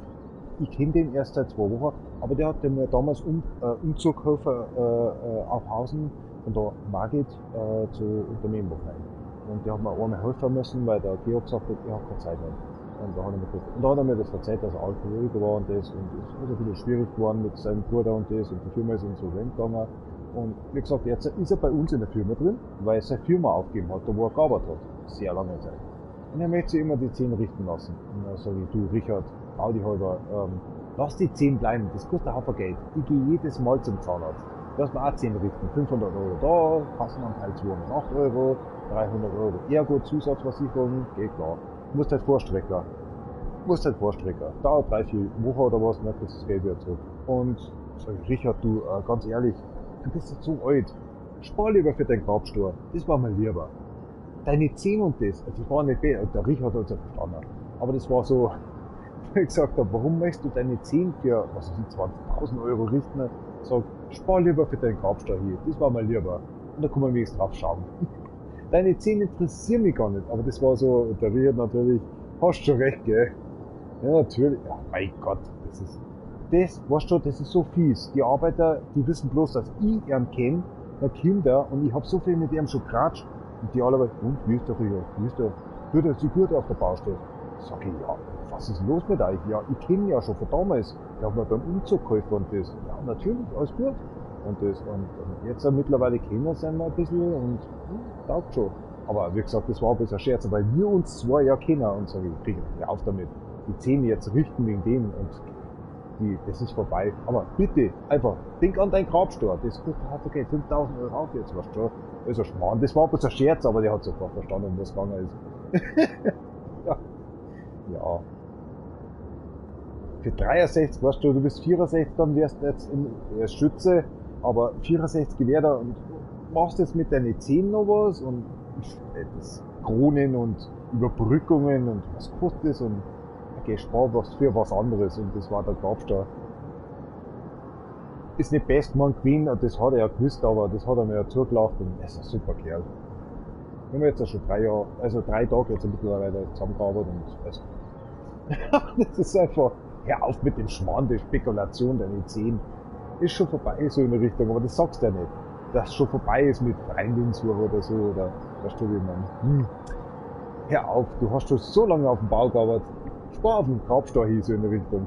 Nicht auf dem Zahnarzt. Das habe ich bei der Oma immer gesehen. Ja.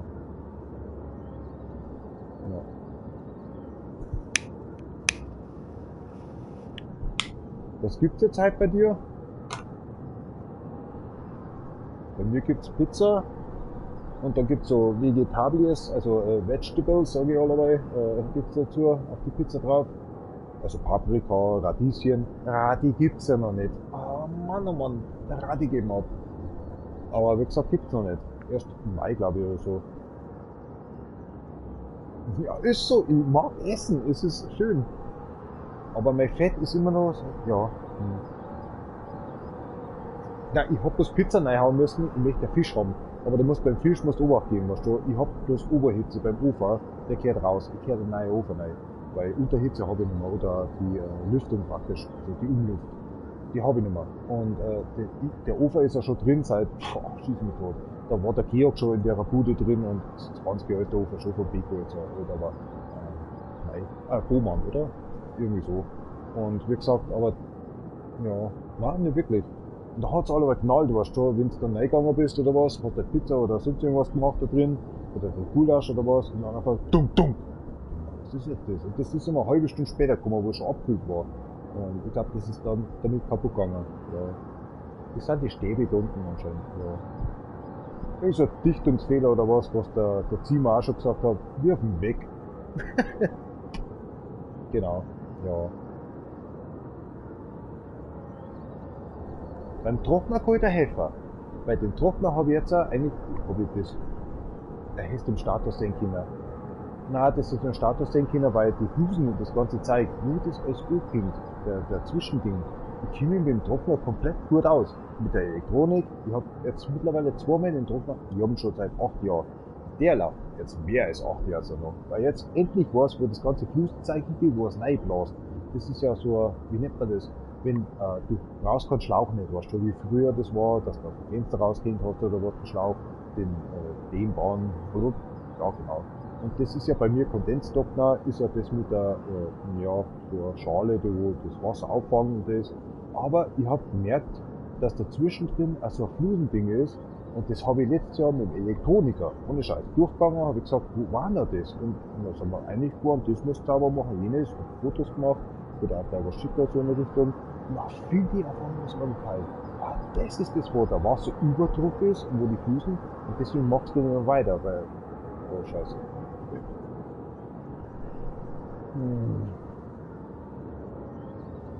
Ja, meine Kopfhörer sind nicht.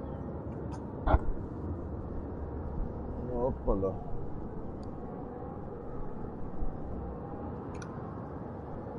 Wie macht ihr das und sagt? Na gut. Ja, machen wir nochmal und sagt, ganz schön. Bla bla bla bla bla bla. Ich nicht? Egal. Ich breche jetzt ab, auf gut Deutsch. Also wie gesagt, den Trockner kenne ich mir aus. Ich habe ihn seit 8 Jahren etc. Das hat sich gelohnt mit 450 Euro, glaube ich. Und das ist gut.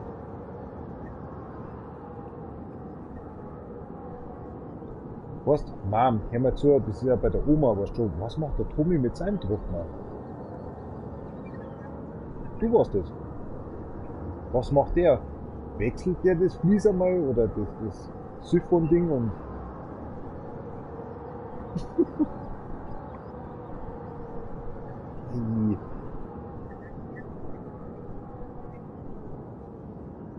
Und ich habe damals der Oma noch gesagt, wo es noch fit war, habe ich gesagt, tust du das Flusensieb raus, tust das Wasser schon raus? Ja, das macht der Tommy irgendwie. Sag ich, Alter, aber jetzt weiß ich ja, dass hinterhalb auch noch was ist, dass das noch aufhängt. Okay, die haben sie auch schon seit 7 Jahren jetzt, glaube ich. So ungefähr 6, 7 Jahre.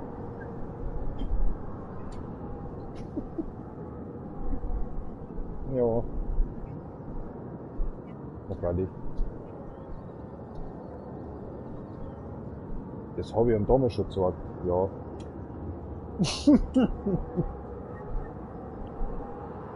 Das ist ganz schlimm, das geht überhaupt nicht. Ups.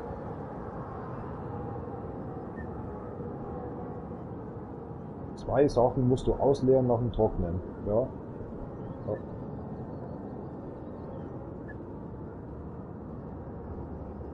Genau. Der Wasserbehälter, ja. Achso, ich weiß schon, was du meinst. Das, was du links und rechts aufklappst und dann rausziehst, ist eigentlich nach 30-malige Benutzung eventuell, aber ich tue es jeden 10. Mal. Ja. Ja. Ich weiß schon, was du meinst. Ja.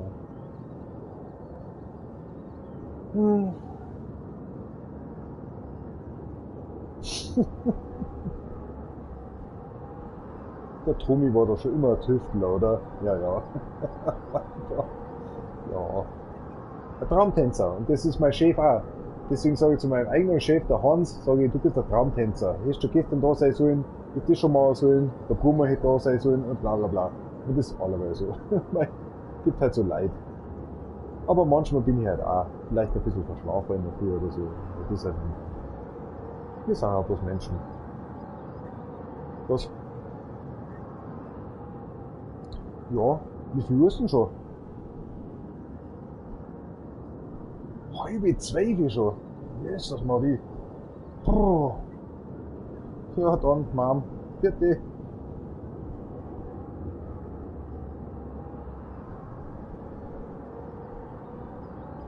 Das ist für die Zwiebel.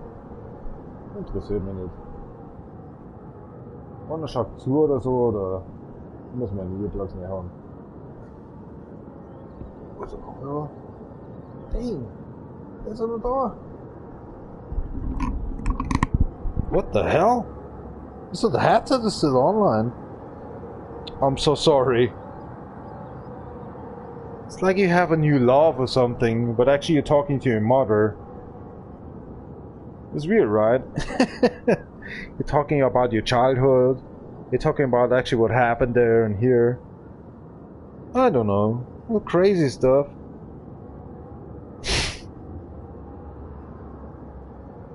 Hell no.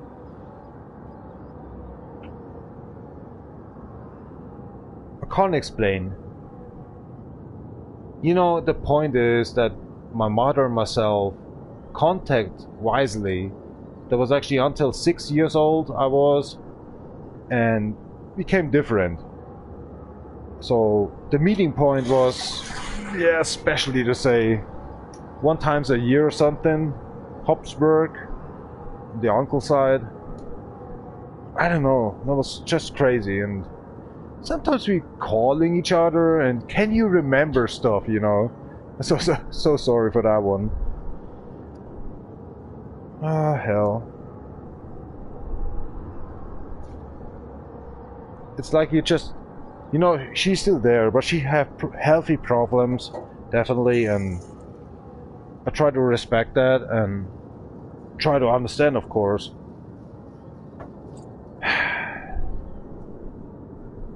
But you know, my father doesn't give a fuck about my mother, you know?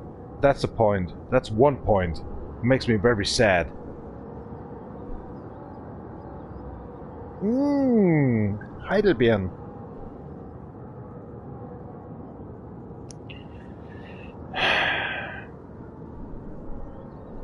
Alright guys, I just want to go a little bit forward because it's Friday to Saturday. So I'm very sorry about, actually I just talked very much about my mother, myself, over our life. It was just a conversation between mother and son. Yeah, it was. That was fantastic. I am a little bit drunk, like actually a 2.3 or something.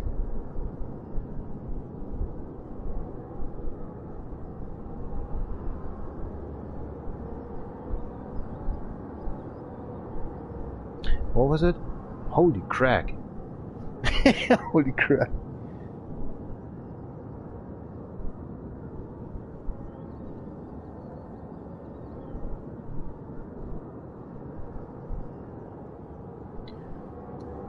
Here we go. It's just like for myself. Can you remember stuff? Alright. You really want to go online? Solstice? Oh, crack. Really? Oh, let's do it. Oh, we drive county roads to Petersburg. Yay! Here we go. Tokyo Drift. Damn it!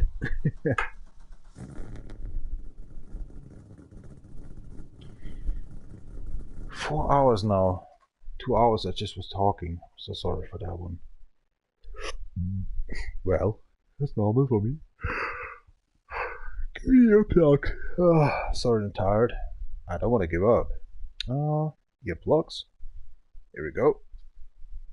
Oh, shit.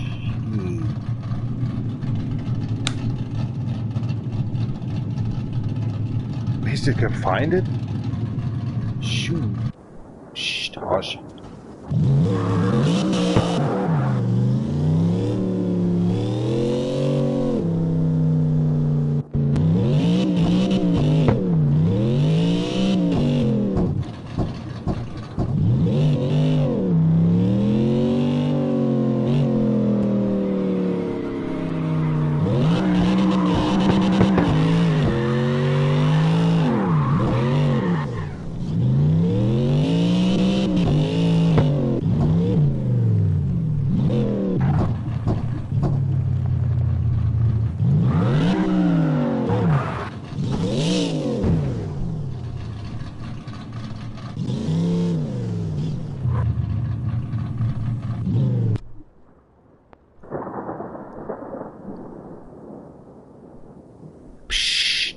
Right now.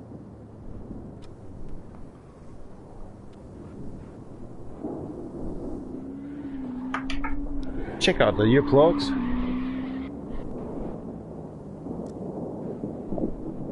Who the hell is that? DJ Volgin. I don't know about that one. 1.5 million? Is he okay, Genki Des? Oh my gosh.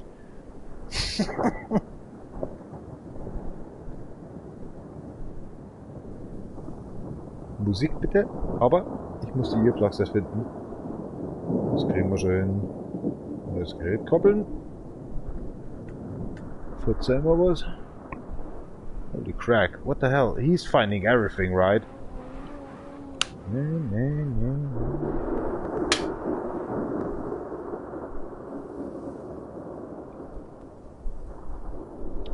Open up, Chris. Hold on, here we go. Can it find it?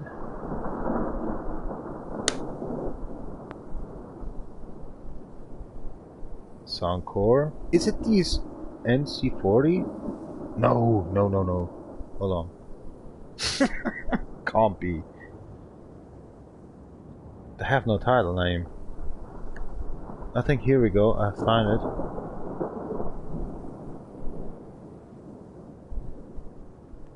Life A1. I don't find them. Hold on. I just activate them.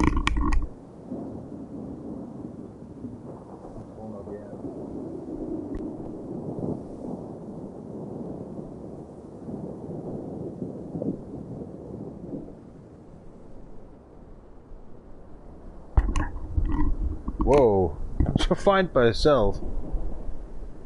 Arigato.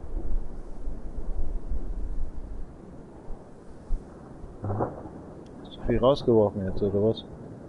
Das kann nicht sein.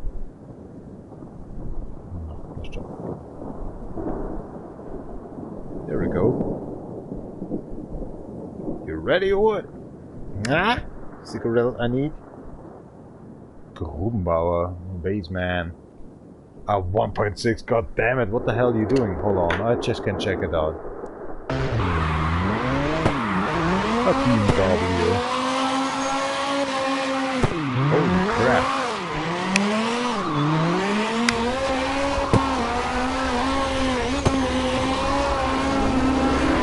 You don't actually need to go to the toilet. No.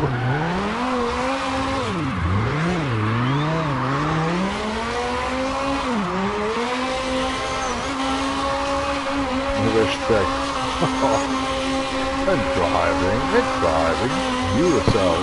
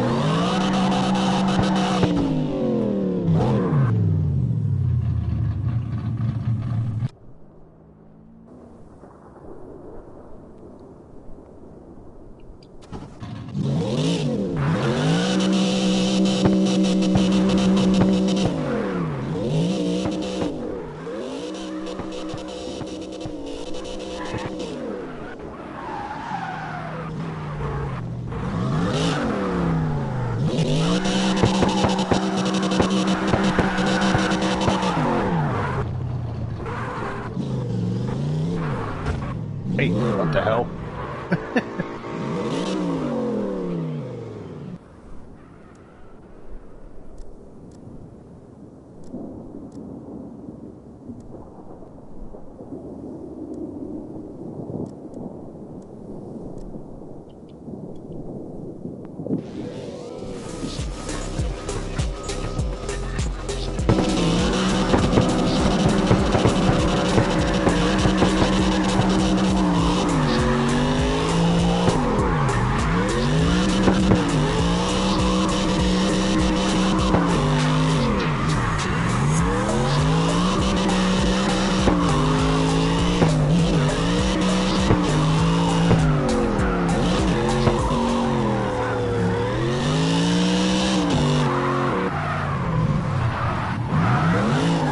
Hier kommt der DJ.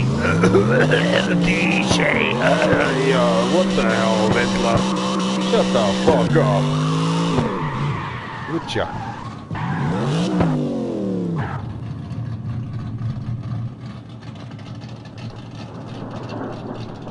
Hope so. Hier kommt der DJ. Oh.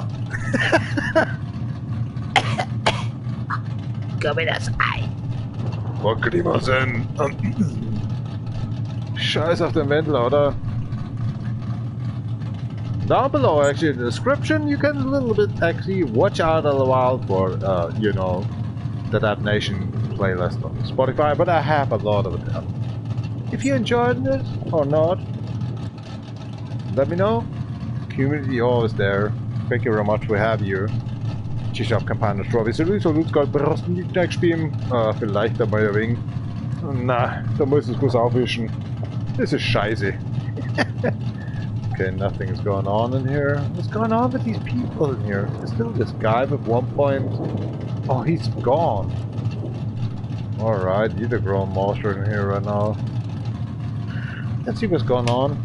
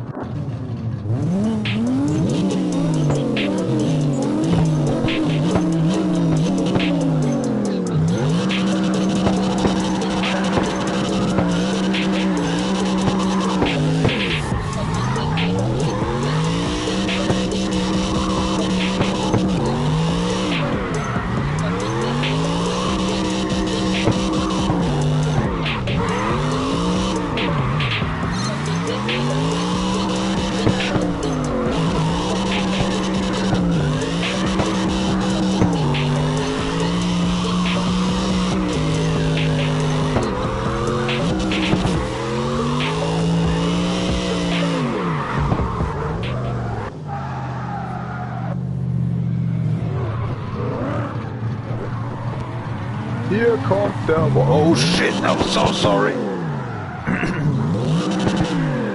Der 4000er von Terminator kommt. Okay.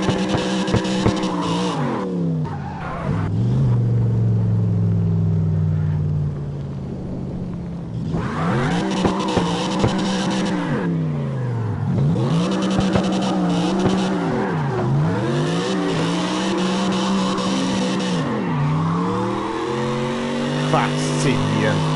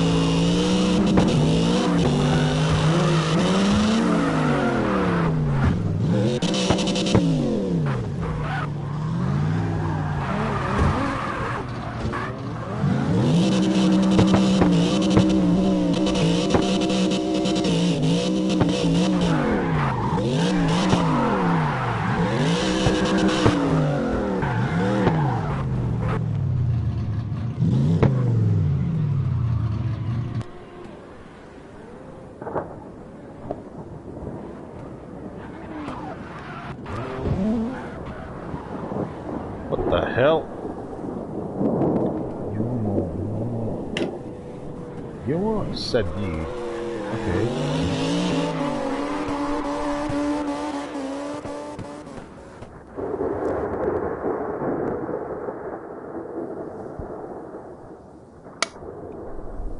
Ja, voll Teil jetzt ist Bier warm. Ah, da ist ein kältere. Oh, ich glaube, das ist das 13. Bier heute schon. Ja, bist du da auf dem Dampfer? 23,48, stimmt das? Jawohl. Hey.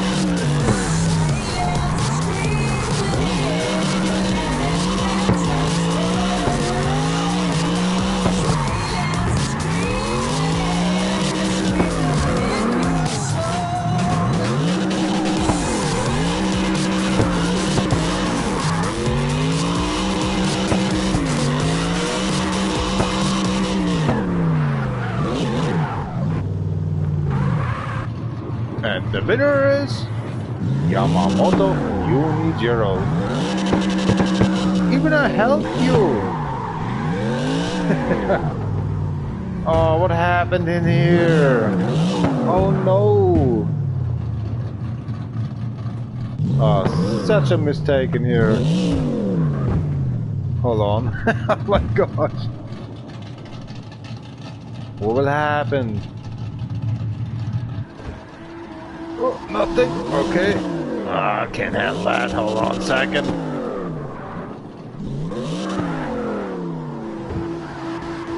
Are you fucking kidding me?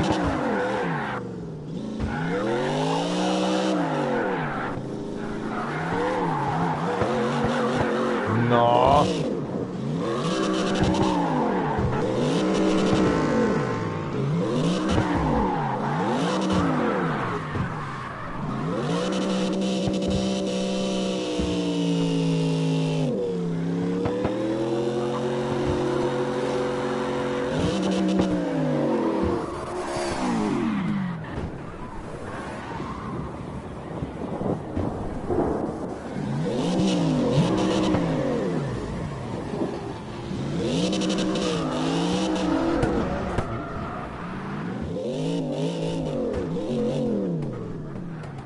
Schmoozy, schmoozy time.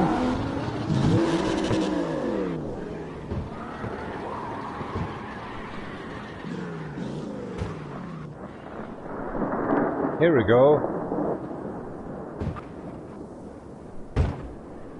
Oh gosh, what the hell?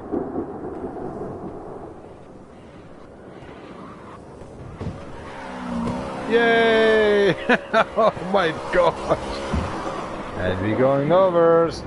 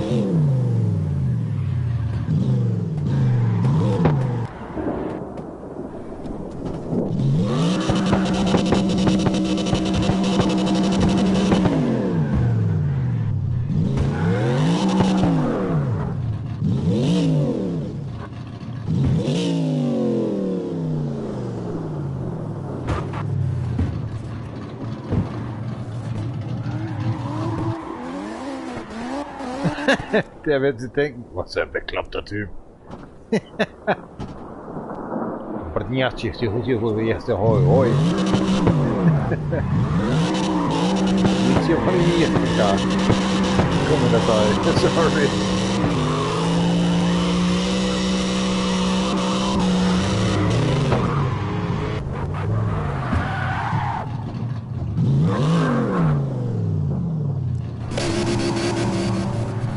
Holy mother in hell. Exclaim yourself. I have beer, but I have no beer, but I actually have no high alcohol. I'm dramatical in here. I don't find words today. I'm drunk. Yeah, I think I'm drunk, but actually not drunk, but I'm drunk. Talk to your mother drunk-wise. A shame on yourself. A shame on yourself. Shame on yourself. It's like you're having a black back or something. I was sharing with you. A little full actually with something, like a dead Randy or something cracked. And you're just moving with this bag. With the dead Randy or the black package, you know. Think it is okay? A shame on yourself, Christopher. A shame.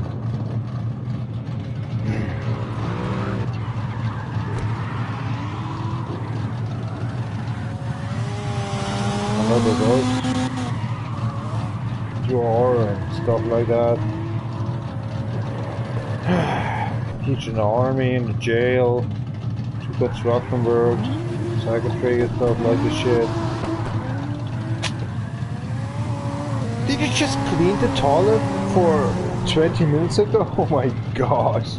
I can still smell it. Sometimes I'm a... You just was actually talking to your mother and you cleaning your toilet? What the fuck I'm doing sometimes? Kannst dich nicht starthalten, das hast du von der Margit oder von der Oma. Ah. Komm schon. Reißt jetzt mal was. Die hassen mich jetzt schon. So, gehen wir gleich raus, holen wir ein neues Auto. Kein Thema. Bin gleich wieder da. Schon, oder? Ich hab Hunger. Ich bin müde. Barki?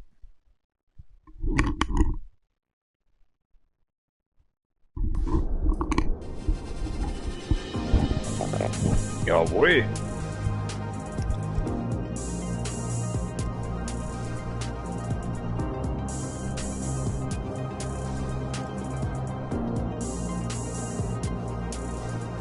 Bier.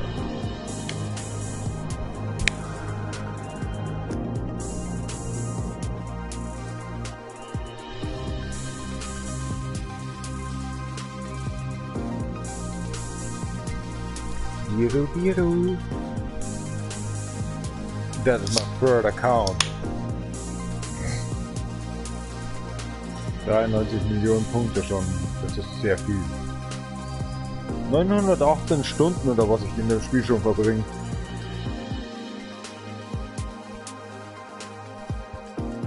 Das hier zählt nicht. Wenn du offline bist, zählt das nicht. Online. Wenn du online bist, zählt's nicht. Ja, genau. Scheiße. 63 Tage schon online verbraucht. 63 Tage. Ja, oder hast du noch ein Leben oder so? Das ist 1,5 Jahre her.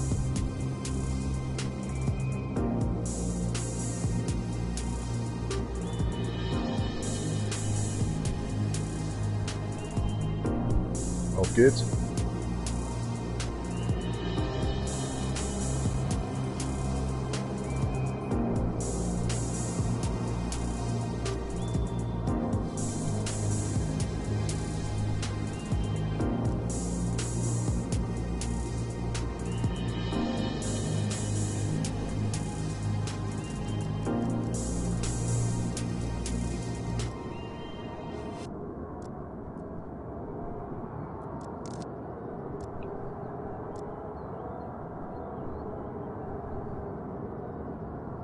Weg mit dem.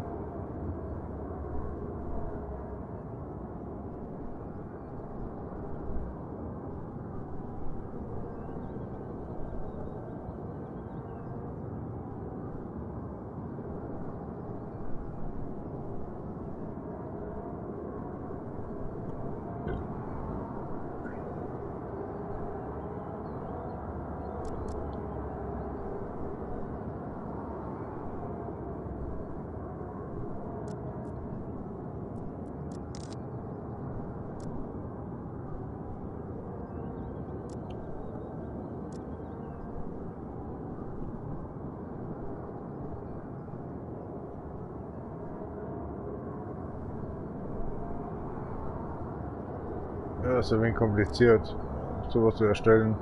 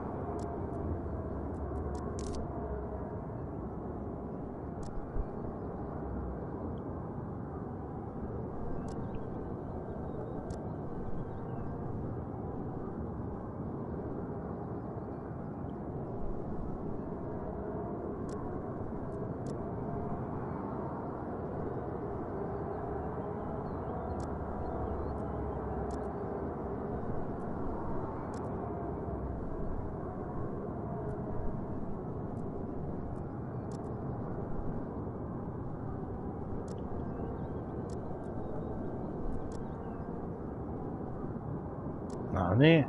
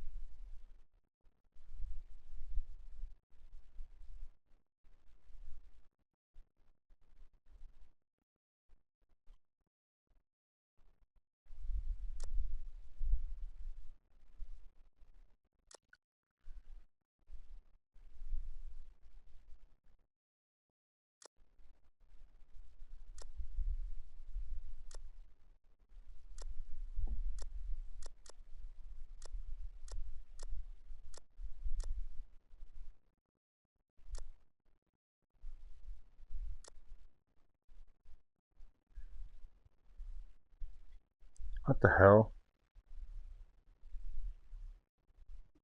Hmm. Get schizophrenic or something shit. Why not? Oh, come on, what the hell?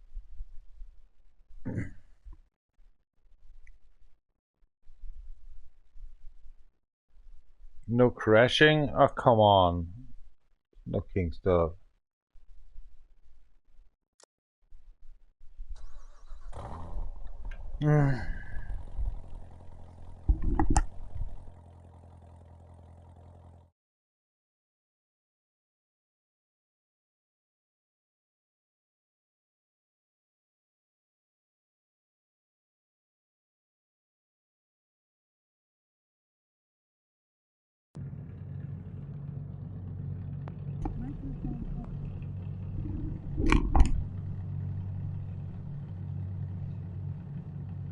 weiß, wie Loch das ist.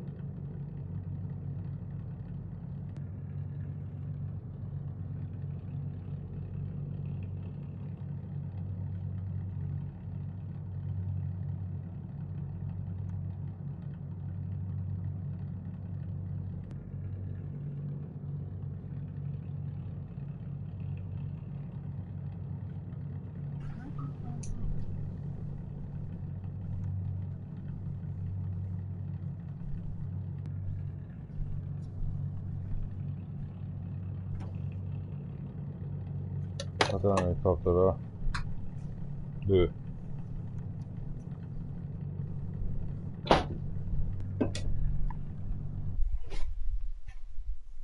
How many people is actually live streaming? 5 people's.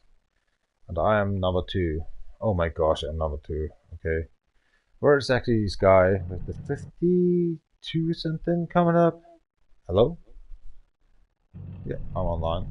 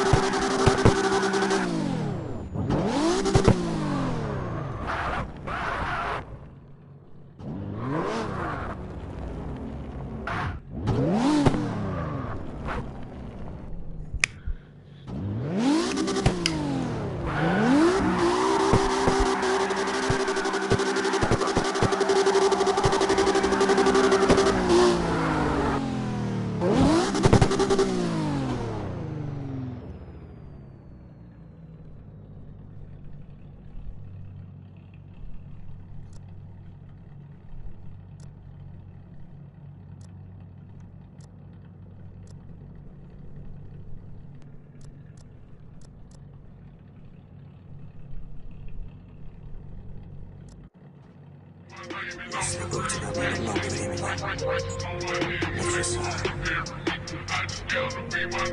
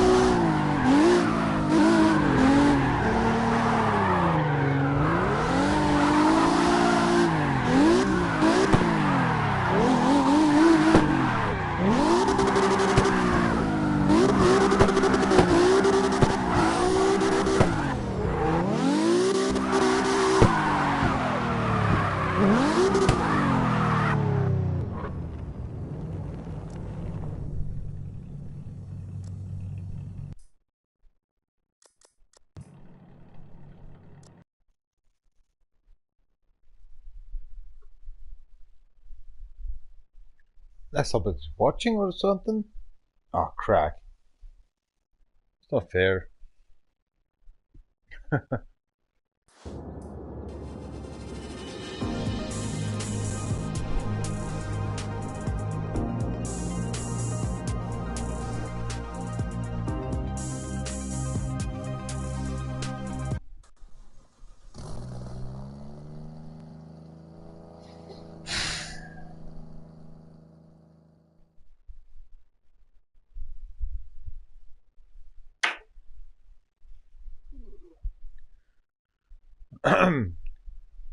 Tadaimasu and welcome back actually to Car X Part 2 Part. Yeah, I changed that. Part 316 right now? Yeah, hell no. Getting into chill mode. Actually, I wanna, drinking a bit. Normally, I need to go to Mortal Kombat. Fight a bit. You wanna go with me? Who says no? Okay.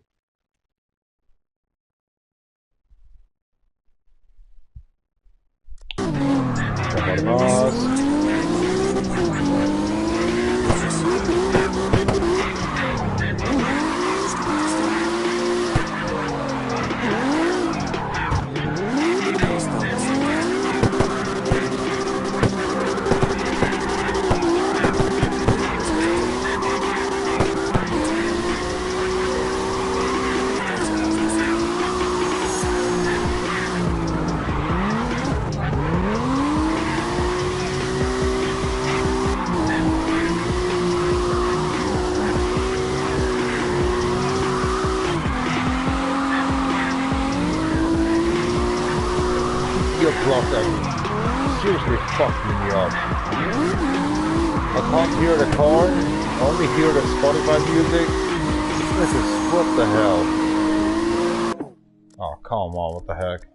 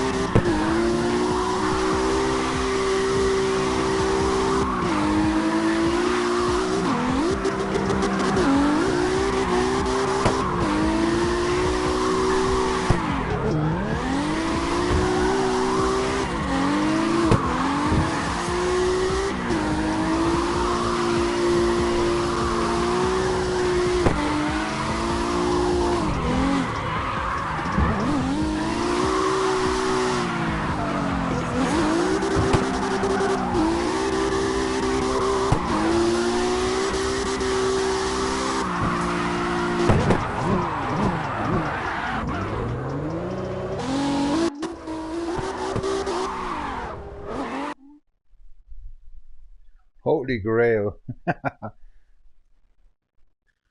Es wird Zeit für Mortal Kombat. Definitiv. Weiter geht's. Mortal